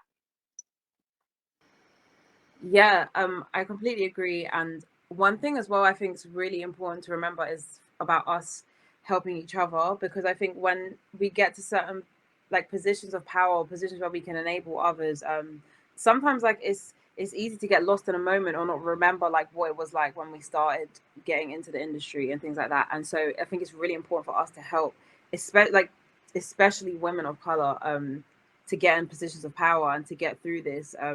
So sometimes it's, yes, we need the help, and sometimes we can be the help. So I think that's really important to remember. Yes, that was beautifully said. And overcoming not dwelling on those feelings, but using those feelings, feeling them. And it's okay to be upset about the racism that people are experiencing. It's okay to be upset about sexism. And I think so often we're pushed this narrative of, oh, it's fine, you'll get over it, or oh, you have so many people, just move on. It's okay to be sad, and it's okay to feel those feelings. And again, the theme of resilience, I think, for this panel is resilience. So thank you all for that. Those encouraging words. The next question comes from Elizabeth, who says, with the rise of platforms like TikTok and YouTube, it seems like the accessibility to sharing performing art is increasing. However, this comes with new challenges such as internet criticism, bullying, comparison to others, discouragement, and gatekeeping. What advice would you give about navigating this new way of sharing content and performing? if I may begin, I had a very unique situation occur where nobody knew who I was. And then the next day, millions of people had seen my video. I had a video that it got about like 2 million views overnight. I think it's about to be at 10 million. And I went up about 100,000 followers overnight. I woke up the next morning and saw that. And I wasn't expecting that because the day before I was at like 40 followers. And it was a lot to deal with. This was all on TikTok. And of course, on Instagram, I'd gotten hate before. I've always gotten a certain amount of hate comments, as all of us have. But suddenly, this huge audience, there's so many eyes that are on me. And with that comes a lot of hatred from people and negativity. And I've had, like, I won't go into all of it, but I've had every type of horrible comment you can imagine, from telling me that like things about how I look, things about how I play, things about who I am, like just and like inappropriate comments, like everything you can imagine. I'm sure my fellow panelists can concur. And it's honestly, it's really hard. And so what happened about a month ago is I had this one video get a lot of attention, two videos actually get a lot of attention on Instagram. And in both of them, the first one started getting a lot of attention, and it was just me playing violin. And it started out with like a couple hate comments here and there, like, oh, that didn't fit with the music, what she's playing, and oh, that was kind of out of tune. And it starts snowballing into people being like, you can't play the violin, you're terrible, you don't deserve to call yourself a violinist, you're a disgrace. And like saying these horrible, and it hurts so bad when the thing that you love the most, people are telling you how horrible you are, right? And my other video was supposed to be a body positivity video, and suddenly everyone in my comments is saying things about me and how I look and my body, and I was like, oh my god, not this again. So enough about the negativity. How I dealt with it, because it really doesn't affect me as much anymore. And part of it is I just got used to it, but the other thing is I really realized that, for one, if you're secure in the music that you're putting out and in who you are, the hate comments won't bother you. If you put things out in an attempt to get validation from other people, then any comment, good or bad, is gonna make or break the content and your feeling about it. So now I put content out that I'm 100% proud of. I can stand by it. The hate comments I laugh at. The good comments are just an added bonus. That was advice I got from a mentor that helped a lot. The other thing is never respond to haters. I usually block them because I get so many wonderful comments from people, and I wish I could respond to all of them. And so again, advice I got from another violinist, but I asked myself, like, okay, if I don't have the time to respond to all the positive comments, why would I waste my energy responding to a negative one? And that all helped me out a lot. It still really sucks and I still get, comments from people. But the reason is because I'm putting myself out there and I'm doing something that not everyone else is doing. And so when people comment how much they think I'm a disgrace to the classical music community, it's like, well, okay, there's other musicians out there who you can go listen to. And I tell them that. I say, if you want to hear an incredible classical musician, I can recommend some for you. They're amazing. That's not what I do. I'm going to be here and be myself. And if you don't like that, you don't have to be here. So that's what I would have to say to that. And just remember that you're incredible. And a hater, like more often than not, they're just looking for a reason to bring you down because you're doing something that is potentially going to bring other people up, and they can't stand to see that joy in the world. So just remember that, and remember that you have so much worth outside of the opinion of some random internet troll. I'm just going to bounce with that, Mia. That was like so true, everything you literally just said. And I feel like these platforms, the internet, really and truly, these platforms are built on validation. And I think sometimes we don't realize that until we come to put stuff out. Just personally, even for me, like, I'll be so excited about a piece of music, and then when it comes to putting it out, I think not so much anymore, but I remember at the beginning I was totally just waiting and watching to see what people thought. And it's like, but hang on, I really love this song, so why am I waiting so much? Obviously, it's great to see feedback and things like that, but I think, like, for me, especially YouTube for me was when I hit the most. I don't know if you guys know a platform called Colors Berlin, but that's really big in Europe and the UK. They have now quite a few international artists. And my video is currently on like 11 million views, and I was waiting so hard to do a colors. Like, I used to watch colors religiously. I loved it. And then they asked me to do one, and I literally got the fear. And I was like, I had all the talk before, like, I'm so ready to do this. Like, I'm going to kill my colors. And they asked me, and I literally was like, oh my gosh. So I came to do it. It went great. But of course, when you get so many views and the positive, then there comes the negative. And it's like, it got to a point where I was reading the comments every day, and then I realized, why am I reading the comments? Because like the fact, what I think we just have to keep reminding ourselves is, like, anything that gets attention is gonna come with negative attention, and it's like, it's not your fault, it's nothing to do with you, it's like, it's just something that happens, unfortunately. And the internet is a really weird place and can be really dark place sometimes. It can be the best place sometimes and the worst place sometimes, and I think we just have to remember it's not real.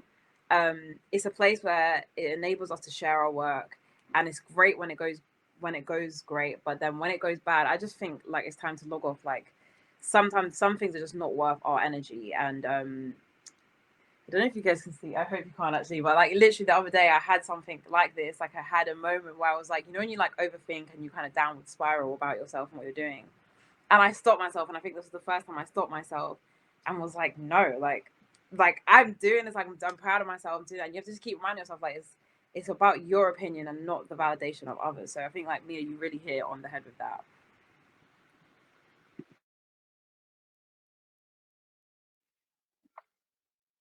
Yes, totally agree. First of all, I'm sorry that happened to you, Mia. I'm sorry for anybody who's gotten the horrible things. I know that I have, and it's not fun. But I think that you're so smart in trying to find, we have to find the ways through that. And that is exactly about, the integrity of what we're putting out, the way that we feel passionate about those things, and celebrating the positive. I think in general, what's challenging about what I usually do, right, is that I go and audition for people, and more often than not, they don't let me into their plays or TV shows or whatever it is that I'm trying to do. But finding the bits in there that we still can celebrate and hold on to the positives of, I accomplished this. I sang a song that I've never sung before. I sang in front of these people. I wrote something. I did a new arrangement of something. All of those things are worth celebrating. And we can do that ourselves. We don't need other external validation to do all of that. And also, for those of you out there watching who happen to be interested in musical theater, obviously, auditions are not happening the way that they normally happen right now. But I think one of the best things about how we now can share content is that casting directors do look at, at YouTube videos, do look at, what you're putting out there on social media. So you can really sing the song that, like, maybe I've never been cast as Clara in The Light in the Piazza, but I can sing a beautiful song from that, and and that can be out in the world. And then if somebody sees that and says, oh, maybe that would lead her to be cast along this way, or I'm seeing that character in a different way, I would say, as much as you can, be brave about what you're willing to put out into the world, and that you never know where that may lead, and what new opportunities that can give you. Yes, that's so important, is rising above the hate and realizing that you're making this art for you, and you're doing it because you love it, not because you're expecting validation. You're not expecting this from other people. It really does stem from inside. So that's so beautiful. We have a couple audience members who are incredibly passionate about performing arts, but for many members who are just starting out, it can be hard to financially support themselves in a sustainable fashion while chasing after their dreams. Do you have any personal experiences with this, and do you have any suggestions for how to deal with that sort of thing? This comes from Stephanie.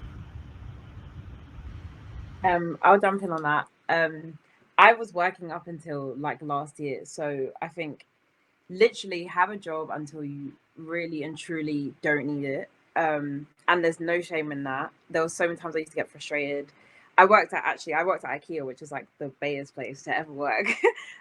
But like, I think as well, I just found a rhythm where I knew what it was serving its purpose. I wasn't there just to waste time. As long as you've got a job that's not keeping you away from your art, and it's financially helping you put money back into it. Like, I was always self-funding myself, so it's really important to have a job if you need one. and there's no shame in it at all. I think if anything, it made me work even harder. Like it really pushed me to really chase after what I want, because I didn't want to stay there. But at the same time, you learn a lot as well. Like you take away things from every experience. So I think you just got to make the most of where you are in each situation. And yeah, like I said, I would never as well advise to get into a situation, just with what I do, for example, like a contract situation where you're doing it just for the financial gain. It's way easier to just get a job that you can leave anytime, so you're not like tied down to something just because you wanted it for financial gain, because that can really lead to a lot more like complication. It can restrict your freedom. I honestly would just say, like, with money, don't the arts, unfortunately, I would say there's like a fine line between being very broke and then comfortable because I think, like, for me, it went like that very quickly. And it's just a thing where it's like we can't rush it. Like it might happen. And also don't look at people, because some people, it will happen completely differently, and they might get they might be financially stable a lot quicker than you are. But Ali said, it's just complete different journeys. You can't compare. And I think one thing I would just continue to keep saying is, like, money should never be like a hindrance. Just get something that can just fuel you, and you can leave when you're really ready to. Like, there's no rush to do that at all. And we've all kind of been there, all been through it. And then, like, it makes your grind 10 times harder. So just keep at it.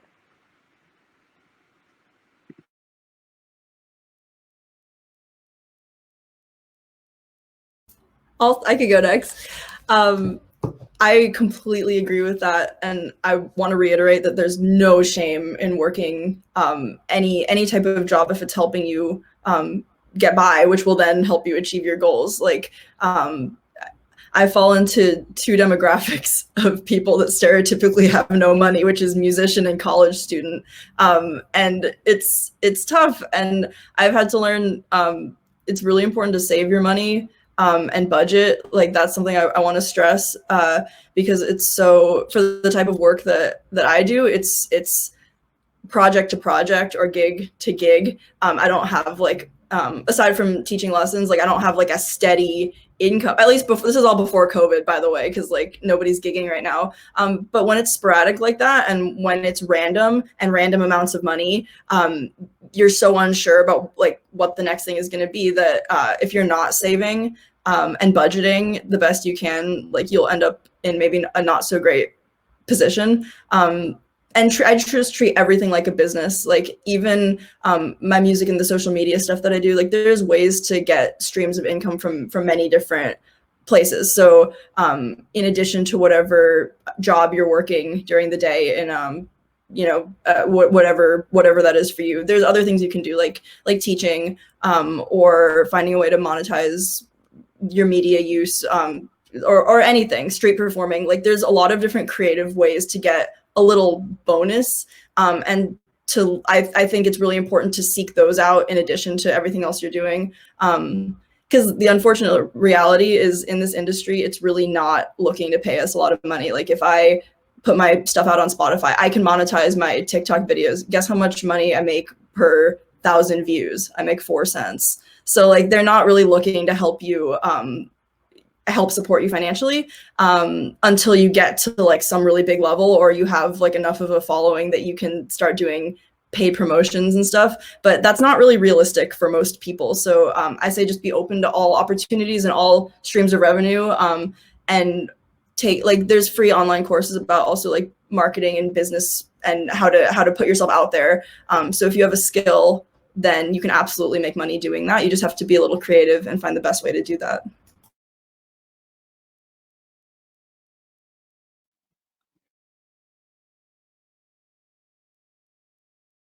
Well, and I completely agree with all of that. That, you know, that you are not alone, that there's no shame, that diversifying the ways that you make money is a wonderful way to support yourself.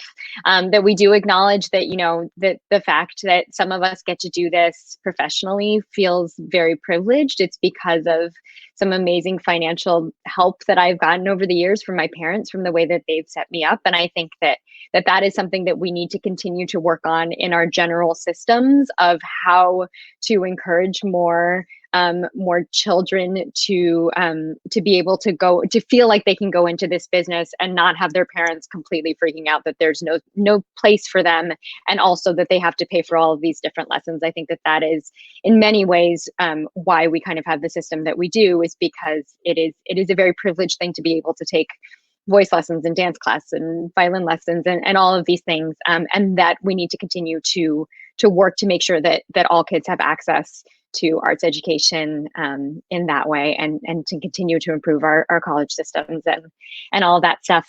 And I think, also just as we were saying, get creative about the ways that you can put yourselves out there. I think that goes back to the social media question. Maybe you can't spend all day long auditioning for things, but you can find ways to put your videos online. Maybe you can learn from things that people have put out on the internet. Maybe you can find, if you're into musical theater, new composers are always looking for singers who are willing to, who learn music well and who are willing to workshop their pieces. And then you don't know, when you've, created these different connections, what that could lead to in the future. You don't, just because they're not famous now doesn't mean that that they won't have an amazing Broadway show that then they might cast you in that way. So there are other avenues of performing other than just sort of the traditional route of having to do, the off Broadway show that might pay you $100 a week if you're lucky. So there are other avenues to continue to work on your art form that way. And as we've said, it doesn't help to compare yourself to somebody else, because you don't know what circumstance they've come from. You don't know what lucky breaks they've gotten over their lives, and you just kind of have to forge your own path that way. Yeah, that's going to be so helpful. I think there's such a stigma when you go into a creative space that, there's the struggling artist sort of stereotype, but just being creative and making sure that you're able to sustain yourself, even if it takes non-traditional routes, is really important. The next question is, having attended university as a non-theater major, how would you recommend navigating and entering the musical theater industry for someone who is genuinely interested in theater but never received a formal education? I mean, I can jump in on this one, having a similar background myself. So I was a psychology major at Yale. I took voice lessons growing up. I thought when it came time for college that maybe I would like to find something else that I was similarly passionate about. I like to call that my denial phase, and try to find a different course of study, and ended up performing extracurricularly all the time, continuing to take voice lessons, doing summer stock and all of that stuff. But it was not in any way, shape, or form something that resembled a conservatory. It was very much a liberal arts school and program. But I found that, that getting any sort of performing experience was incredibly helpful and useful. And I think that what's great to remember about musical theater specifically is that there is no one correct path to getting to be a performer, a working performer. If you talk to 10 different people, you'll have 10 completely different stories. Some who have worked in business for many years, some who went to musical theater conservatory, some who hadn't studied at all until they were 25. Everybody kind of has their own route that way. And I think that that's what we've been talking about, of just, creating your own work in a way that can get out onto the internet. I have always loved saying yes to opportunities. Granted, making sure that we will be respected and treated appropriately, but they might not be the best shows. They might not be the most visible shows, but I find that I've learned so much about myself as a performer, have grown so much by doing sometimes the really, really terrible show that you kind of hope that nobody sees, but I forged these amazing friendships and relationships. And then that led me down a different path of, oh, this person has worked with me before and would like to work with me again. Or I have this amazing friend who will support me through this very challenging time.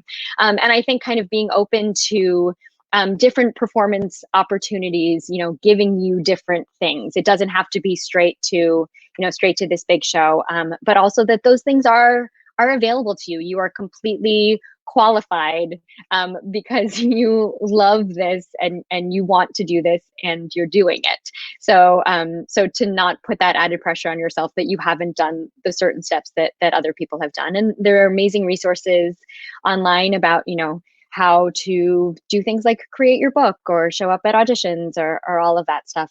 There's some really great stuff out there. And I would say, you know, as far as creating your book goes, I have always found that singing songs that speak to me personally, that I can sing at any time of day, regardless of how well or not I am feeling, have been the most successful for me at auditions, things that I can find a personal connection to. And can sort of show up, and that is my, you know, feels like something personal that I have some gift to share with the people that I'm auditioning for. Those have been the most successful things, as opposed to, you know, a very specific tiny category of things that are appropriate or, you know, trendy or something like that. So if that is of any use at all, but you are certainly not alone in that journey. That's amazing. And so to adapt this question for our other two panelists who may not be familiar with musical theater, do you have any advice for people that maybe didn't major in anything related to performing arts or related to music or related to content creation? What would you say is your biggest takeaway or biggest advice to someone who wants to break into such a creative industry without feeling like they have the chops to do so? I firmly believe that you do not need a college degree to be a musician or a performer, because I mean, look at how many incredible performers and musicians who have made history who maybe didn't even graduate high school. Like nobody is ever gonna on a gig like ask me, oh, where'd you get your degree from? And then I'll be like, oh, well, I have a Bachelor of Music degree from the Berklee College of Music. Like nobody's gonna care about that really. Like all they're gonna ask for is, or they just want to hear me play. Like, are you good? And are you a fun person to be around? And those are the things that will get you on the tour. It's not as much, at least for the side of the music industry that I'm going into, that's what matters. It might be a little different for classical music. So I think the most important thing is to be a really hard worker, to be prepared and to be professional, to be fun to be around, a nice person. And if you can handle those things and then read some business books, or watch some videos about it, then I think you'll be fine. Like, I think the reason to go to music school, I had an opportunity. I was like, well, I could just move to LA right after high school and try to get famous, or I could try to go to music school and be the best that I can be personally. And I felt like I needed that for the resources that were available at the school and for the networking possibilities. And so it was very strategic that I'm going to Berklee. But I don't necessarily think that you can't have a career in music unless you go to music school. I don't think anyone should think that. Again, what's most important is that you're good at what you do, and that you are reliable. Like, those are the most important things I found. Yeah, I would literally just jump off that and say I agree. I don't think like going to music school for me was literally like just to better my craft, and because I knew I wanted to do it. A lot of people at that age as well don't know what they want to do, and they're just going with what they know already. So I think like our biggest superstars and our biggest people we look up to, if we really looked at history, I guarantee a lot of them did not think they was going to do music from the moment they came out. So like I think it's really important to just remember your network is your net worth. As long as you really want to do it with your heart and soul, I think you can start at like if you're in college or university doing something that's completely different. I think that is such a minor thing. Like it should, if anything, it could spur you to do it even more because it's something new and it's something exciting. You have this new exciting thing for you, whereas other people have obviously been doing it for a while. But like these things, you can't learn to be a good person through music school. You can't learn. You can only meet people. But in the industry, I think all of us, like even when I left school, I still didn't have any clue what to do. It doesn't teach you like, okay, so when you leave, this is what you need to do to get to here. Like it's not a normal job like that. This industry is not a step-by-step way on how to get to this place, unfortunately. And if someone could write a book explaining that, I'm sure they would just be the richest person in the world, but it's just not like that. And I think everyone's journeys are so different for a reason. And I remember even like when I was even in school, I would always be looking up videos or like asking people if we had like special speakers in, like I remember Neo came to our school once, and my question was like, how? Like, what do you do? Like, what's the steps? What do you do? Just tell me what you have to do to get to where you are, to be making music full time, to live this amazing lifestyle that you look like you live. How do you do it? And no one can answer it, and it's so frustrating. And then, like, even when people ask me, like, I've still, in my opinion, got so far to go, and I'm just starting. But to, I guess, to some other people, I'm a bit further ahead than they are, so they're asking me, how did I get to this place? And it's like, so as frustrating as it is, I can't say. Like, it's just happened. It's a bit of luck. It's hard work. It's making relationships, and just going for it every opportunity. And I think, like, stuff like that, like you said, like school, really, it doesn't have anything to do with it. You can always change your mind at any stage. Yes, that's so perfect, is breaking down the barriers to creativity. Everyone is able to be creative, and not having to fit this certain mold or go this exact path. Everyone has the opportunity to do so. So our final question for all of our panelists is, what is something in your career that you are particularly proud of? And is there any upcoming project or projects that you'd like to promote? So feel free. It's okay. This is the time to brag on yourself, which can be awkward, but this is the time. Okay, I'll jump in there.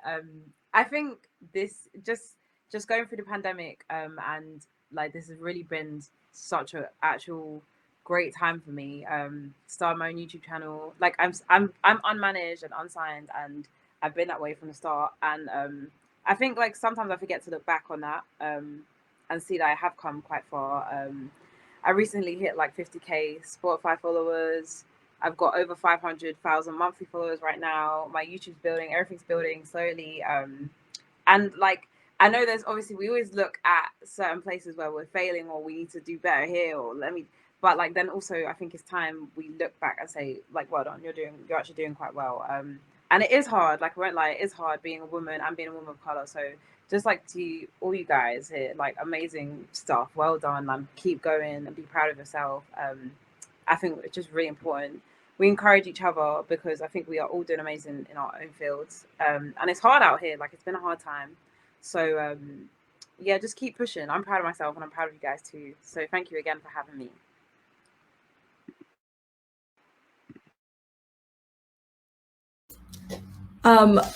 So I am very grateful that through the whole unintentional TikTok thing, that virality that happened, I had a lot of people asking if I have original music out. And to be honest, like, one of my concentrations here is like songwriting and composition, but I was always kind of afraid to share my original music. But through all of this, I had a lot of opportunities to collab with some really amazing musicians, and I have a single that's coming out really soon. And it'll be my debut, first thing ever that's my own original music that's out on like Spotify and everywhere. So in addition to the social media, like the TikTok, Instagram, YouTube thing that I do, which I'm very proud of myself for. Like, for a while I was putting out like between 1 and 4 videos a day that I was making, and it was really exhausting, but I was really proud of my work ethic for that. But this is something that to me is more tangible, because it's not a video that will get seen and then forgotten about a few days later. Like, this is something that's me, that's out there. And I've been editing the music video, and I shot it at a laser light studio in Colorado. And so it's like the craziest thing. I'm so excited to share it. So it's coming out soon. It'll be on YouTube. It'll be out early on Patreon. And it's coming. The project keeps getting bigger and bigger, so it keeps getting pushed back, but hopefully within the next month or two, it'll be out. So very excited. And then also just to say, I'm very grateful to be here. And I get very inspired when I see women in the music industry who collaborate and who support each other, because I think it's really easy to be insecure or jealous or try to tear people down out of insecurity. And so it's so inspiring, and I'm just honored to be here on this panel with these amazing women, and to be in this conference with all these people that are watching. Like, this is such a chance for community and to empower each other and to support each other, and we need that more than ever, especially during these times. So I'm just sending so much love and gratitude to all of you guys, and thank you for having me here.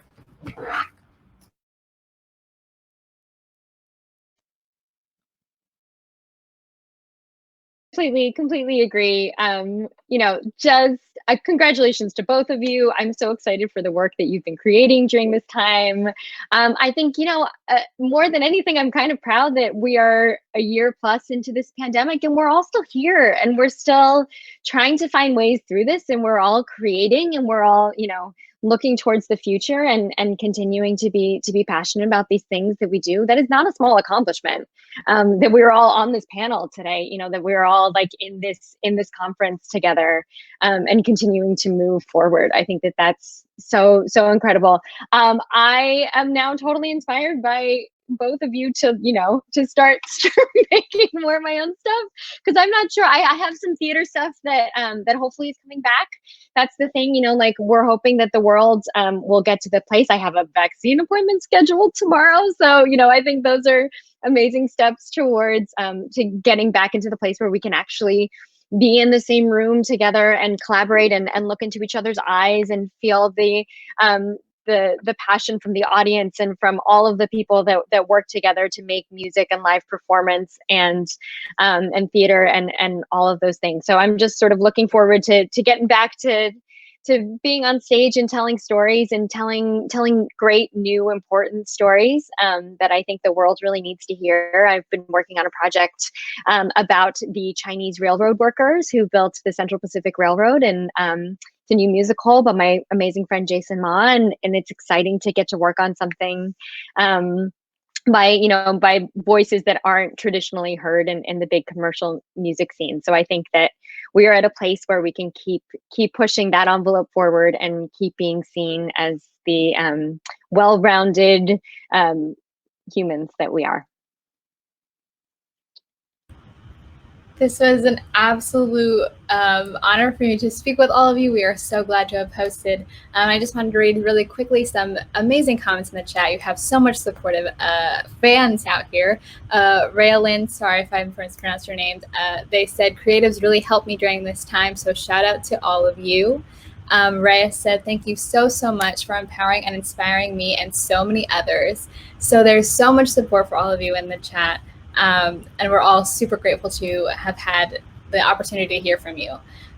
So now I'd like to announce our next giveaway winner. So drumroll please, the winner is Danielle Azu.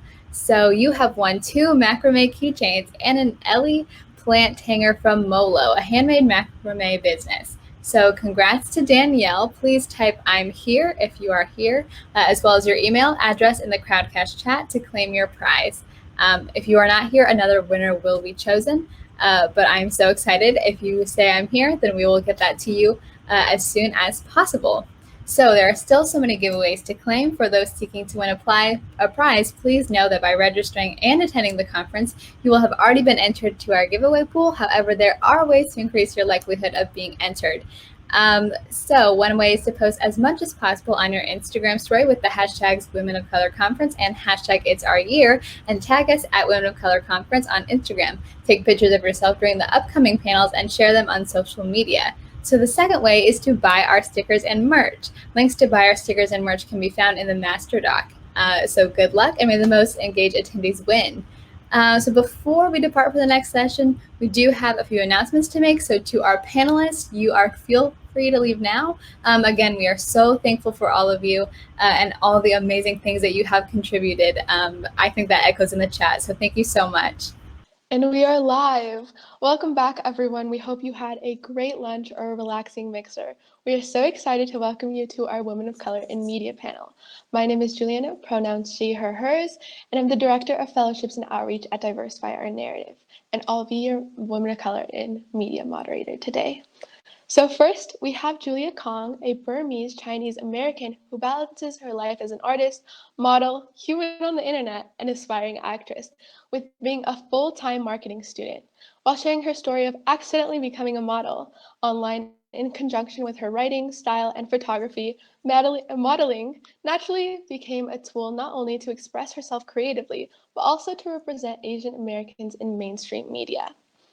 Next, we have Asia Jackson, who is an actress and digital creative based in Los Angeles, California. On TV, you've seen Asia on Modern Family, The Young and the Restless, and Speechless. She also has a thriving YouTube channel where she regularly uploads engaging and educational content about skincare, fashion, and self-care. Next, we have Clara Genover, who is a senior at Harvard studying government and psychology. She is most known for her social media activism on TikTok and Instagram, where she's amassed almost 500,000 followers in just a few months. Clara has been a lifelong activist, working for campaigns and progressive organizations since she was a freshman in high school. Next, we have Kim Guerrera, who is a self-identified queer woman of color. She is a butterfly woman who has given herself wings. She is a writer, advocate, and entrepreneur. She's the creator of Brown Badass Bonita, a brand and movement that she considers to be a work of self-love and her love for her community. And lastly, we have Dominique Cynthia, who is a junior at the University of Pennsylvania Wharton School. As a woman of color attending a historically white university, she found a passion for using her creativity, videography, and editing skills to help showcase diversity in higher education, especially within the Ivy Leagues. Thank you all so much for coming. During this session, we'll be having a guided discussion with all our panelists and an open Q&A. As we discuss, feel free to share any questions you'd like to ask our panelists in the CrowdCast chat, and we'll ask them during the Q&A portion. With that, we will start with our very first question, one that all of our panelists will have the opportunity to answer. So the question is, the word social media is often a loaded topic that sparks varying responses from many. Some see it as toxic, divisive landscape, while others see it as a way to connect with the global community, engage in conversation across the aisle, and broaden your perspective. When you hear the word social media, what comes to your mind and why? So first, we'll start with Dominique.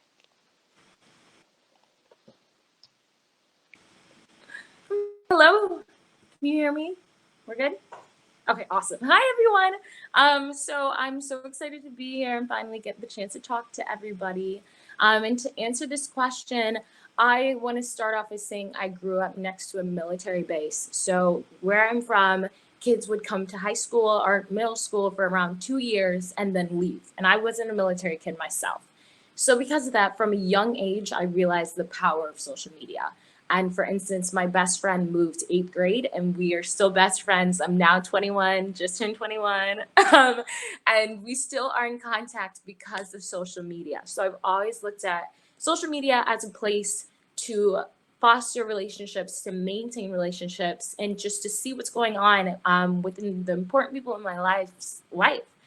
So from the beginning, that's what I would say. And then throughout college, I film students. So most of my time is spent going to different campuses and filming kids, meeting new people, and how I meet them all is from social media. So again, it's a way to connect you to people, build your network, meet new people. And the last example of how I would say I've been able to do that is when I went abroad. Thank you for the birthday messages. I just saw that. But I went abroad to research in the Netherlands after my freshman year. And I was there alone. All I knew was my research professor. And I was like, how am I going to make friends? I'm by myself with a ton of Dutch people. Social media.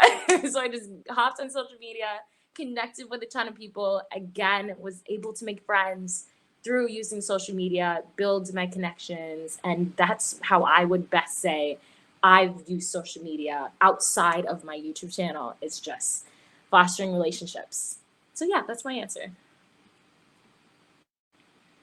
That was a great response about connecting with other people. Now we'll move on to Julia's response.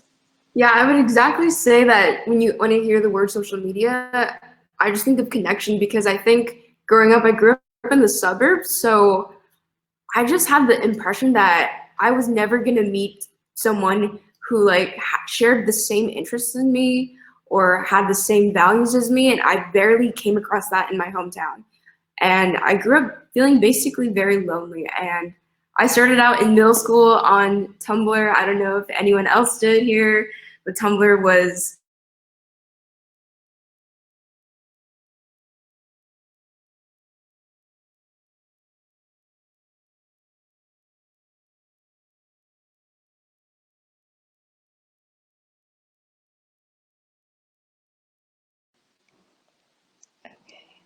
Well, let's wait a little for her to reconnect. See if she reconnects. Hello? Yes, you are back. I'm back. Okay. Was that okay? Yeah, I started out on Tumblr, and I feel like I started making so many friends on there, and based off like photography, and that was the first time I got to share art with people and collaborate, and that idea of like we could start a project or we could start a movement. And I started that when I was 13, so I was always hooked on that idea and never really grew more into social media until maybe college. So it was a good 5-6 years before I started using Instagram personally, and maybe not even until 2019 did I use social media to express myself and kind of use it as a tool to navigate through my identity by sharing what I was interested in online and having conversations and interacting with other people across the world. And something that also just really like magnified things for me was TikTok, and sharing something that I honestly didn't think anyone would care about, that was just a personal interest of mine, and realizing that the world is so big but also so small, and that you could meet what I like to call your soul tribe, or people who are essentially your soulmates through social media by sharing what you love. And so I would say connection is huge. I would say navigating your identity is huge. Thank you. That was a beautiful answer. I totally agree with like it being a big world, but also a small world at the same time. So now we'll move on to Asia's response. Can y'all hear me? Good. Okay. So first of all, I wanted to say thank you so much for having me on this panel. I think this is a really great conference for, especially for a lot of young women of color. So my answer to this question. So like what Dominique was saying, I'm actually a military brat. So I was the one that was, you know, moving around every year, and the internet, you know, social media wasn't really that big at the time. I'm a little bit older than some of the panelists here. I was born in '94, and that was the year that the internet was actually available to the public. And so, you know, I grew up on the internet. You know, I was on LiveJournal, I was on MySpace, Facebook, Tumblr, Habbo Hotel, Neopets. Like I had all of that growing up. I grew up on the internet. And so it was really great to have a connection with people, especially when you are a military brat, because you're always moving all the time. And so it's really great to be connected with people. I've had friendships since I was 11. I'm still connected with them because I was just connected to them through them on the internet. They live all over the world. Some live in the UK, Australia. They live all over the place. And I was able to stay connected with them because of the internet. So some of my longest friendships have been on the internet. But also, you know, when you're talking about like what Julia was saying with identity and activism and things like that, back in 2016, I actually created a hashtag, a viral movement called hashtag Magandang Morenex, which literally translates to beautiful brown skin. And I used to live and go to school in the Philippines. That was one of the places that I've lived. And there's a lot of colorism in Filipino communities. It's a really huge issue. And while I was living there, I was bullied by classmates and strangers for having like a darker skin tone. And so back in 2016, I wanted to create a movement that like empowered, you know, Filipinos and young Filipinos to be proud of their skin tone and to, you know, be proud of who they are and kind of challenge colorism in Filipino communities because, you know, I experienced colorism in the Philippines. I'm Black and Filipino for everyone that doesn't know. But, you know, also my like darker skinned classmates were also bullied for their skin color. And even when I moved back to the US, you know, I had Filipino American friends who, you know, their moms would tell them like, you know, don't stay outside for too long or else you're going to get dark. And so I knew that this was an issue that a lot of people could relate to. And so I created this movement. And the first day that we did it, there were like 30 posts about it. And, you know, to me, that was a win because I got 30 people talking about colorism in Filipino communities. But the second time that we did it, it totally blew up. There were like, it trended worldwide like 4 times. And there were so many people talking about colorism and, you know, talking about like being proud of their skin color. There's so many people that I got an email from someone in the Philippines. She was a young Filipino girl, and she told me, thank you so much for creating this hashtag, because going through this hashtag and seeing so many Filipinos being proud of their skin color changed my mind about getting glutathione injections. And for everyone that doesn't know, there's a very popular treatment in the Philippines called gluta shots or glutathione injections, where people will get injected with an ingredient called glutathione, which will it will literally lighten your skin from the inside. And it's actually a very dangerous procedure when you do it, when you're getting injected at that high of a dosage. So to see someone halfway across the world telling me that this one thing that I created inspired them to, stop getting like a life-altering treatment, that was really powerful to me. And so for me, that's what social media is. There's a lot of negativity surrounding social media, but I think, as long as you're intentional with how you're using it, can be very, very positive, and you can actually help shift culture in that way. And I think social media is giving a lot of young people, I think it's empowering a lot of young people to speak about things that are important in the world. So for me personally, I love social media. Thank you so much for your answer. That is so incredible that she decided to stop going for that treatment. And next we'll follow up with Clara. So I'm Clara. I'm super excited to be here. And the relationship that I had with social media actually until COVID and the pandemic was very much social connectedness with friends, sharing pictures, photo albums. It was a very personal tool, which is the way that the majority of users use it as. And I had a very unique and very different relationship in that when I went viral, literally overnight, it really changed the dynamic of social media for amazing, and also for the dangerous. And I think the question, which describe social media potentially as toxic and divisive, right? To come into, especially for me, into a world of activism and social media was so empowering to connect with people and to give access. And I never would have been able to speak with Stacey Abrams and AOC about politics if it weren't for social media making a DM so possible. And it was something where I never utilized it. Like I had a private account, right? Literally up until June. And then you see it, and there are people messaging and sharing. And we saw with Black Lives Matter, we saw with so many social and progressive movements that there's so much good that can be had with the proliferation of information share. And I think that something that was really positive, and we talked about Tumblr, which was, where I obviously started as a youngin'. But on that app, it was really the first time that I got to see the bridge between what we think of as beauty and aesthetic and popularity with activism. Like 2012, Tumblr was the introduction and the indoctrination of me of like the awareness of sexism and racism as more of something than just what we talk about in our, dining room conversations. It became, what can you do? It became, wow, dress codes are inherently sexist. Wow, there's so much racism involved in being the only Asian American at my high school.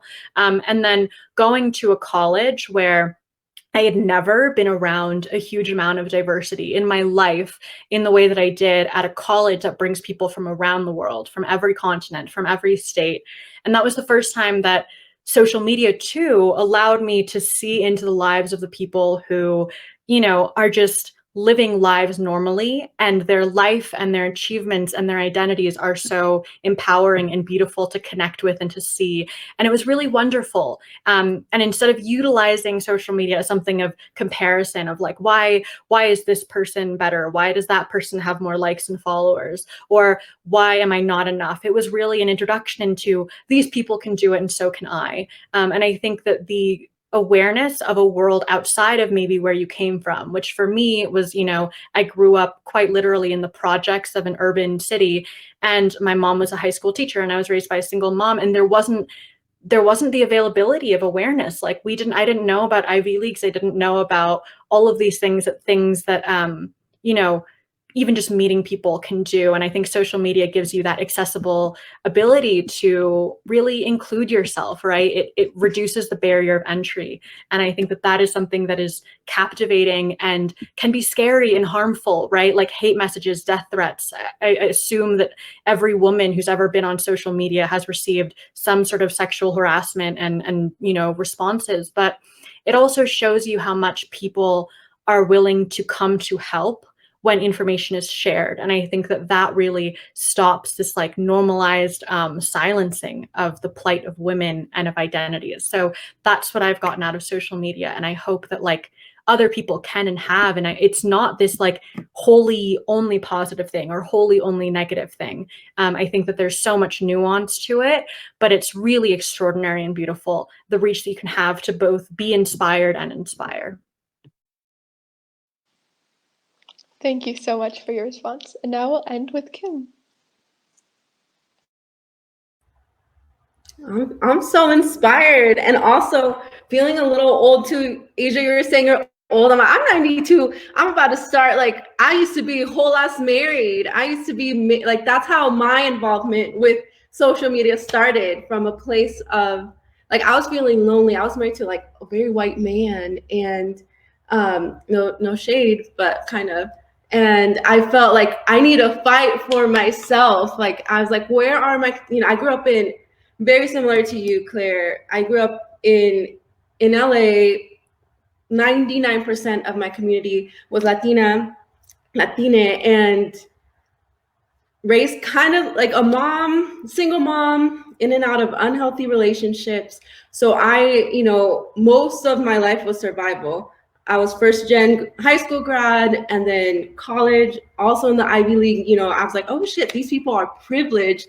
And you feel that gap, and you feel that isolation, and right a week after I graduated, I got married. And it was a movement for me to find myself. And I started, like, little by little, I would share my writing, and people would be like, hey, me too. And I was having an existential crisis in the bathtub at 4 a.m. Like, who the hell am I? And how can I fight for myself? How can I celebrate myself in my community? And the words brown badass bonita came up. And right now I'm like, I don't look so brown, but I'm in Seattle, where everyone was white as fuck. Everybody was like looking at me, and like they thought I was the neighborhood I lived in, like, people always thought I was like a house cleaner or a nanny. And I was a nanny, but I also lived there. So they would like make me feel always othered. And so I was like, I want to walk down these streets and show these people that I'm proud, show these people that I love myself, and I'm celebrating myself. And this shirt, I'm like, I'm going to make a shirt for myself, and I'm going to wear it loud and proud, like a shield and a statement. And I made that shirt, I put it on Instagram, and it blew up. And I had, women from all over the world saying, hey, no one's ever called me a brown badass bonita, but that's me. And from then it became like a movement. From this place of like loneliness, it became a community, and it's grown to this day to feel like family. And I started to post a little at a time, kind of like my journey. I was healing, I was growing, and then Trump got elected, and I was just like, you know what? I'm not gonna stay quiet about this. I need to use what I have to make a statement, to stand with others. So I made a t-shirt, and I said, I stand with, and I listed the communities that Trump was targeting at that time. And then people, again, like, got that shirt and identified and wore that shirt to protest, to marches, to, in small towns where they knew Black and Brown, Indigenous, undocumented LGBTQ communities were being actively like attacked. And so I got to see the power that we have, because I feel a lot of times I used to feel like social media was very intimidating, and like it had a lot of power over me and how I viewed myself. Pero then I saw that I can take power over social media. I can use this as a tool, not only to empower myself, but my community, and to create, I always say, I'm like, this is my space of the internet, and I'm gonna use it to advocate. I'm gonna use it for self-love. I'm gonna use it to uphold and uplift and to call people out when I need to. So it's become a powerful tool, a tool for community building, for accountability, for organizing and activism, a tool where you shift and create and cultivate culture, and you get to invite people in too. And a lot of times people feel like it's an exclusive thing, but it's like, no, you get to invite people in. One of the things I started to do too is like, my partner and I, we do queer double dates. So we invite other queer couples to join us on IG Live, and we do a live double date. And like, so many in my community have not seen queer Latinas, period. And so we get to like show people kind of a little bit of light and love. And also that's revolutionary in so many ways. So it's a tool for revolution and collective liberation. That was an amazing answer. And as a Latinx woman, that was wonderful. So now we'll be moving on to the individual questions. So we'll start with Julia. So your question is, through strides that have been made in recent years to diversifying the modeling industry, the majority of models remain white, skinny, and largely homogeneous. What has navigating the modeling industry taught you about self-love as you express yourself authentically and look to empower Asians despite society's Eurocentric beauty standards? I would first like to say that hearing everyone on this panel speak was so empowering. I can feel your passion, and I wish that one day we could be in person, because that everyone speaking, that was just so beautiful. And to answer the question, I think I remember my first modeling campaign, and that I had booked it myself with no experience and no, I guess, interest in modeling. I never sought it out necessarily. And so I was invited to be part of this campaign in New York, and I felt so small. I felt, I constantly questioned, like, do I belong here? Am I allowed to take up space? Do people care about my story? They kind of interviewed us about our like personal passions, and I talked about photography at the time, but it introduced this whole new world of, do people actually care what I have to say or what I stand for? Because I had never believed in that part of myself before. And so it was very empowering. And I remember promising to myself before I went and shot on that first day that I would never allow myself to have, an eating disorder, or never be cruel to myself if I were to join this industry. And I have been cruel to myself, and as is natural and as is it just happens that way, but it also has been an incredible lesson for self-love. And being kind to yourself and kind of realizing that I am acceptable as I am.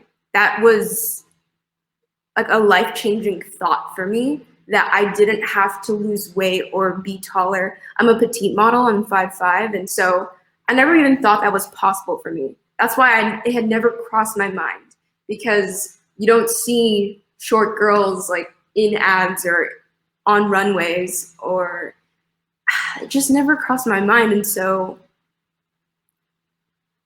I think the biggest thing for me with embracing my Asian features is eyes. And I think my eyes are Asian Americans' eyes, or Asian people's eyes, are such a sensitive topic. And especially recently, discussing the fox eye trend that has come about with makeup trends, and has gone to the extremities of people stitching, like, what's it called? Just stitching something into the temple of their foreheads to emulate the look of Asian people. And I remember just last year that how disgusting that was, that people were kind of using Asian features as a caricature, as an aesthetic, I would say. And so everything from being a petite model, from learning to love my features the way they are, from not forcing myself to lose weight or to fit into this like perfect sample size. It has been constantly empowering, and the way I express myself authentically is to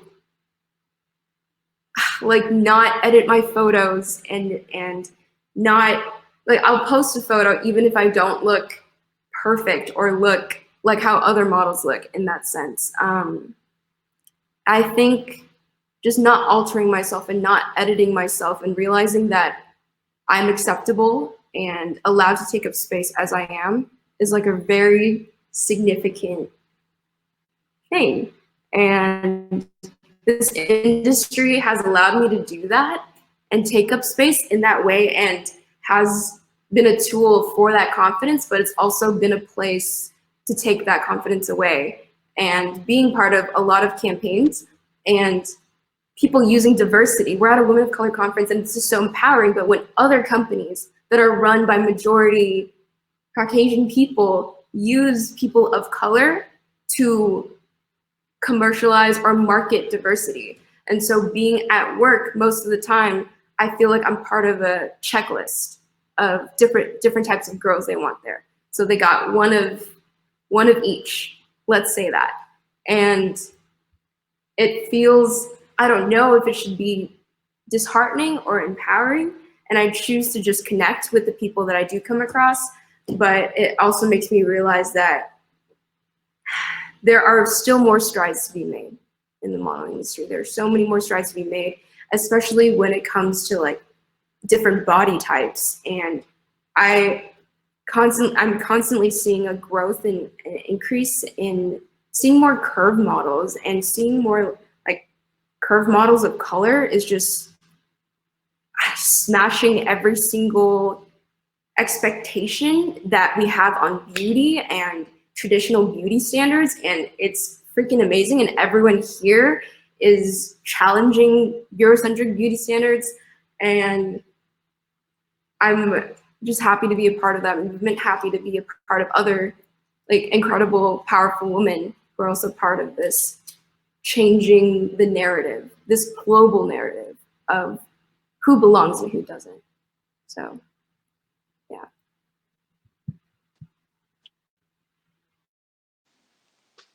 That was incredible. Everyone's just snapping. Thank you for being so open. And I'm reading the comments and they're like, preach. And I agree, preach it everywhere you go. So thank you again. And our next question is for Clara.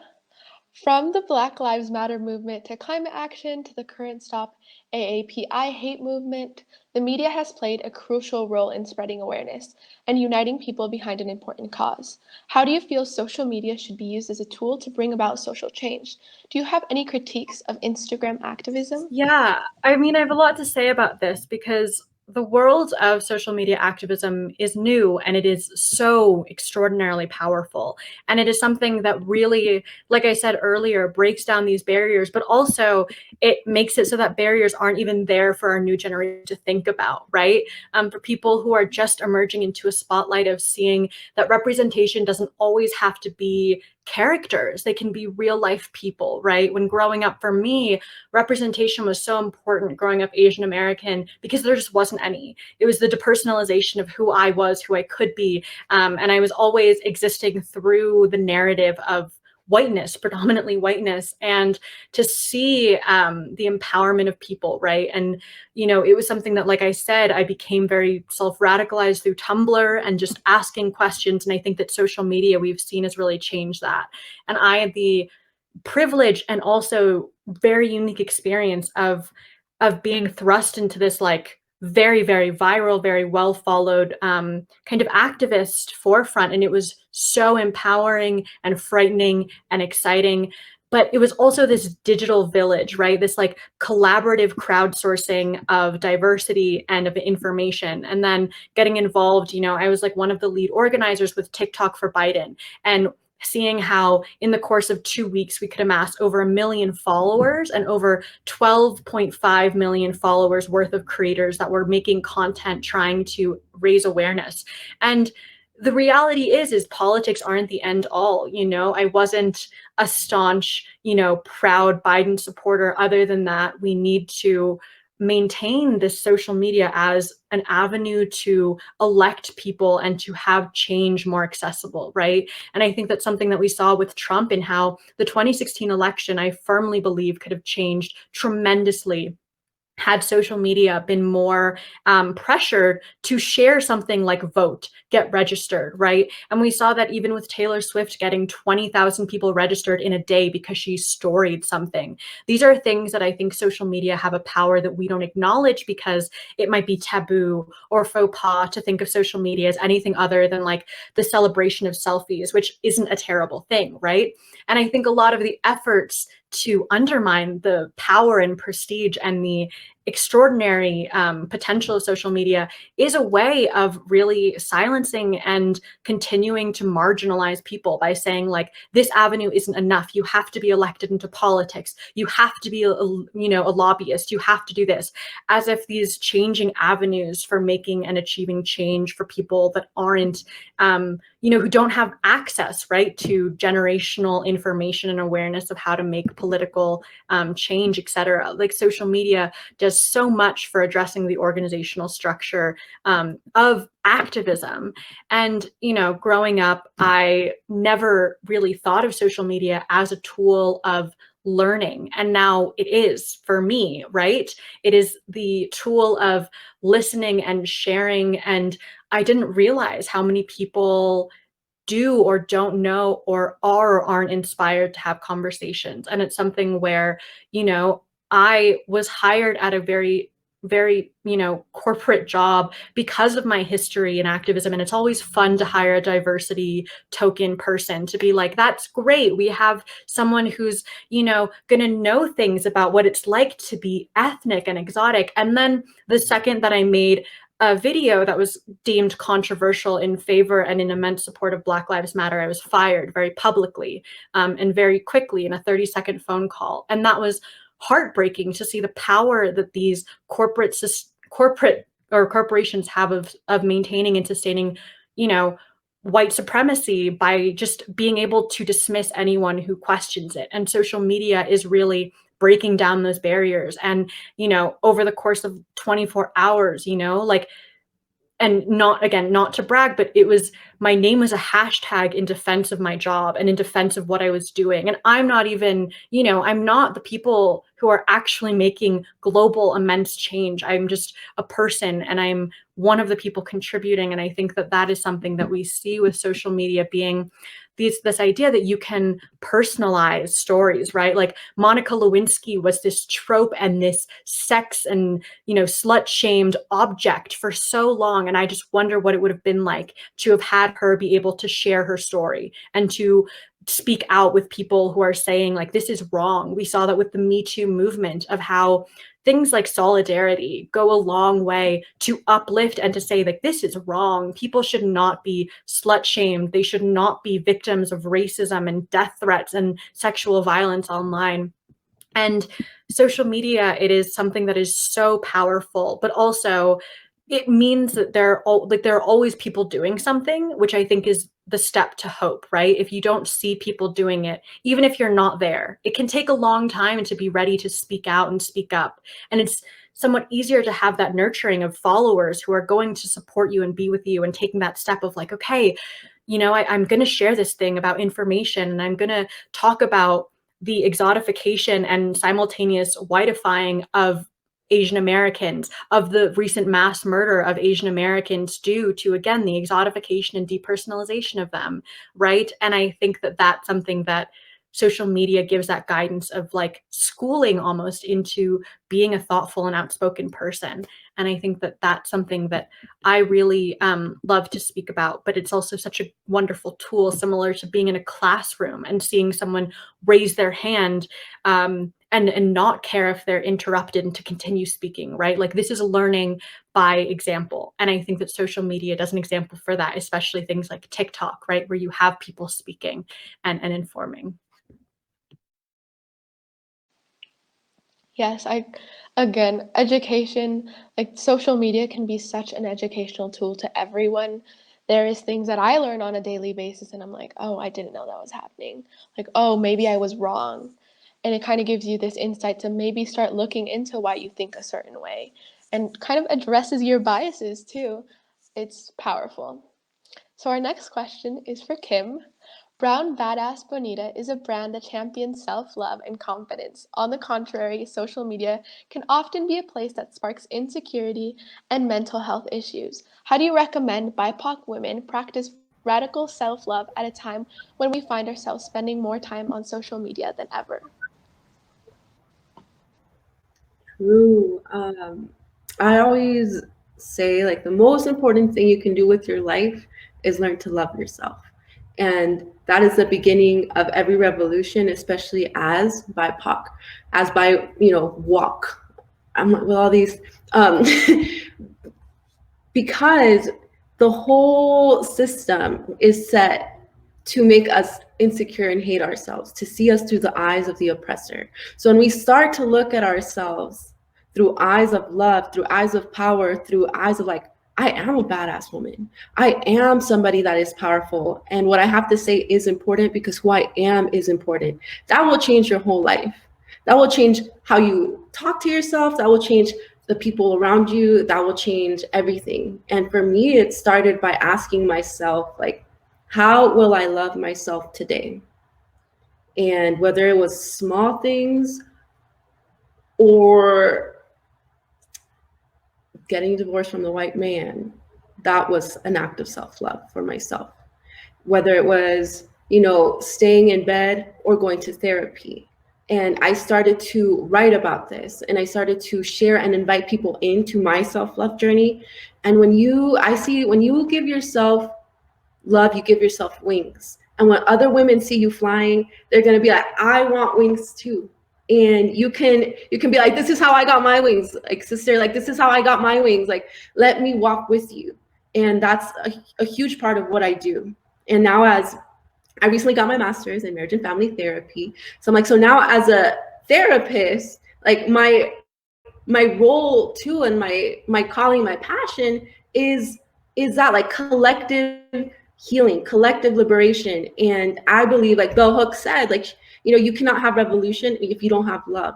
And it has to be based out of that, like radical love, and it's not like that pretty fluffy self-love, like, let me put on a face mask, that's self-care and it's great. But self-love is like, you have to unravel and heal and unlearn and decolonize. And you have to, get to the root of what's keeping you from being loved and what's keeping you from glowing and being fully liberated. Whatever's keeping you from using those wings, like you have those wings, whatever is keeping you from that. And a lot of that is like the systemic oppression and systems that we're operating in. So when we have self-love and love for our communities, I always say, like, imagine our communities with wings. We are capable, strong, resilient, incredible people. And I want to see us all with wings. I want to see us all like owning our power and owning everything that we have, everything that we are, without letting the oppressor, without internalizing that. And so much of my movement is based on that. Like, I love myself enough to heal. And also I love my community enough to hold them accountable, to say, hey, this is a wound that we need healing. And I love, other communities, our intersections, to know that we need each other. And this battle is collectively our own, because we are fighting against like white supremacy. We're fighting against systemic racism. We're fighting against oppression. And those are the things that are keeping us from loving ourselves and one another, honestly. Thank you so much. I can definitely say that self-care and self-love are two completely different things, and we tend to like take one and think it's the other. but self-love is such an important thing.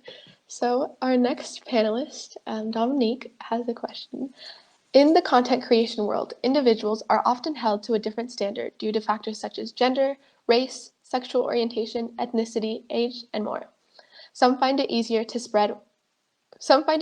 achieve widespread recognition with less effort due to their societal privilege. As a thriving content creator on YouTube and a UPenn student, do you feel that there are any factors that help or hinder your exposure as a content creator? That's a great question. But first, I want to say shout out to Women of Color Conference. This panel is amazing. I'm learning so much from every single person in such different industries. So shout out. But to answer the question, I would want to start with saying, again, bringing up where I'm from, which was a very small town in upstate New York. And it was predominantly white. So my town was 3,000 people. We had more cows than people, very small. But I remember hearing a kid at school say the only time that Black people are successful is if they're a baller as a basketball player or a rapper. And he said it to my face. And I was so taken aback and ready to prove him wrong. I was like, no, like I'm going to show you that we can be successful for multiple other reasons, and intelligence being the path I decided to take. So I worked my butt off to get into an Ivy and was able to achieve it. And so when I got there, I was like, we did it, we made it. But then I realized how many white students were privileged and were all legacy students, and their parents had gotten in for decades, and that they all already had all the answers to exams, and they all had their study groups, and they all went to schools that brought them straight to the Ivies. So in that moment was when I realized, whoa, like there's a lot of kids that weren't given the opportunities that my peers had. And this is a space that I could try to fill in and help students who don't have an older sibling that went to college, or just first generation to begin with, or didn't have parents that are legacy students. So that's when I started to fill the gap with starting to film students. And it kind of, I guess there's like a mysteriousness over the Ivies, I would say, like what's Harvard, what's Yale? And I wanted to break it down and say, we're normal kids. Like you can do it too. We just study hard. And of course, every person is brilliant in their own ways, but you can achieve it just as much as anyone else. I was the only person to go to an Ivy from my high school. And my sister was the only other student out of the whole history of my high school. So I was like, this is my chance to try to fill that gap.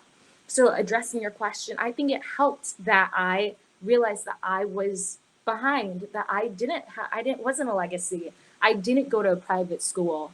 So in that sense, I was like, okay, I see a gap. I want to be older sisters for tons of people around the world and provide them with the knowledge that they need to see that they can achieve greatness as much as anyone else.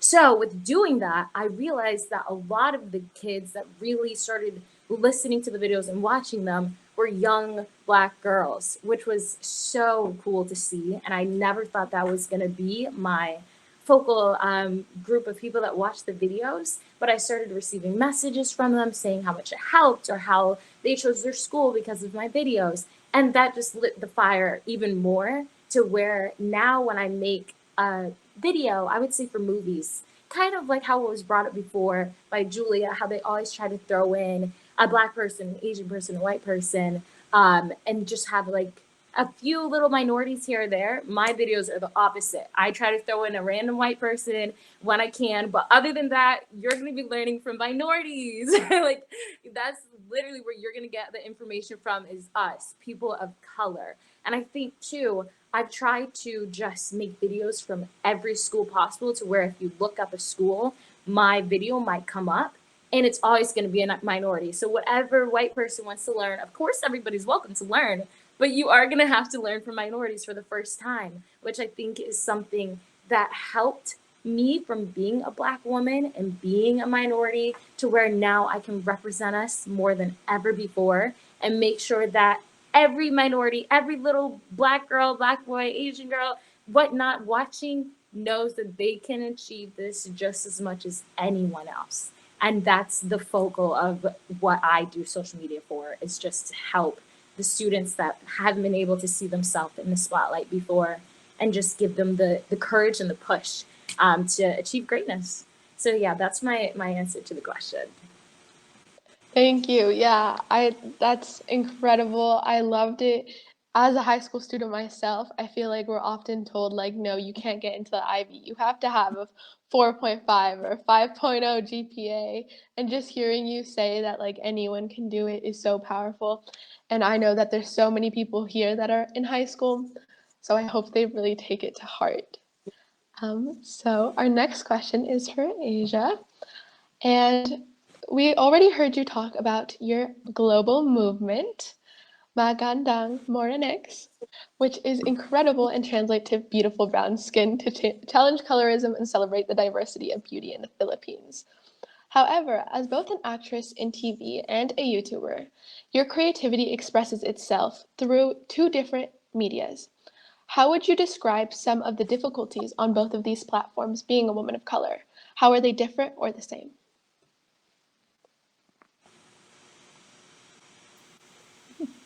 Yeah, so this is a really great question. I think at a basic level, like at a surface level, being an actress and being a content creator are two completely different things, because when you're an actress, you're part of storytelling and you really become a team player. You are working with other people who have a similar goal, who have a similar story that they want to tell, and you're all working together. And, I love working with a team. It's really empowering to be around other people who are as passionate about the subject as you are. And that's one of the things that I love about being an actress is I love telling stories, and I love telling stories not only to our own community, but to have the potential to go beyond our community to other communities so that they can learn about things that we go through. What I love about being a content creator is that you have full creative control over everything. I write my videos, I film them, I edit them, I promote them myself. I do everything about YouTube by myself, and I have no one telling me what I can or cannot do.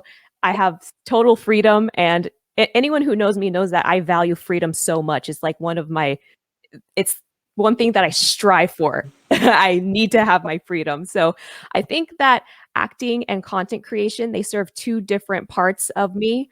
They feed two different parts of me. And one thing that I always encourage a lot of aspiring actors to do is to have acting, like want to be an actor, but also have something else that you want to do as well, something else that you're passionate about that you can have full control over. Because, while it's great being an actress, and when you do get a project that's great, that you're working with other people who have a similar goal to you, you're also going to work in a lot of environments where that is just not the case.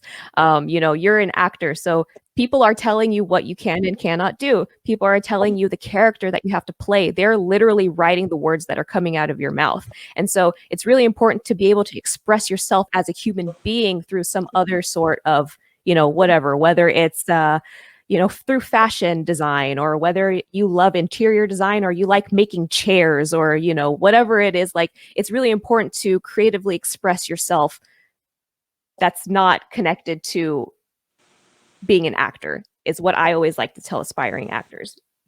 What was the other part of this question?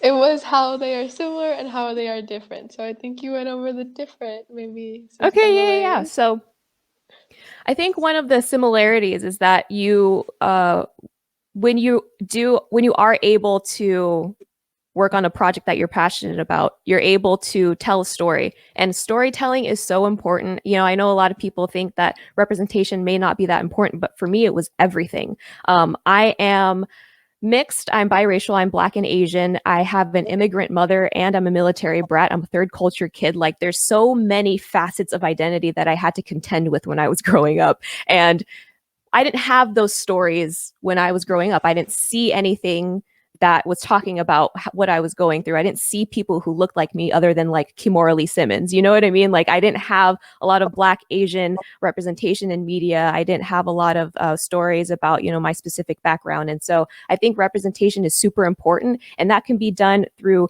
TV and film, but it can also be done through social media, which is why I love social media so much. You know, when I have curly hair, I know you can't tell right now because it's in a bun, but I have curly hair, and, you know, living in Asia made me really ashamed of not only my skin color, but my hair texture as well.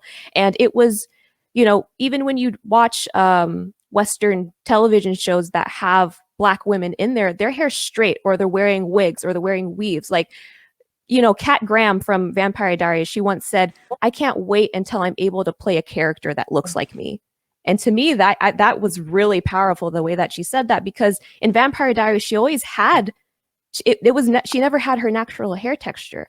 And one thing that I love about social media is it empowered me to love my hair texture. The natural hair movement that was created by an incredible group of Black women back in, like, I want to say like the early 2010s, it made me really proud of my hair texture. And I know that, you know, I have a looser curl pattern than a lot of the women that created that movement, but them being proud of their texture inspired me to be proud of mine. And I was like, how powerful is this, that you can just like start a movement and encourage people to be empowered by who they are, just by showing that you are empowered by who you are. So, you know, I think that can definitely be done through TV and film, but even more so through content creation and social media. And yeah, that's my answer. Thank you so much. So thank you all for such an empowering discussion. The comments were blowing up. So now we'll be moving on to our audience Q&A. So to our audience, feel free to keep sending in your questions. And these questions are for all or for one of you, whoever would like to answer. So our first question is, a lot of the time influencers in the media are held to a certain standard. Do you feel like you have a responsibility to your audience, and do you take it into consideration what your audience wants when creating content? Or do you adopt the mindset of, I post for me and I will post what feels right for me?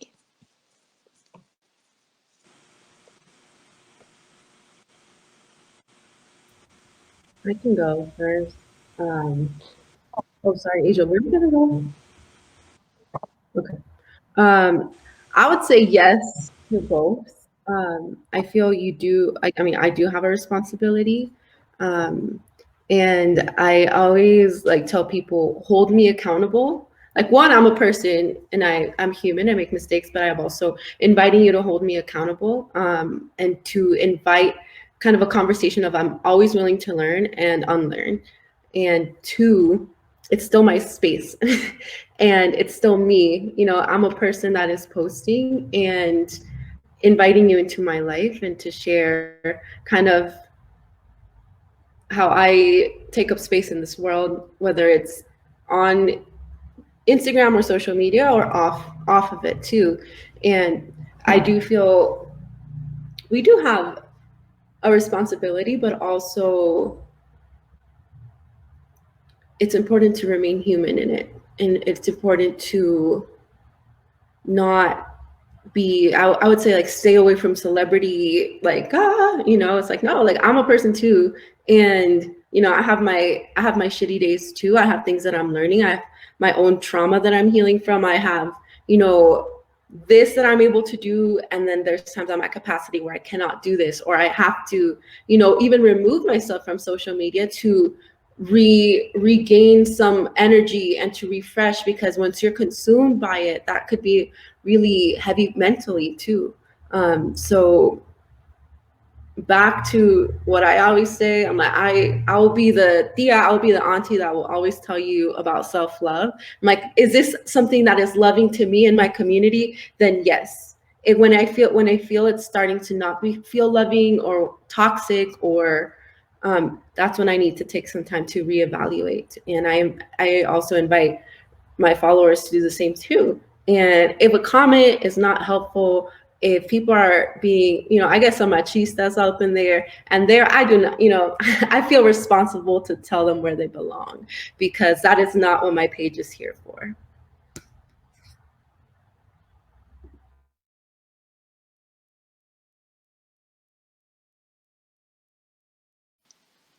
Okay, and would like to add on. What was the question again? Sorry. No worries. Okay, the question was, a lot of the time influencers in the media are held to a certain standard. Do you feel like you have a responsibility to your audience? Do you take into consideration what your audience wants when creating content? Or do you adopt more of the mindset of, I post for me, and I post what feels right to me? Yeah, so I'll answer next, but there's a indigenous director. He's Maori from New Zealand. His name is Taika Waititi. He directed Thor Ragnarok and Boy and all these amazing Jojo Rabbit, all these amazing films. And he once said in an interview that because he comes from a background of indie filmmaking, so he wasn't making like Avengers blockbusters at the beginning of his career. His background was very much in independent filmmaking, and he said, someone asked him a similar question. He was like, do you feel like you have a responsibility to tell certain stories, or are you like, going to do the blockbusters from now on? And he said, you know what, this is what I'm going to do. One for them and one for me. And I thought that was like such a cool thing, because, you can still be present in your industry and in your space, but you can also take a step back and create something for yourself or something else for your community. And so I just really love that. And I'm really inspired by him and his work. So I kind of adopted a similar thought process when I'm like ideating ideas for my content personally. So, I do create things that I want to create and that I just want to post, but I'm also thinking about, how can I influence good change or positive change in the community, or how can I influence someone to be more proud of themselves? And, recently I've been getting more into speaking about mental health because I recently went on antidepressants. So I'm like, how can I speak about this in a way that destigmatizes mental health? So, I do have a mixture of things that I want to talk about, but also a mixture of things that I think would be very important for other people to hear as well. I can speak on this next if we have time. You good to go? Okay, awesome. Yeah, so I kind of wanted to bring up two different points. With having a YouTube channel, like what Asia was saying before, you do everything. You're the one casting people, you're editing, you're marketing it, you're everything. So it's a lot sometimes. And I started to realize I was making this series called The Kickbacks, and I would post every Monday, Friday, and just share a lot of information with students, so make it short. And I started to not even see my parents. It was during quarantine. I would stay in my room and edit all day. I would run downstairs to eat and then upstairs editing again, to the point where it was insane. I had no time to even think. And people started to treat my channel more of like a Netflix, to where if I didn't post, they were like, where's the post for today? It's Monday. What are you doing? And I was like, I'm human. I'm sorry. Like, I'm trying to go use the bathroom. Like, it was just a lot. So what I started to do was communicate with my followers. Guys, I'm sorry. Like, I have to take a break, or I can't post today. And just letting them know you're human. It's kind of how I've been able to, we're good. Okay, I'm going to keep going. To just let them know that I can't do it when I can't. And when I can, let them know that I can. And also on the other side, my YouTube has been all about, as I mentioned before, education and just trying to help give advice and mentorship to students. But I also have a really big interest in fashion and makeup, and also in just filmmaking and creating shows. So I've been able to leave my Instagram as more my hub to showcase my other interests, and having YouTube be a different place to do more the educational mentorship, which I love. But now I'm going to add my own section of more entertaining type YouTube videos as well. And I'm starting this college matchmaking show. So I'm still getting to funnel all different interests of what I like to do, but letting my followers know, like, hey guys, I'm still going to be doing this, but I'm actually adding this, or I don't have time to do this right now, but I'll be back in a while. So just communicating, and also making sure that you're doing what you want, because you only live once. So kind of balancing it all is what I've been doing, and it's been working so far. Can I speak on this as well? I think when honestly, I just do whatever I want, basically. Like I don't like sometimes when political events happen, this probably happens with all of you. People will flood your DMs like, you need to talk about this right now today. And that day you're having an off day, or that day you were saying that like, I'm taking a break from social media today. And there's that responsibility that people expect you to, like, you're supposed to speak on this. I look up to you. Like, what is your opinion on this? You need to be raising awareness. And honestly, same thing that everyone mentioned, that we're human and we're not reporters. We're not, I don't know. We're like, that weight is really put on influencers or people in social media. I call myself a human on the internet, but I guess I just do whatever I want and post whenever I want, however I want, because then that's how I stay authentic, I guess. And everything comes from the heart center, and everything feels more passionate and more true to myself that way. So I guess I get to it when I get to it, and I really try to release all the pressure that I put on myself to speak on something at a certain time, and then speak on it when it feels right and true. Yeah, that's my quick answer to that. Okay. Thank you so much for all of you who answered, and we'll be going on to our final question, which is, this is your time to be your own hype woman. What is something in your career you are particularly proud about? Also, is there any upcoming projects you'd like to promote? I know everyone is like, wow, we love the matchmaking show, and you're like kickback Tonique. So go ahead, whoever wants to start. Okay, I'll go, because I've been listening. I think that I learned so much from people who are doing things on the internet that like never would have occurred to me. And oftentimes when I watch people on social media, you know, I don't think of them as just like ordinary individuals who had an idea that either were or weren't, or are trying to be successful, or are trying things out.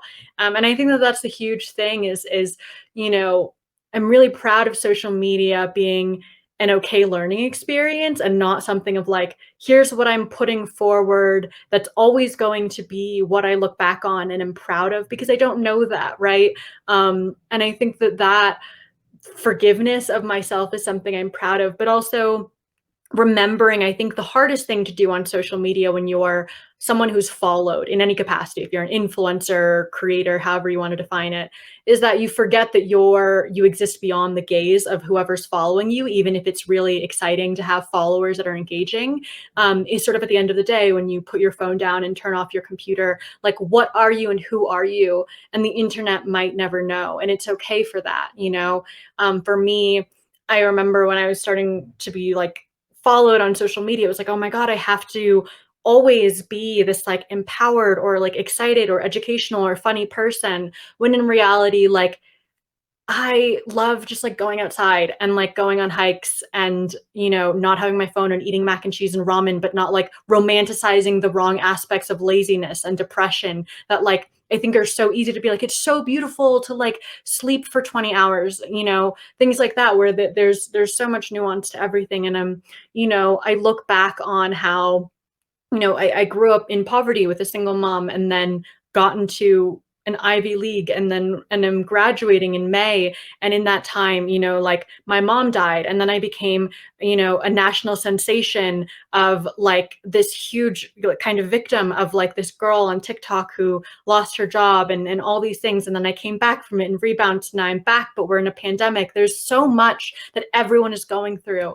And I never really, I think the easiest thing is to not want to, you know, dominate a conversation with things like this, like being your own hype woman, being like, I'm proud of myself for having so much trauma and like coming out and knowing it'll be okay and landing on my feet. And maybe I'm still falling, like maybe, and that's okay. Like there are going to be times when you're like in so much just like heartbreak pain at the end of the night, no matter how many followers or how many friends you have. And you're just like, I don't even know how I'm going to wake up in the morning. And that's okay. Like these moments, I think, make it so that it makes you appreciate hearing it from other people, right? Like I loved just like listening to other people here who I never would have ever had the opportunity to speak with, let alone like hear from.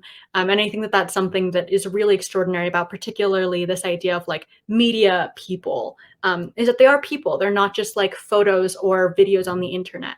And I think for me, a really, really exciting thing about even 2021 is that like the world as we know it has never experienced a global phenomenon such as a pandemic, and it's changed a lot of the ways that we can understand ourselves and our relationship with social media now that that's the only way we know what's happening in people's lives because you can't see them. And I think that that's we're learning, and I think that that's the biggest thing that I'm proud of is like recognizing that you're not always where you're supposed to be. You're like on a path or that you may not even know. And whether or not you're spiritual or trusting or nihilistic, you're going somewhere and you will wake up. And that's kind of the only step that you need to take. And I think that that's been something that for me has been really meaningful about understanding like overcoming adversity or even coming from a place of privilege or coming from a place of following, right? Like you don't have to be suffering to deserve to be happy. And you also don't have to be happy, or you can be happy and still feel like you're suffering, right? And I think that's a lot of just like, again, forgiveness and trust that like it'll work out and you have the people around you who love you, even if it's followers or like people during a pandemic who you haven't seen in the past like 13 to 14 months. We're always in the process of forgiving and recognizing what we've achieved.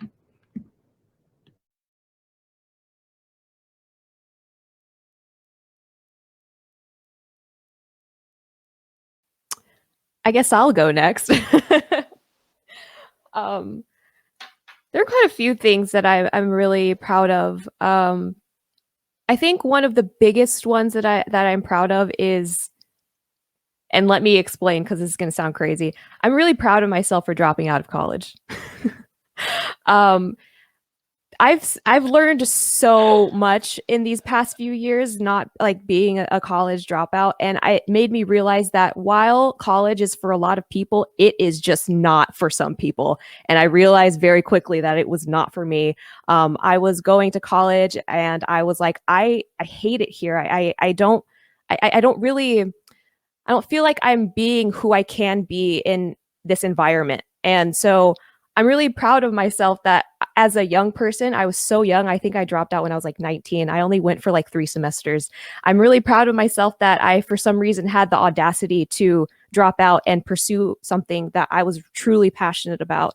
Because one thing about me is that I was accepted to a 4U university when I graduated high school, but because I got a D+ in math, my admission was revoked. And so one thing that taught me was you could try to do everything right, and you could try to do everything that your parents told you that you're supposed to do, or that other people tell you that you're supposed to do, and you could still fail. And so if you're still going to fail, because failure in life is inevitable, why don't you just continue to fail doing something that you actually love? Because after each failure, I've become more successful. My first biggest failure in my life was getting my admission revoked. And then I went to college, and then my next big failure was dropping out of college. And then every single time I failed, I'm an actress. I audition like 50 to 80 times a year, and I book one of those. You know what I mean? Like it's failure after failure, but after every failure, you become more successful and you become more, I feel more empowered after every fail. I stopped seeing failure as something inherently bad, and I started seeing it as a learning opportunity. And I just really feel like, I feel very proud that I started to see failure as something more positive than negative, and I'm proud of myself for dropping out of college. And then I'm also proud of myself for speaking out about my identity, because, you know, I really want, when I started talking about identity on YouTube and on Instagram and Twitter, one of the things I told myself was I wanted to be someone that I didn't have when I was younger, because there were no Black Asian people. You know, I'm Black and Asian. Specifically, I'm African American and Filipino, and even more specifically, my mom is an Indigenous Filipino. So already there aren't a lot of Indigenous people or Indigenous representation in the Philippines or in media in general. And so one of the reasons why I always talk about being Black and Asian or being Filipino or being an Indigenous woman is because I want to be that. I wanted to be something that I didn't have when I was younger, and hopefully I can be that for other young women as well. So I'm just really proud that I found my voice, because it's really scary to be vulnerable on the internet and share your vulnerability and your stories with strangers who can like be really, really mean. And I'm just really proud of myself that I was able to find the strength in my voice and you know, create the platform that I've created. And, you know, I'm still going to fail, obviously, because failure is inevitable, but I'm really proud that I found something that I was passionate about at such a young age, just because I listened to my heart instead of what other people were telling me I should have done.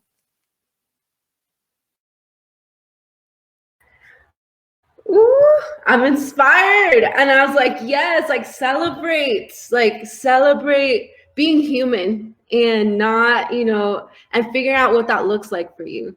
I'm proud of that too, of like embracing your humanity.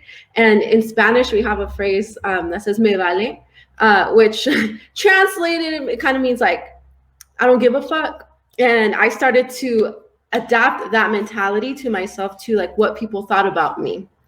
And when I was like the first in my family to initiate a divorce.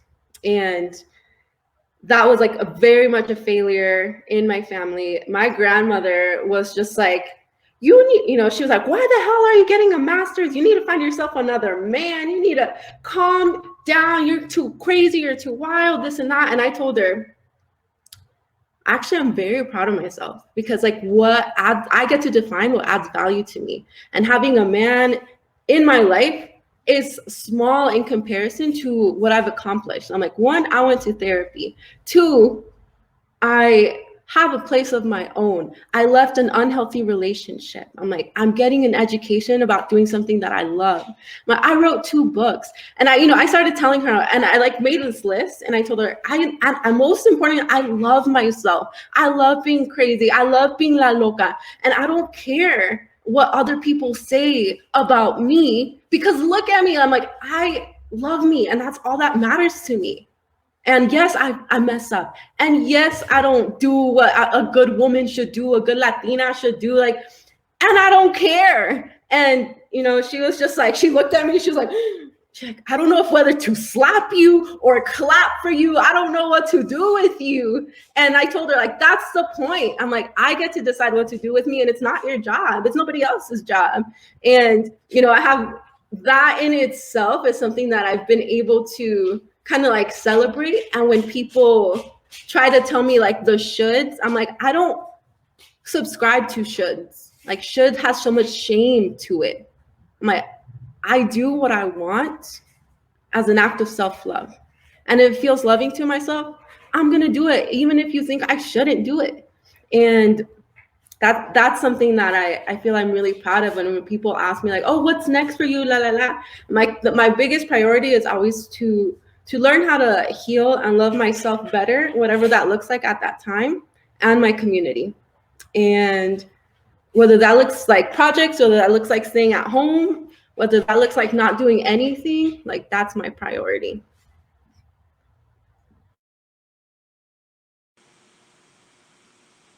I absolutely love that. And I'm going to hop right off of that and kind of start off with what you were saying about doing what is best for you. I think for me, going to business school and being surrounded by a ton of people that everybody just wants to do finance and wants to do accounting and be a consultant. And I remember freshman year saying, what in the world is finance? Like, what do you guys even do? Are you like bank tellers? I was so confused.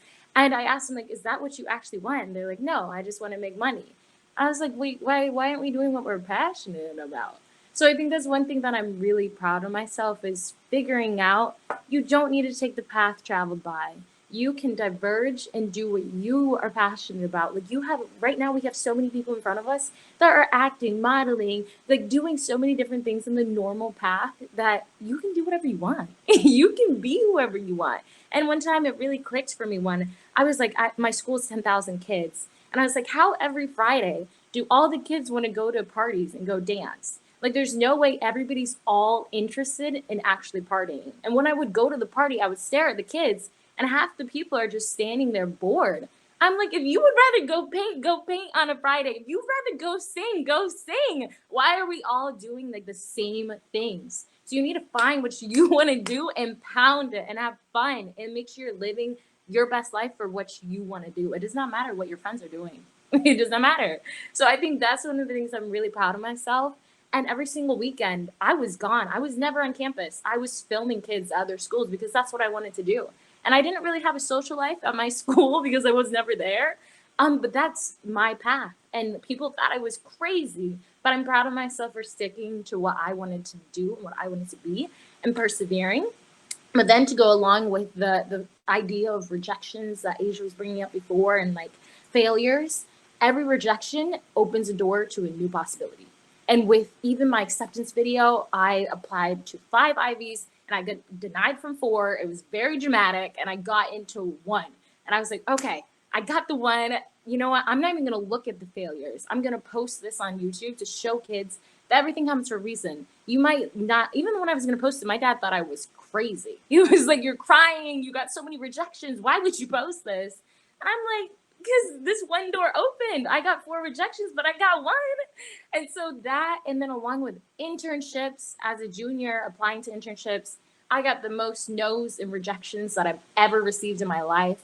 And now I've been able to turn all of that into making something that's better for me and making sure that I'm doing what I'm passionate about. And to elaborate more on my next move, which I mentioned before and people were asking me on the comment section, there is going to be a college matchmaking show. I was watching or listening to this Tinder podcast and learning about how the lady that created Tinder started it. And I got really inspired and I was like, okay, yeah, dating and stuff. But within colleges, most students are kind of uncomfortable to go on Tinder because they don't want to be seen by their peers looking desperate and whatnot. And then I was like, okay, like bachelorette, bachelor, usually you have to be like 21 and above to apply. So what if we have some type of show where 18 to 1 can join, meet one another, not be uncomfortable, and be able to socialize on that type of platform. So found my passion, was rejected from so many things, but found something that I want to do. I don't care what my friends are doing because this is what I want to do. And that's what I'm doing now. So if any of you are single and want to apply to be on the show, you can feel free to apply at my Instagram in the link. There's a sign up link, a Google Doc. So feel free to sign up if you want to find your match. But yeah, that's me. I will hop in and say I'm also really proud of myself for just being unapologetic and just expressing myself fully. And something that I needed to do that was sit in an accounting class in a lecture hall of people. And at the time I had pink hair and I would wear like baggy jeans and like chains on my jeans and pull up and I don't know, just like really, I just felt like I stuck out like a sore thumb and I needed that. And I continue to express myself through makeup and through fashion and look insane maybe sitting in an accounting class. And somehow I felt right. Like the way that I looked or the way that I expressed myself didn't change that. I still want to study this and I still I belong here. And kind of also sitting in just like lecture halls and like, damn, this can't be where my life stops. Like I'm not just gonna get a degree and like work in an office and like I know like what Asia said resonated with so much with me that I am capable of so much more. And like going back to school after having like the first modeling campaign that I did, I was like, this is not it. I could do so much more. Like my favorite author right now and like spiritual guide is like Deepak Chopra, and I just read, or I constantly reread his book, The 7 Spiritual Laws of Success. And there is an infinite field of potentiality for everyone out there. You don't even know like what you are capable of yet. And like, just like that excites me so much, like the potential for the future. And I'm really proud of myself for falling in love with life again.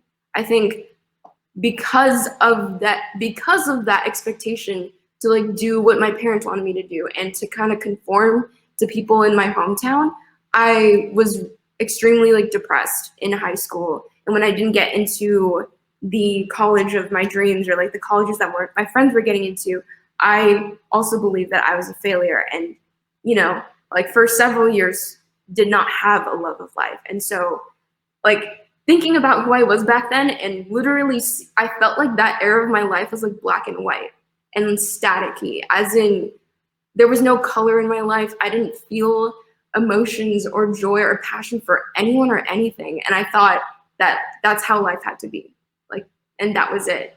And being in a place where I felt like I didn't belong, and I still wanted to express all these different parts of myself and meet new people, and meeting people that like I didn't click with or did click with helped me discover who I am and like who I want to be. So just like fighting against all those like voices in your head, voices in your own head, but like also other people's voices, but you know, the critic that is constantly nagging at you, and coming out on top, like everyone has said today, like that is like the overarching like parallelism of all of our stories today, is like badass woman coming out on top, like fighting what people are telling us what to be, trying to put us in these boxes of like, no, you got to be this because of this, this, and this about your identity, and you can't be anything else. Like that couldn't be more untrue, and that women of color can be anything, can be anyone.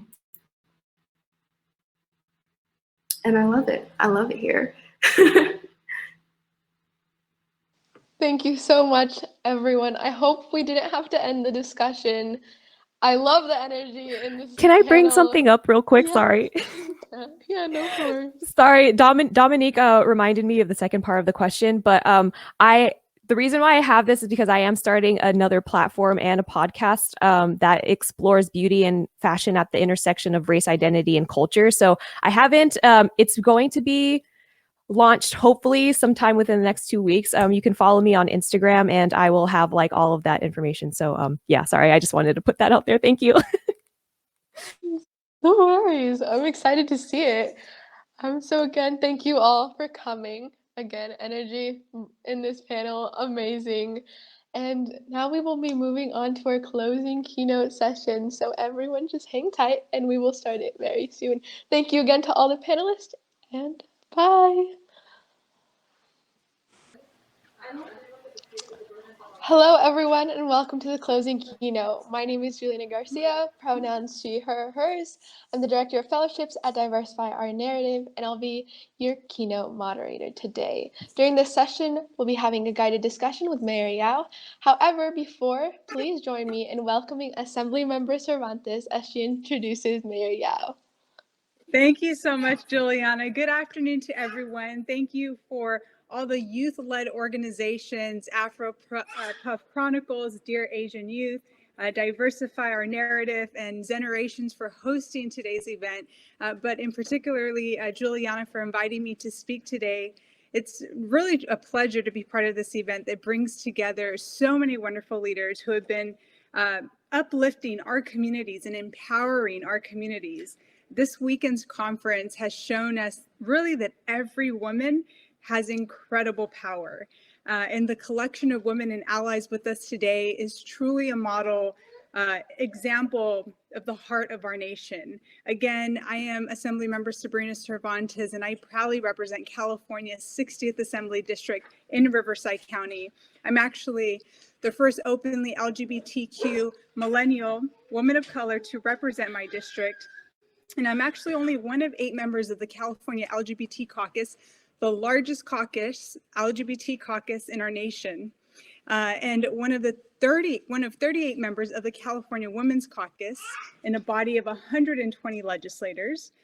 In California's history, only 171 women out of over 4,000 men have served during the span of 100 years in California's legislature.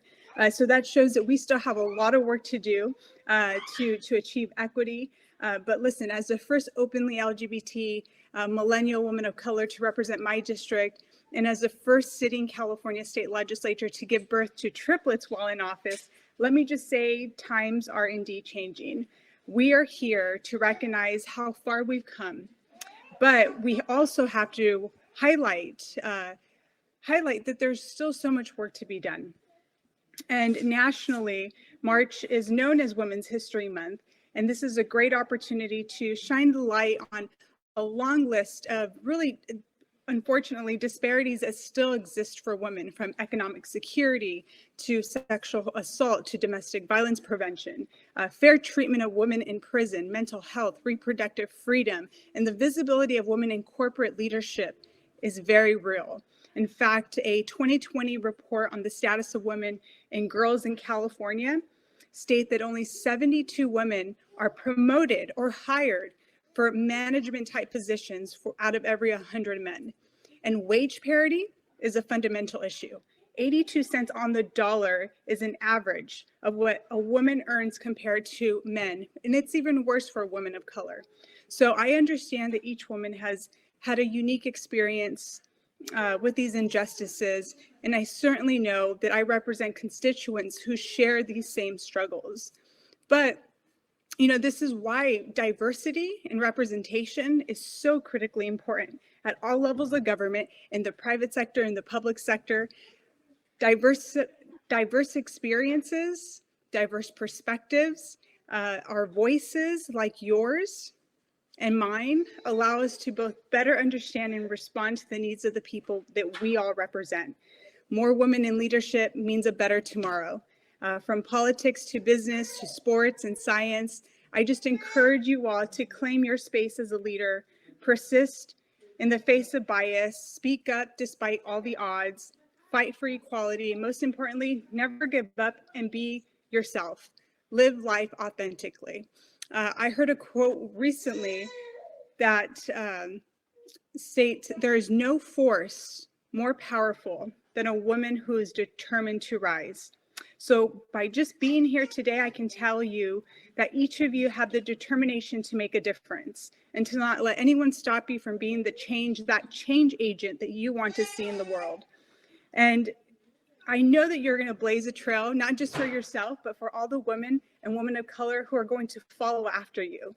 So when we come together as one, I know that we can truly accomplish great things. And this conference today, this weekend, demonstrates that we are truly on the right path forward. So thank you again for all who are joining in into this dynamic conference. But without further ado, I would like to welcome a dear friend of mine who is the youngest California woman of color to serve as mayor, mayor of Eastville. Here in Riverside County, Jocelyn Yao. Mayor Yao took to the helm as mayor of Eastville in December of 2020. And at the age of 25, she became one of the youngest women to serve as mayor of a California city. She has been an incredible partner, and her work embodies her goals to ensure a better future, not only for her son, but also for the next generation of Eastville residents. And amid the rise in anti-API hate and attacks in our communities across our nation, and in response to the recent attacks in Atlanta, Georgia, Mayor Yao and a group of young leaders from Eastville brought our community together to mourn the lives of victims of hate crimes and senseless violence.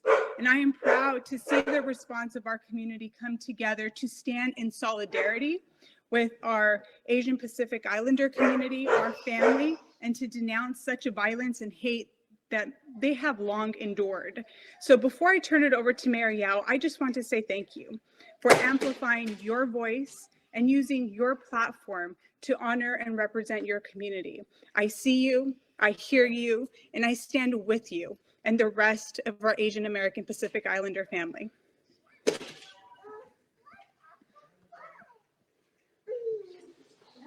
Thank you so much, Assemblymember Cervantes. That was absolutely perfect. I loved it. And without further ado, we'll start with our questions for Mayor Yao. Feel free to stay, or if you need to go, feel free to do whatever you need. So our first question is for Mayor Yao. Can you take us through your political career? What inspired your desire to enter politics? Well, first of all, I know Assemblywoman had just left, but thank you for the introduction, and thank you for being such a great ally during this challenging time. And thank you all for having me, and Juliana, thank you for this opportunity. Well, people always ask me, well, like, why did you choose politics, or how did you choose politics? And I'll share a little bit about my upbringing, which led me to where I am today. Growing up, in my family, we never talk about politics. My mom was a refugee from the Vietnam War, and politics was a very traumatizing topic for her. Politics for her meant corruption. For her meant, brought all these memories of Communist Party, how she lost her family, her family business, everything, her belonging, every single thing that she ever had overnight. She lost everything overnight, and they were uprooted, and they had to leave. They had to leave. That's all they knew. Without anything, they left. They packed just one set of clothing, and they got on a boat, and they left, and they just went to whichever country that took them. And for my mom, it was Malaysia. My mom landed in this little island called Malaysia, and she was there for a few years before the United States would even take them, my mom's family. And when she came here, she resettled in Philadelphia, and from there, San Jose, and that's how my parents met. But that's the reason why we never talk about politics. And I know this is not just for me or my family. I know a lot of other families who went through similar experience and don't talk about politics. I know many other immigrants from other countries who are so traumatized by their home countries that they never talk about politics. But what my parents did do was that they introduced me to public service. They always talk about the importance of public service, the importance of giving back to your community, the importance of just giving back to the society. And that was how I grew up. I grew up volunteering in my community. And so when I went to college, naturally, the first thing that I did was, not knowing anyone in college, I asked around. Everyone's like, anyone needs help? And is there anything I can do? Any community events I could go to? And that was when, a friend of mine introduced me to student government. And it was very fascinating for me to learn about politics. I was like, wow, there's actually people who are making decisions about our everyday lives. And I went to college right after the recession, so we barely had any classes. Like I went to Norco College, but I couldn't get most of my classes. In fact, I had to travel all the way to Riverside City. And mind you, I didn't have a car back then. And for those who have been to the Inland Empire, or even just SoCal in general, you cannot get around without a car. And so I had to take a 2.5-hour bus ride each way every day just to get to Riverside City College, so that I could take that one class that I needed in order to go in order to take the next level of English classes. And so, when I found out that, wow, there's actually politicians who make decisions about our budget, about our bus routes, there are people who make decisions about the way, our classes are being designed, like all those things. And that's when I realized, oh my goodness, I've been sitting on the sideline for way too long. And I was mad. I was livid. And that was actually when I decided that I am going to run for office one day. And so I always tell people, I didn't choose politics. I didn't choose politics. In fact, it's something that it never crossed my mind. I didn't choose a career in politics, but rather I chose a career that will help uplift marginalized communities. I chose a career that will help advance gender equity. I decided to choose a career that will allow me to fight for the people. I decided to choose a career that will give me a platform to honor my community. And it just so happened that that was politics. And I always tell people, especially immigrants or kids of immigrants, our parents didn't have the privilege to be involved in politics, and it is a privilege, and I'll tell you why. Like for my mom's story, aside from the trauma, it's also a privilege to be involved in politics, and they never had the chance to do so because they were struggling. They were so busy trying to put food on the table. All they could think about was, how are they going to pay for the next bill? How are they going to pay for the next mortgage? How are they going to pay for the next rent? All the payments. How are they going to pay for their kids' education? That was what they were worrying about. They never had the chance to be politically active. They never had the chance to be out there protesting, because for them, they were taking those time working extra shifts instead. So let me tell you, for us to be here, to be taking our weekends off, it's a darn privilege. And I hope that we all know that, and that we take that privilege and honor them by amplifying not just our own voice, but their voice. Help advocate for issues that will uplift our communities. So that was how I got into politics. And I truly think that it is a privilege that I always remind myself it's a privilege that I do not want to take for granted. But yeah, that is my very long answer to your questions. But yes, that was how I got into politics. Thank you so much, Marielle. You speak with such emotion, and we can just tell your emotions through your voice. And people in the chat are like, this is hitting way too close to home. And it's so true for many of us here and so relatable. So thank you. Our next question is, you became the youngest woman of color to become mayor of a California city. What is the importance of breaking glass ceilings, and who is someone you admire that broke a glass ceiling for you?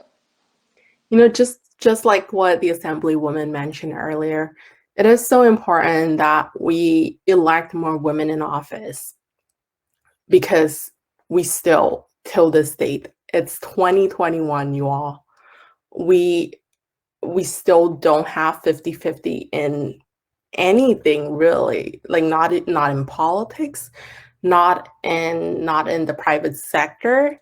I don't know a single sector where there's actually equality or equity. So and it's frustrating. It's already 2021, and we need to close the gap at the workplace, at home, and everywhere else.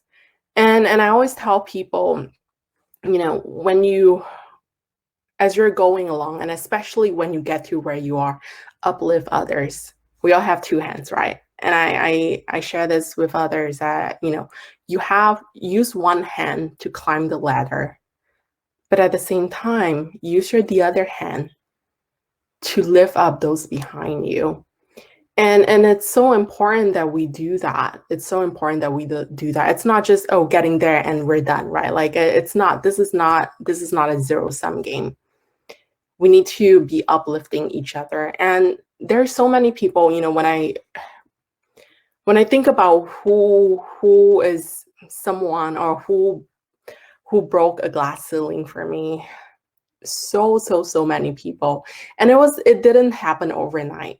Each person who came before me made a little dent, and the next person came along and made a little more dent, a bigger dent, and the next person came along and made a bigger dent, right? It started with my grandmother who was, she ran her own business in Malaysia, and she was, back then it was the 1940s, 50s.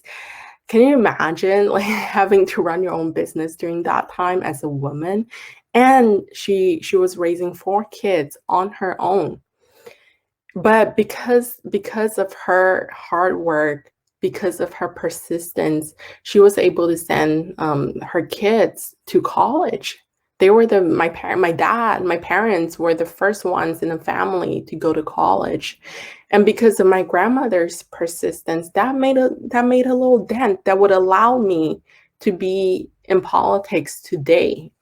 And not only that, not only my grandmother, right? My mom who decided to leave Vietnam. Well, she kind of had no choice, but decided to stay in the United States and pursue her higher education and to work hard and to pay the bills, and she planned ahead. She knew how important education is, and that's why she started saving up.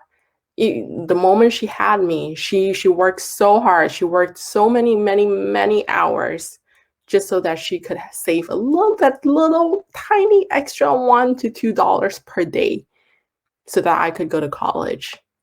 And it's, all these women who came before me who made that little dent so that I could be here, be where I'm at. And even Assemblywoman Sarandas, right? I don't know how many of y'all here are from the Inland Empire, but I never thought we would elect a Latina. I never thought we would elect a millennial. I never thought we would elect someone from the LGBTQ community to the state assembly to be representing the Inland Empire. It was just unheard of before her. All we had were mostly white men, and occasionally we would have a few white women in local city council. But she came along, and I remember volunteering for her campaign. I was like, this is amazing. I was so inspired by her, and we put in the work, and she put in the work. She didn't have the support of everyone either at that time. I remember a lot of people had doubts, but she did it. She not only did it, but she also secured her re-election, which, if anyone knows anything about her race, her re-election was tough in 2018. And she gave birth while in to triplets, mind you, while in the state assembly. And it's her, like, she was the one who led the way for a lot of us here in the Inland Empire. So it's not, I don't think it's that one person per se. I think it's a lot of people who came before me who made those little dents, and that was what helped me to uplift me, and that's the reason why I'm able to be here today. Thank you. Yes, everyone plays their own little part into getting you where you are. So our next question is, in January, we saw violent Trump supporters storm the U.S. Capitol in response to the results of the 2020 presidential election, tangibly showing the growing divide in the U.S. over politics and social movements. How do you believe people with different views can operate under the same political structure when some are granted more privilege than others? Can we? I mean, it's hard. I'll tell you this, as the only woman, as the only person of color on my council, sometimes it can be hard, but it's not impossible. I will admit that there were times when the key here is, I always tell people, don't presume. You'll be surprised. Sometimes you might be able to find common ground with people who have complete opposite view from you. And I have done that over and over again. But at the same time, I will say the political structure definitely benefits some people. And by that, I mean mostly men, mostly white people. And if we truly want to elect more women and elect more people of color, we need to dismantle the system. I don't think we can ever achieve equity if we are operating under the same political structure. It's not going to happen. So this is what I always tell people. And you know, like I've heard a lot from even my friends. They're like, oh yes, like we got AOC in office, and we have like, you know, we have like, even my friends would tell me, like, they're like, yes, Jocelyn, like we have you in office. Yay, like congratulations. I was like, yes, but this is unfortunately nothing. Like I'm the only one. And the reality is, and even AOC, right? I mean, now the squad is a little bit bigger now. I think they have 7 people, or I believe it's 7 now. But even then, that's 7 out of 435 members of Congress. And I'm 1 out of 5 on my council. And we need the majority to get things done. So I always tell people, run for office. Every single one of you here. How many people we have here joining us today? 4,000? Is the number accurate that I'm seeing for the 800 people? That's the people who registered, but our tech team should know. Doesn't However, matter. I don't see it on my screen Even either. those who register for this, y'all should run for office. Y'all, we need more people to run for office so that we can change the system. One person, unfortunately, I can't change the system right now. AOC with her squad, 7 people. Have y'all read any articles about how like a lot of the things that they want to introduce, like they couldn't introduce? And it's precisely because of that. They're up against 400 plus other members of Congress. So I need every single one of you to run for office. But once you get there, dismantle the system, please. Don't just keep it as it is. And that's the one thing that I will say. It's hard. This structure, it's meant to exclude people like you and I. It was not designed for people like you and I. Heck, even when they were designing the system, people like you and I were not even, probably didn't even like they didn't even probably. Actually not probably. I'm pretty sure they did not even consider you and I to be in the picture. So, and you know, it's time that we dismantle the system, and whether it's requiring millions of dollars just to run for office or any of other parts, any other barriers, like it's time that we dismantle the system. Excuse me. Preach, Mayor Yao, preach. Everyone in the chat is so excited. And I hope they run for office. And I hope we all use And I your hope words you run to for office too, Juliana. Thank you. So our next question is, we currently find ourselves in an era of social and political turmoil. BLM protests sparked last summer, and currently we find ourselves in a time where anti-Asian hate crimes have peaked. How do you suggest we as a global community come together, especially BIPOC folks, to work towards a safer and equitable future for all? However, I know you already touched on this a little, so continue. Yeah, and I do want to add, you know, people always say, well, like it's, you know, this BLM movement, Black Lives Matter movement, it's new, like this Stop Asian Hate movement is new. And I actually, I respectfully disagree. I think the reality that why we're seeing this, you know, all these protests happening right now, it's because we're so sick and tired of being oppressed. And we're so sick and tired of not saying anything and staying silent and suffering. It's been around. It's been around for decades. It's been around for centuries. It's been around since the founding of this nation. I mean, the fact that just the fact that we're here, this land belonged to the natives. Like, you know, everything, the whole, how this nation was founded, it was founded on oppression. And so we're finally seeing more and more people of color saying enough is enough. Like we've had it. And you know, Assemblywoman briefly mentioned about this. People are hurting. It's been really hard trying to read the news, and I'm sure everyone here knows this. Over 3,000 anti-Asian hate crimes have been reported just in this past year alone.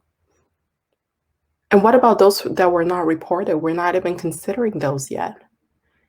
And then this past Tuesday night, that, you know, what happened on Tuesday night was was not acceptable. And while I don't know those victims personally, but they do remind me of my mom, my grandmother, the stories, the struggles of those immigrants. And it's yes, even though I'm thousands of miles apart, I feel like they're family. They're family. And it hurts. It hurts reading the news. But even before the shooting on Tuesday, right, even before the pandemic, it's easy to blame it on our former president because of the rhetoric that he used, which definitely contributed to this. But it was even before him. Before him, we had Page Act of 1875, which excluded Chinese women from immigrating to the United States, from entering the United States. And this was even before Chinese Exclusion Act. And then, of course, we had the Chinese Exclusion Act, and then the Japanese internment camp, and then the killing of Vincent Chin. That just happened not too long ago. And here we are talking about this again. And so this has been going on for decades and for centuries. But I truly believe that people have had enough, whether it's the oppression of Black people or brown communities or Asian communities. We've had enough.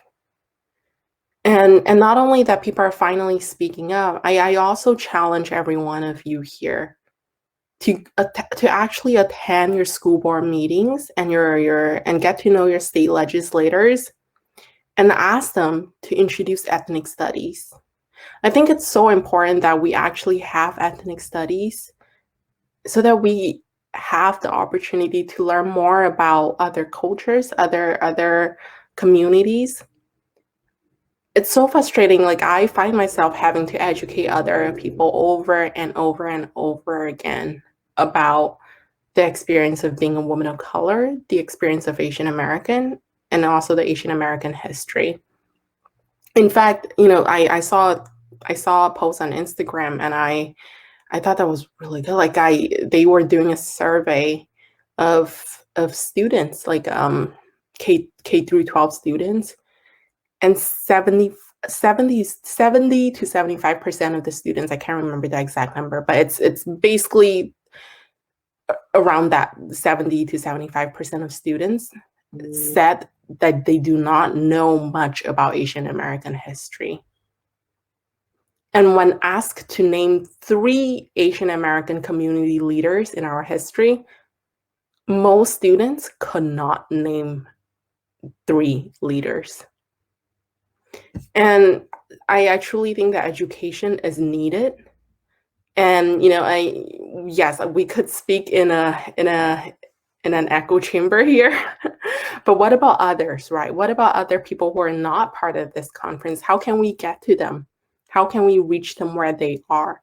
And I think ethnic education will not. I don't think that's the solution to everything, but I think that's the beginning. That's the first step in bridging that gap and in solving this.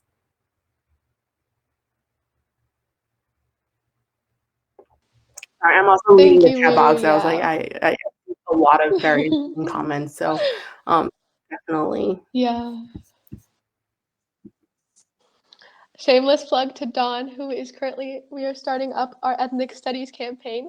So join us in fighting for Yes, and I studies. actually, if it's okay with you, and someone just said I'm Asian American, I don't know Asian American history right now. And it's, I don't blame any one of you here. I did not learn about Asian American history until I got to college. My junior year, I was about to graduate my junior year, and I only learned about the history of Asian American because I took an Asian American studies class. That was the only time I learned about the history of Asian American in our country. And I have taken, mind you, I've taken quite a few like US history classes, but the most that they will talk about the most was Chinese Exclusion Act and the Japanese internment camp. That's it. And even then, it's like like I remember my professors and teacher would like brush right through it. It's like this is almost like how they would say it. So we had this Chinese Exclusion Act, and then next, like I was like, oh, okay, but that was pretty much it. It was not until when I took Asian American study classes, and I had the privilege to go to UC Berkeley, which is one of the more liberal colleges. But I, even when I was at Norco College, like I never learned about Asian American studies. So it's something that we need to, we need to include that in our ethnic studies. Absolutely. Thank you. I can definitely relate. I feel like when we are in the classroom as high school students, there are so many parts of history where it's just like they talk about it for maybe 1 or 2 minutes when it's truly an immense event, but no one's digging deep, maybe because of their fears, maybe because they just don't want to talk about it, but it has to be talked about. And I completely agree with you. And our next question is, young people want to mobilize and better their communities, but often don't know how to get it started. How do you advise young leaders to make a difference in local politics? I would actually rephrase that question. I don't think young people are not getting involved in politics. In fact, the fact that you are here says a lot. I actually think it's leaders who are not giving young people the chance to step up to lead. And I'll share this. So the Assemblywoman mentioned a little bit about the rally/vigil that we hosted Friday night. So today's Sunday, Friday night. Sorry, I have a kid, so everything tends to be very blurry. When the shooting happened on Tuesday, on Wednesday, I felt paralyzed. Like I was I was just frozen. I couldn't do anything. I remember sitting in front of my laptop thinking, I was like, oh my gosh. Like, I would just cry. Like I cry in the middle of my work meeting. And after that, I was like, you know what? I'm going to do something. And I pick up my phone. I call so we have only one high school in our city. I call my local high school ASB president, Annie. And without hesitation, I was like, Annie, like I have this idea of thinking, I'm thinking of doing this vigil. Like, would you be able to help out? Without hesitation, she said yes. And she did such a phenomenal job organizing the communities, putting everything together. And then not only her, and then there's also Peter, there's also all these high school students. They all came out to volunteer for the event on a Friday night. And the performance, like we had poem, we had a song performed by high school students. That was the power of youth right there. And I don't think that our youth are less capable than anyone else. In fact, if I'm only 26, so I'm not that old, but I remember.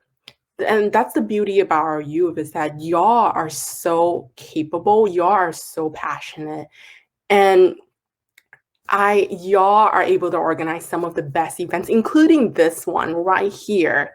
And I know that y'all have the ability to do so.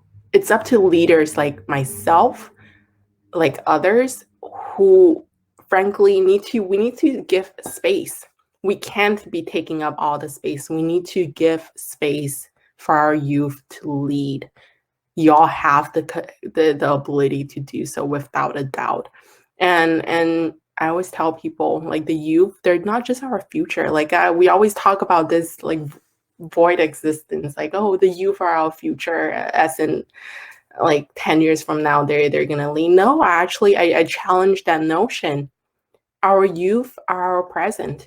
Y'all are already leading our community, our country, and I've seen it over and over again. So if there's anyone who are like me in position of power, I would challenge every single one of you to actually give space and let our youth lead.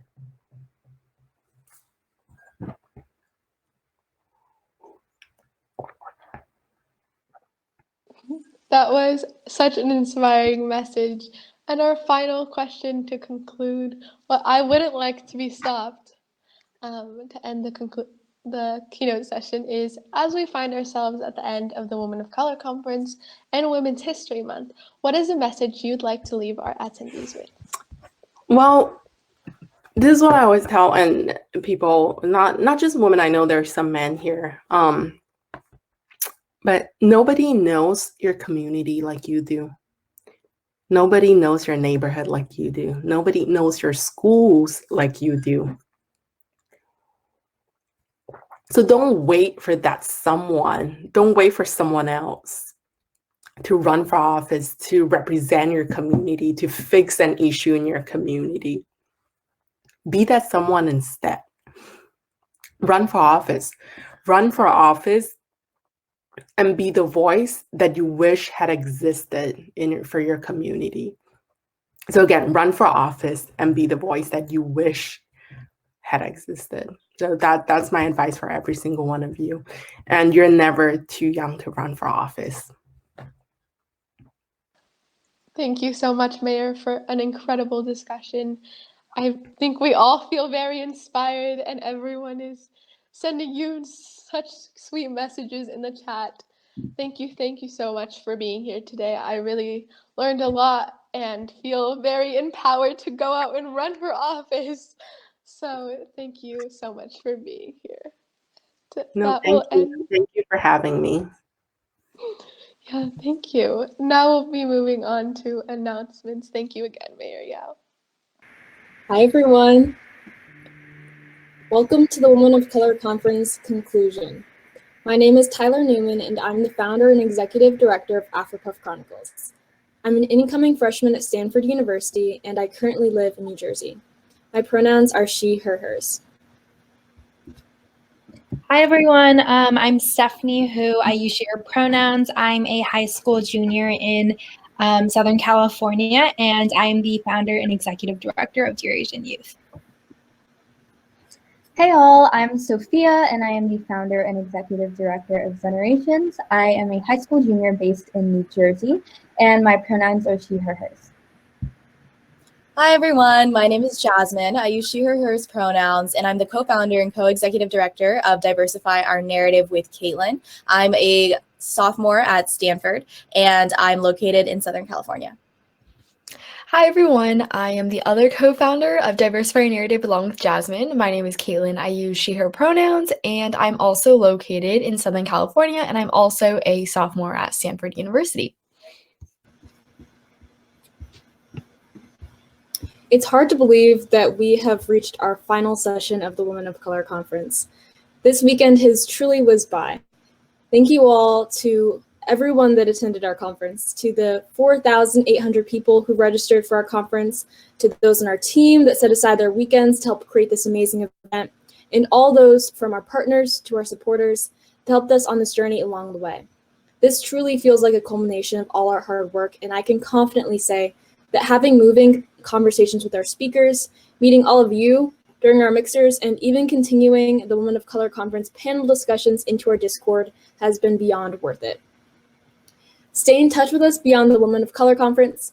Follow each of our individual orgs on Instagram at AfroPuff Chronicles, Generations, Dear Asian Youth, and Diversify Our Narrative. We are always sharing the latest on global events and pop culture and providing relatable and informative opinions from a Gen Z lens. Come join our communities, whether it be on Instagram, our community Discords, through our monthly community webinars, or on our staff teams. Our staff applications are open, so be sure to apply to continue making an impact on girls of color worldwide. To end with a bang, we'll now be giving away 2 giveaway prizes. The first giveaway wouldn't be possible from Stuzo Clothing, a gender-free clothing company designed to invoke thought and emotion. Without further ado, I'll be announcing our giveaway prize winner, Mariah Kemp. I know that we made a little bit of a mistake with the previous giveaway, so Mariah Kemp will be receiving this prize. You'll be receiving a Woman Up tank, so congratulations, Mariah Kemp. Please type "I'm here" and your email address in the CrowdCast chat to claim your prize, and you'll receive an email from our team soon with more info on how to get your prize to you. Should you have any giveaway inquiries, please email info@womenofcolorconference.com. So our next giveaway wouldn't be possible without Curio. Curio isn't just a skincare line. Curio is a lifestyle with a story and a purpose. Our next giveaway winner is Jocelyn Galda. Are you here, Jocelyn? Please type "I'm here" and write your email address in the chat. Jocelyn Galda.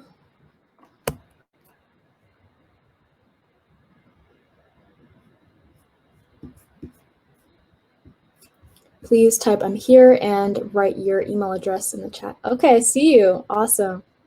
We just need your email address and we'll collect that and get your prize to you shortly. Thank you, Jocelyn. With that, Stephanie, would you like to move on? Yes, hold on, let me scroll back up.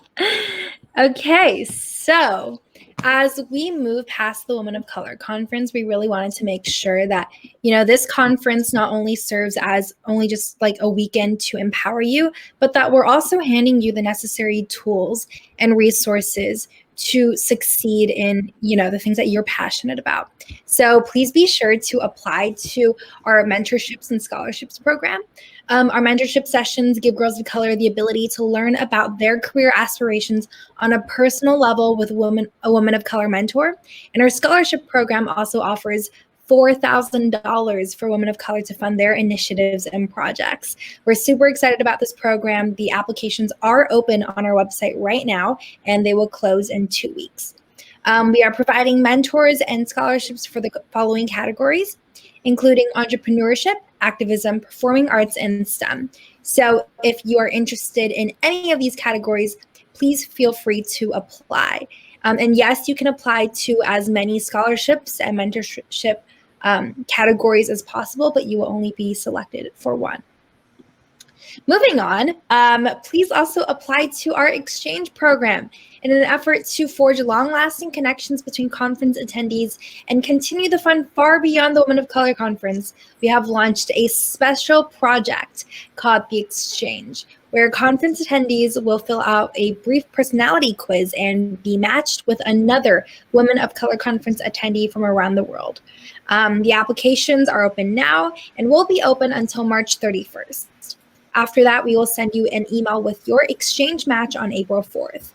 You will be encouraged to have at least one Zoom call with your partner, and we will be provided a guide on how to continue your correspondence in the future. I think this is an amazing opportunity, especially because I know that we have so many international attendees. So it's really a great opportunity to just connect with another person. Yeah, we'll be dropping the link to apply in the CrowdCast chat right now, but it can also be found on our master document.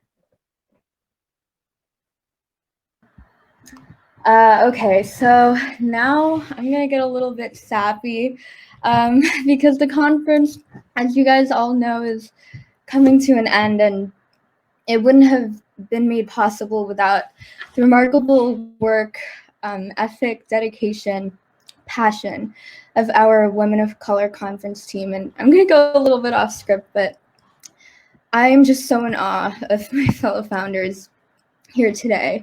And honestly, you guys can hear me tearing up, like breaking apart a little bit, but I can't believe that 6 months ago this was nothing. This was a dream. We had a mission, and we didn't know what this was going to be. And through all of the hard work that we put, throughout all of the struggles that we had, we didn't know where we were going to go. We didn't know if this was going to be pulled off. I would go to meetings and see everybody freaking out about, is this going to work? Can we pull this off? And every day I am so inspired. I'm sorry, guys, by all of you, because you guys are some of the most inspiring, motivating, moving people I've ever met. And I feel like over the past 6 months, like I just knew that we were all meant to cross paths, not just me and the team members here speaking before me, but all of the team members on the conference staff, all of the people in the chat right now that are having inside jokes and making friends and knowing each other's names and knowing each other and getting to know each other on a personal level. And it just shows me that as someone who was a girl of color and didn't know if I had a future, especially in COVID-19, I'm sorry, especially someone who didn't know if I had a future or if I could achieve anything, you guys have made it possible for me to believe that I could. So to Tyler, Stephanie, Caitlin, Jasmine, Sana, who's Jeremy, who's behind the screens right now, Mia, our wonderful tech leads, the founders, our amazing planning team led by Juliana and Tyler, our design leads, Lily and Natalie, our chat moderators down in the chat, and so many more people. I could honestly be here listing out names, and all the other founders. You guys can go ahead and do that if you want. Thank you so much for making this event everything that we could ever wish it could be. You poured your heart, your soul, all your blood, sweat, and tears into this conference. And I can't believe that it's over. I really want to keep working with you all in the future. I really want to keep seeing everybody in the chat to really make 2021 our year and to make the rest of our future ours. So thank you so much. If you guys want to also kind of get sappy and vulnerable and emotional, like, please do, because I don't want to be the only one out here crying.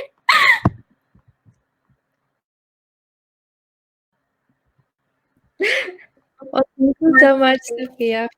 Like, I don't know. I'm just like, I can't believe it. I remember, okay, this is some inside tea for everybody here, but like January, February, we were like, how are we gonna pull this off? Because we are 4 youth organizations. Y'all, we're broke. We're like, we don't have money. We literally are running on a fund of $0.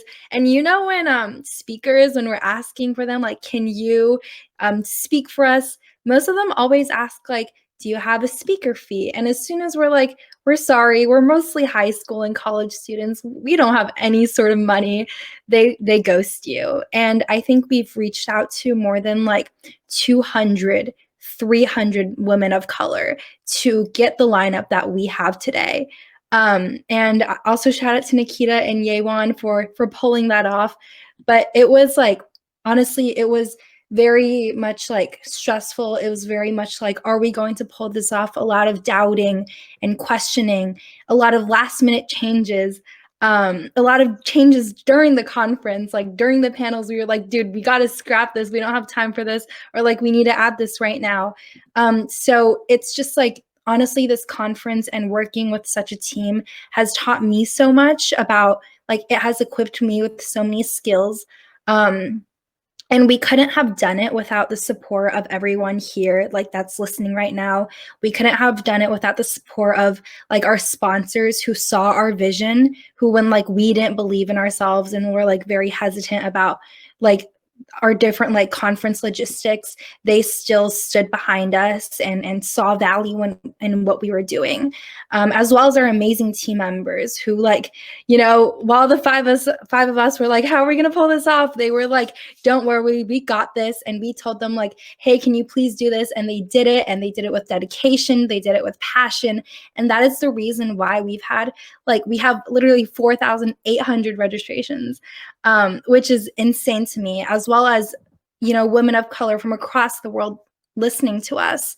And I just think that it's incredible that we can all connect with one another, and that despite all of us having such different backgrounds, despite all of us living such different lives, like living in different countries, practicing different cultures and religions, we're all able to come to this conference and feel so united while never having like met each other. And to me, that's just a really beautiful thing. Yeah, I think honestly, like Steph, Sophia, everything you guys have said, I totally resonate with. And I think it's just so beautiful that we were able to pull this off, and not just us, but just the entire team, every single person from all of our orgs and every single person who's just listening right now and has registered. You guys are all playing such an integral part in just making this conference what it is. And it's just been so inspiring to see and watch all of it unfold. I think there's something so special about planning something, but then really seeing the idea in that like tiny vision that you once had come to life before you. And I think today and yesterday was such a great manifestation of all that coming to life. And so it's just truly been an honor. I honestly feel honored to be part of this team. And, you know, just like you said, we are so grateful to every single person who made this possible, whether it's the attendees or our partners. And so before we conclude for the day, I just want to give one final thank you to our partners and our panelists for really making this conference possible. We have a really special shout out to give to our main sponsor, Boba Guys, for helping us bring the vision of this entire conference to life. Honestly, without their support and without the support of every single person who came, the woman of color who spoke, and everyone who sponsored us, this event would honestly not be possible. And for that, we are extraordinarily grateful for all of their time, their dedication, and support in believing in the mission of our beloved conference. Wow. I feel so choked up, guys. Wait, Sophia, you got to me. Before we wrapped up, we wanted to take a few moments to plug our orgs a bit. So, as many of you know, I'm the founder and executive director of AfroPuff Chronicles. So AfroPuff Chronicles is a Gen Z media platform empowering women of color through art and prose. Through our Instagram, we aim to increase representation in mainstream media and journalism, spotlight BIPOC stories, educate on and provide a space to discuss race, gender, class, and sexual orientation, and ultimately show the world through the eyes of Black and Brown America and BIPOC communities around the world. We have a podcast, AfroPod, where we discuss global current events. We have a YouTube channel, a bunch of Spotify playlists you all should go follow, and our site where you can read incredibly raw and genuine stories from women of color from truly around the world. What I love about AfroPuff Chronicles is that it's a place where both myself and others can truly be themselves, where you can speak your mind on what you're passionate about and really feel validated for your experiences. As women of color, so much of our lives often relate to the idea of using our voice. I started AfroPuff Chronicles at a time when I had not yet discovered my own. This platform began in 2018 out of an experience of otherness and exclusion that I felt from attending a predominantly white all-girls school in the suburbs of New Jersey since I was 5 years old. I never felt like I belonged, and as Kim Guerra said in the Women of Color in Media panel, from a place of loneliness, it became a community. Her words very much encapsulate the story behind AfroPuff Chronicles because from finally stepping out of that feeling of censorship and isolation I felt and reclaiming my voice, I was able to do the same for others and create the loving, supportive community that you see in APC today. AfroPuff Chronicles is a place for women to be heard, and for that I am so proud of this organization turned family and what it has become. Our applications are always open and rolling, so please be sure to apply. We are looking for writers, social media interns, artists, designers, video editors, and more. We also have a community Discord where all women of color can come together to just talk, share their perspectives, and more. And lastly, go follow us on Instagram at AfroPuff Chronicles to stay up to date on all the latest on APC. Come claim your voice with us. I can't wait for you all to join the AfroPuff Chronicles family. For more, feel free to go follow me on my personal Instagram at tsimone on Instagram as well. So thank you guys.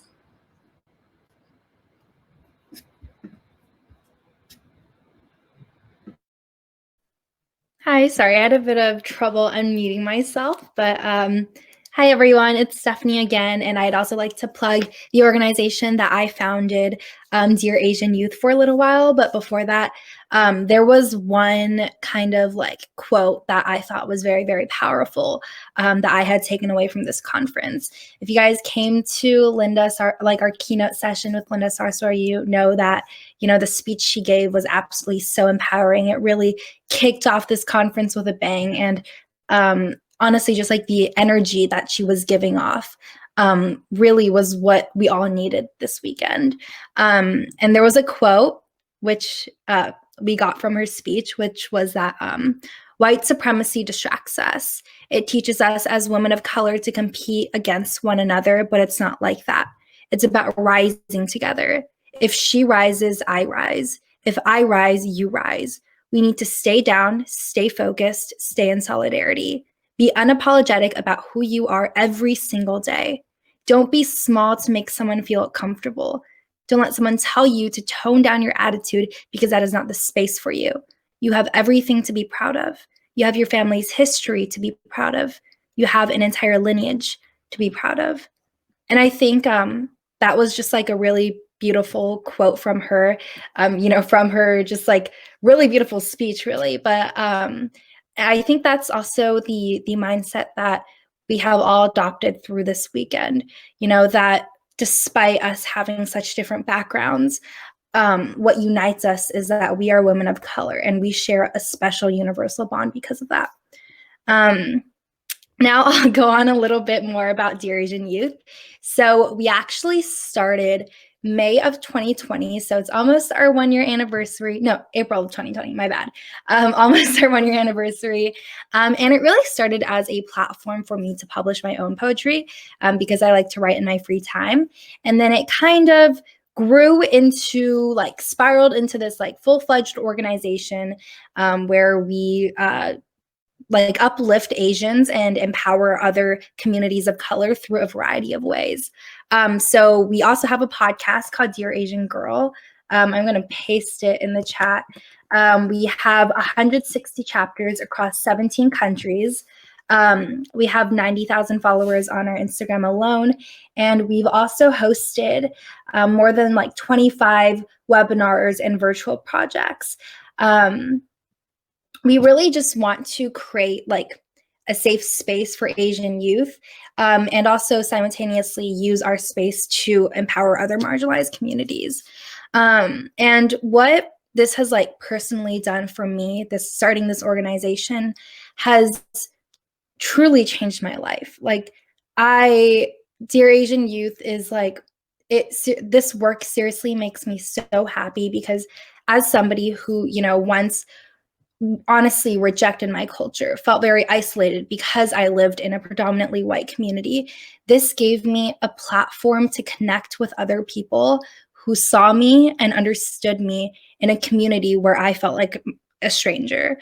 And it's just I think that's such a beautiful thing that I was able, we were all able to create that space because we didn't have that space. We didn't have a place where Asian youth could feel connected virtually. So we ran with that and then we created one. And I think that really says a lot about what we can do as young people.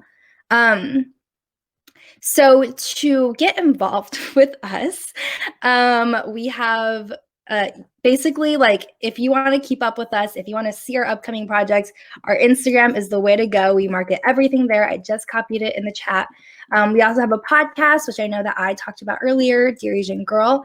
Some other things is if you would like to start a chapter and really embody the mission of Dear Asian Youth of empowering Asians in your own community or school, here is another link for you to do that. Also, we have our upcoming webinar, Asian Physicians Dismantling the System, which will specifically center the lens of Asian physicians and is dedicated to exposing the systemic issues that lead to racial disparities in the healthcare industry. So if you're interested in maybe going to the medical field, that's definitely something to check out. Lastly, if y'all want, you can also catch up with me on my personal Instagram, DM me any questions. I'm always open to answering anything, connecting with other people. And yeah, thank you guys so much.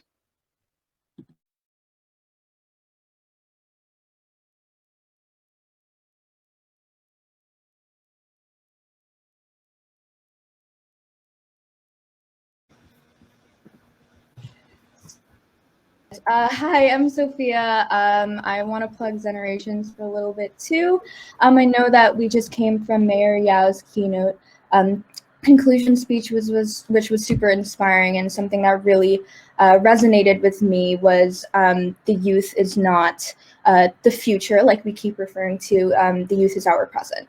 And I really feel like we hope to emulate that through our work at Generations. We are shifting to be a nonprofit media group consisting of several committee members, writers, and we produce content such as articles and creative pieces, all from the perspective of those in our generation. And a little bit of a story of how we kind of started. I want to keep this brief just so I know we're a little bit over time, and I want to give Dawn their spotlight for their org as well. But Generations was honestly supposed to be just like a small blog for myself, and my friend who works with me would always be like, Sophia, how did this happen? This was just supposed to be like a blog that you were supposed to update once a month. And I actually, something that I feel is really interesting on how all of our kind of founders' paths intertwined is that Tyler here was actually the one who inspired me to start this in the beginning. I remember I asked her, I was like, hey, I have an idea. And then she sent over a bunch of like audio messages on Instagram. And I had never talked to this woman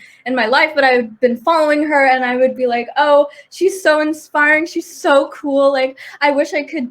I don't think I could ever do something like that. And I believe Stephanie also said as well that she was inspired by Generations and APC. So I really think that's super cool how we all kind of exist within the space, and we all rise together. We all have been uplifting each other from the start, which I think is really beautiful. And through starting Generations, I've really seen that the members of the youth have truly shown like this resilience and this passion for making substantial change. And when we put our mind to something, we get it done. And I really think that we urge Gen Z to kind of follow in the footsteps of all of the previous generations who have paved the way for us. So put in that work prior to us to amplify and spotlight marginalized voices. And, you know, like I said, it was supposed to be a small blog just for me to express my emotions about the future, because it was started in COVID time. So I was like very nervous about that. And I wanted to do that through my writing. And then I realized like, oh, there were so many young creatives out there that from all different ethnic backgrounds, all different sexualities, class backgrounds, personalities, like disconnected through this new digital world that we were thrusted into. And I wanted to connect everyone and incite young people to be as independent, as authentic, as bold as we possibly can, and that reminding everyone that you're never too young, really. I honestly think it's still super crazy that everyone here, like Jasmine and Caitlin, are only college students, and they have grown this huge thing. Stephanie is only 16, like Tyler is super young, and I think that's so inspiring. And hopefully anyone here that is young, maybe, I don't know, if you're 11, 10, watching right now, I want you to know that there is no age limit for making change in your communities. Just because, you know, I don't know, you haven't gone through puberty, maybe your voice isn't high enough, that doesn't mean you can't use it. You know, the community that I found here, the leaders, the people that I've met and have moved me, like the close friends that I've found through here is something that I would never trade for the world. And we have so much coming up in the next 2 months in terms of our upcoming projects and additions. We have a podcast on mental health coming. I hadn't actually said that anywhere, but we have advocacy and activism initiatives, fundraisers, virtual events, expanding locally, and so much more, meaning I'm never really going to sleep over the next 3 months. We're also opening applications for our writers team over the next week. So if you guys want to join that, you can go over and follow us at Generations for more updates, and check out our website if you have some free time and want to read some awesome articles. You can also follow me at Soph Del Rosario on Instagram. So thank you guys. Thank you, Sophia. And with that, I'd like to plug Diversify Our Narrative really fast. So just to give you guys a little bit of context on what we do. So Diversify Our Narrative is a 100% student-led grassroots nonprofit that was founded in June 2020 by Jasmine and I. And so we have a really specific focus on racial justice and educational equity. And we are composed of an entirely women of color-led executive team, which is really inspiring and part of why we really wanted to get involved with this conference, because we really do believe in women of color being in positions of leadership and our ability to enact lots of amazing change in the world. In terms of what we specifically do, we really like to focus on grassroots activism, local organizing, and we like to work with high schoolers to incorporate more diverse curriculum and literature through anti-racist board resolutions or through administrative reform on the local level, depending on if you go to a public school, a private school, or a charter school. A lot of the inspiration for this movement stemmed actually from the Black Lives Matter movement. Like we mentioned, it was founded in the past in June 2020. And so we just want to give a really specific thank you to the Black and brown organizers who really made and paved the way for this movement to even be successful in the first place. But, I remember calling Jasmine about this tiny idea we had. And we were thinking, hey, growing up as women of color, we never really were able to see ourselves represented in the things that we were taught in the classroom. And that was something that was really saddening to us. But we also saw it as an area of a lot of potential because, there was so much activism going on at the time, really raising awareness about issues of racial justice, white supremacy, dismantling systems of oppression in America and beyond, and all over the world, honestly. And it really got us thinking about how the education system is actually intertwined with the beliefs that students grow up with and how they choose to take what they learn in school and how they choose to execute those beliefs or act on them, and how that actually can lead to a lot of problems, but it can also lead to a lot of inspirational change in the world. And so we really believed in the power of our educators and of our students to use our education system and take advantage of the tremendous opportunity that existed there, because for the most part, everyone has to attend school for a certain amount of time. And so we thought, what better place to start than in high school through the books and the curriculum we read. And so Jasmine is going to share a little bit more about the exact stuff we've done and how much we've expanded in the past few months. Before you do so, I just want to say if anyone ever has any questions about Diversify Your Narrative or just wants to talk or chat with me about anything, feel free to follow or reach out to my personal Instagram. It is at Caitlin Zhao. And I'll drop it in the chat as well. But Jasmine, feel free to take it away. Yeah, absolutely. So Caitlin did an amazing job at covering Dawn, how we were started, what we're doing. And I think it's really cool to highlight how much we've grown just in under a year. So originally it was just me and Caitlin. We started a petition that basically created a blueprint for folks to see how they could push for an anti-racist curriculum within their own local school boards, utilizing grassroots activism and policy change. And since then, we've really expanded both on a national and at a district level with, as Caitlin said, over 5,000 organizers on the district level, internationally actually now, and about 100 folks on the national team. So we've actually gone on to create a YouTube channel, a podcast. We have a social media, Diversify Our Narrative on Instagram with over 200,000 followers. And we've also done a lot of work in terms of pushing for ethnic studies in California, which is something we'd really love for you all to stay in tune with. If you follow Diversify Our Narrative on Instagram, you'll see where we go with that. But essentially what we're doing there is we are working with a coalition of youth activists to push for ethnic studies to actually be legally mandated for all high schools in California to be taught ethnic studies. And essentially that would impact about 2 million students every year. And so that's something we're really pushing for Governor Gavin Newsom to sign this November, and would love to have you on that journey as well. Specific chapter accomplishments include having our chapters actually talk to their school boards multiple times, to the point in which board resolutions have been passed to allocate specific sets of funding to buy anti-racist books for their schools. We've also created culturally responsive teaching pedagogy, looking through narratives such as Paulo Freire's Pedagogy of the Oppressed, looking at Just Mercy by Brian Stevenson, actually creating an in-depth curriculum created by our National Curriculum Council to be distributed to schools across the nation. Alongside that, we are always looking for more folks to get involved. And so no matter your age, we would be so happy to have you on the team, US-based or not. And so you can join in 2 different ways. First off, you can work in your own local community, and this is open at all times. If you go on diversifyournarrative.com, you can sign up to be an organizer. Once you sign up to do this, you'll actually be met with a personalized member of our communications team who will Zoom you as many times as you need to walk you through the process of working with your own individual chapter. If you'd like to get involved on a national level, you actually would be doing a little less policy and local work. In this case, you could actually go ahead and work on our social media team, produce our Instagram content, do an IG live, host webinars, cultivate partnerships. We've recently partnered with the National Football League and are working on another one with a national soccer organization. And so all these different super cool positions we recruit for on national twice a year, once in the spring and once in the fall. And you'll go ahead and see us promoting once again in August for our next round of applications on national. So we really just want to emphasize the importance of collective liberation and collective work at Dawn.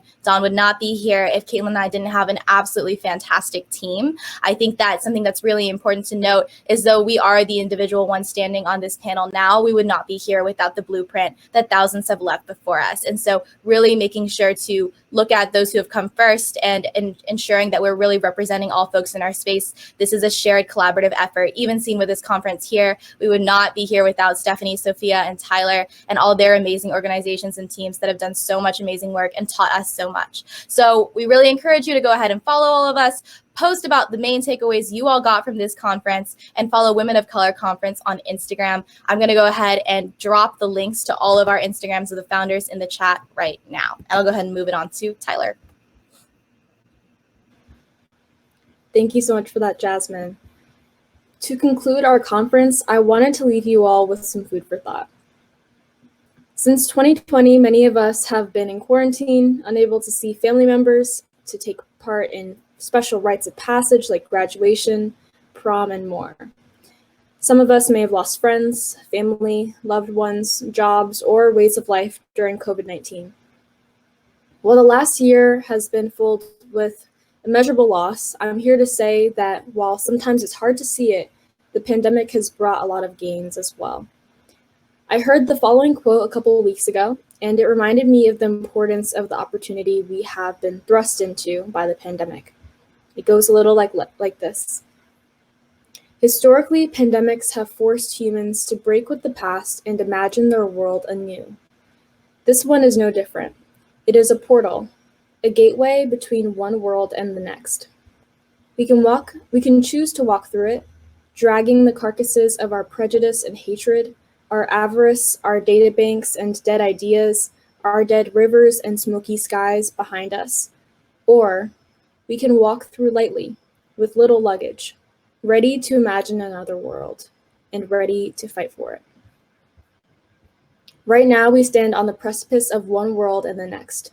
It is each of our jobs to ensure that the world we find ourselves in after the pandemic is a world that champions equality, BIPOC solidarity, community, safety, anti-racism, women's rights, and justice for all.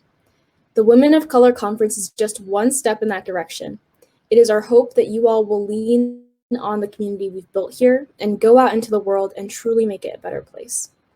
So with that, we'll formally be ending the 2021 Women of Color Conference and transitioning to our celebratory Women of Color Conference after party.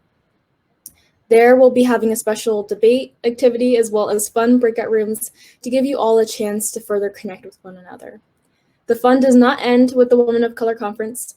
Our energy and community will extend far beyond today. Come join us in the Zoom link that was just dropped in the chat for a celebration of our Women of Color Conference family. We can't wait to chat with you all soon, and thank you all so much for attending and supporting the Women of Color Conference.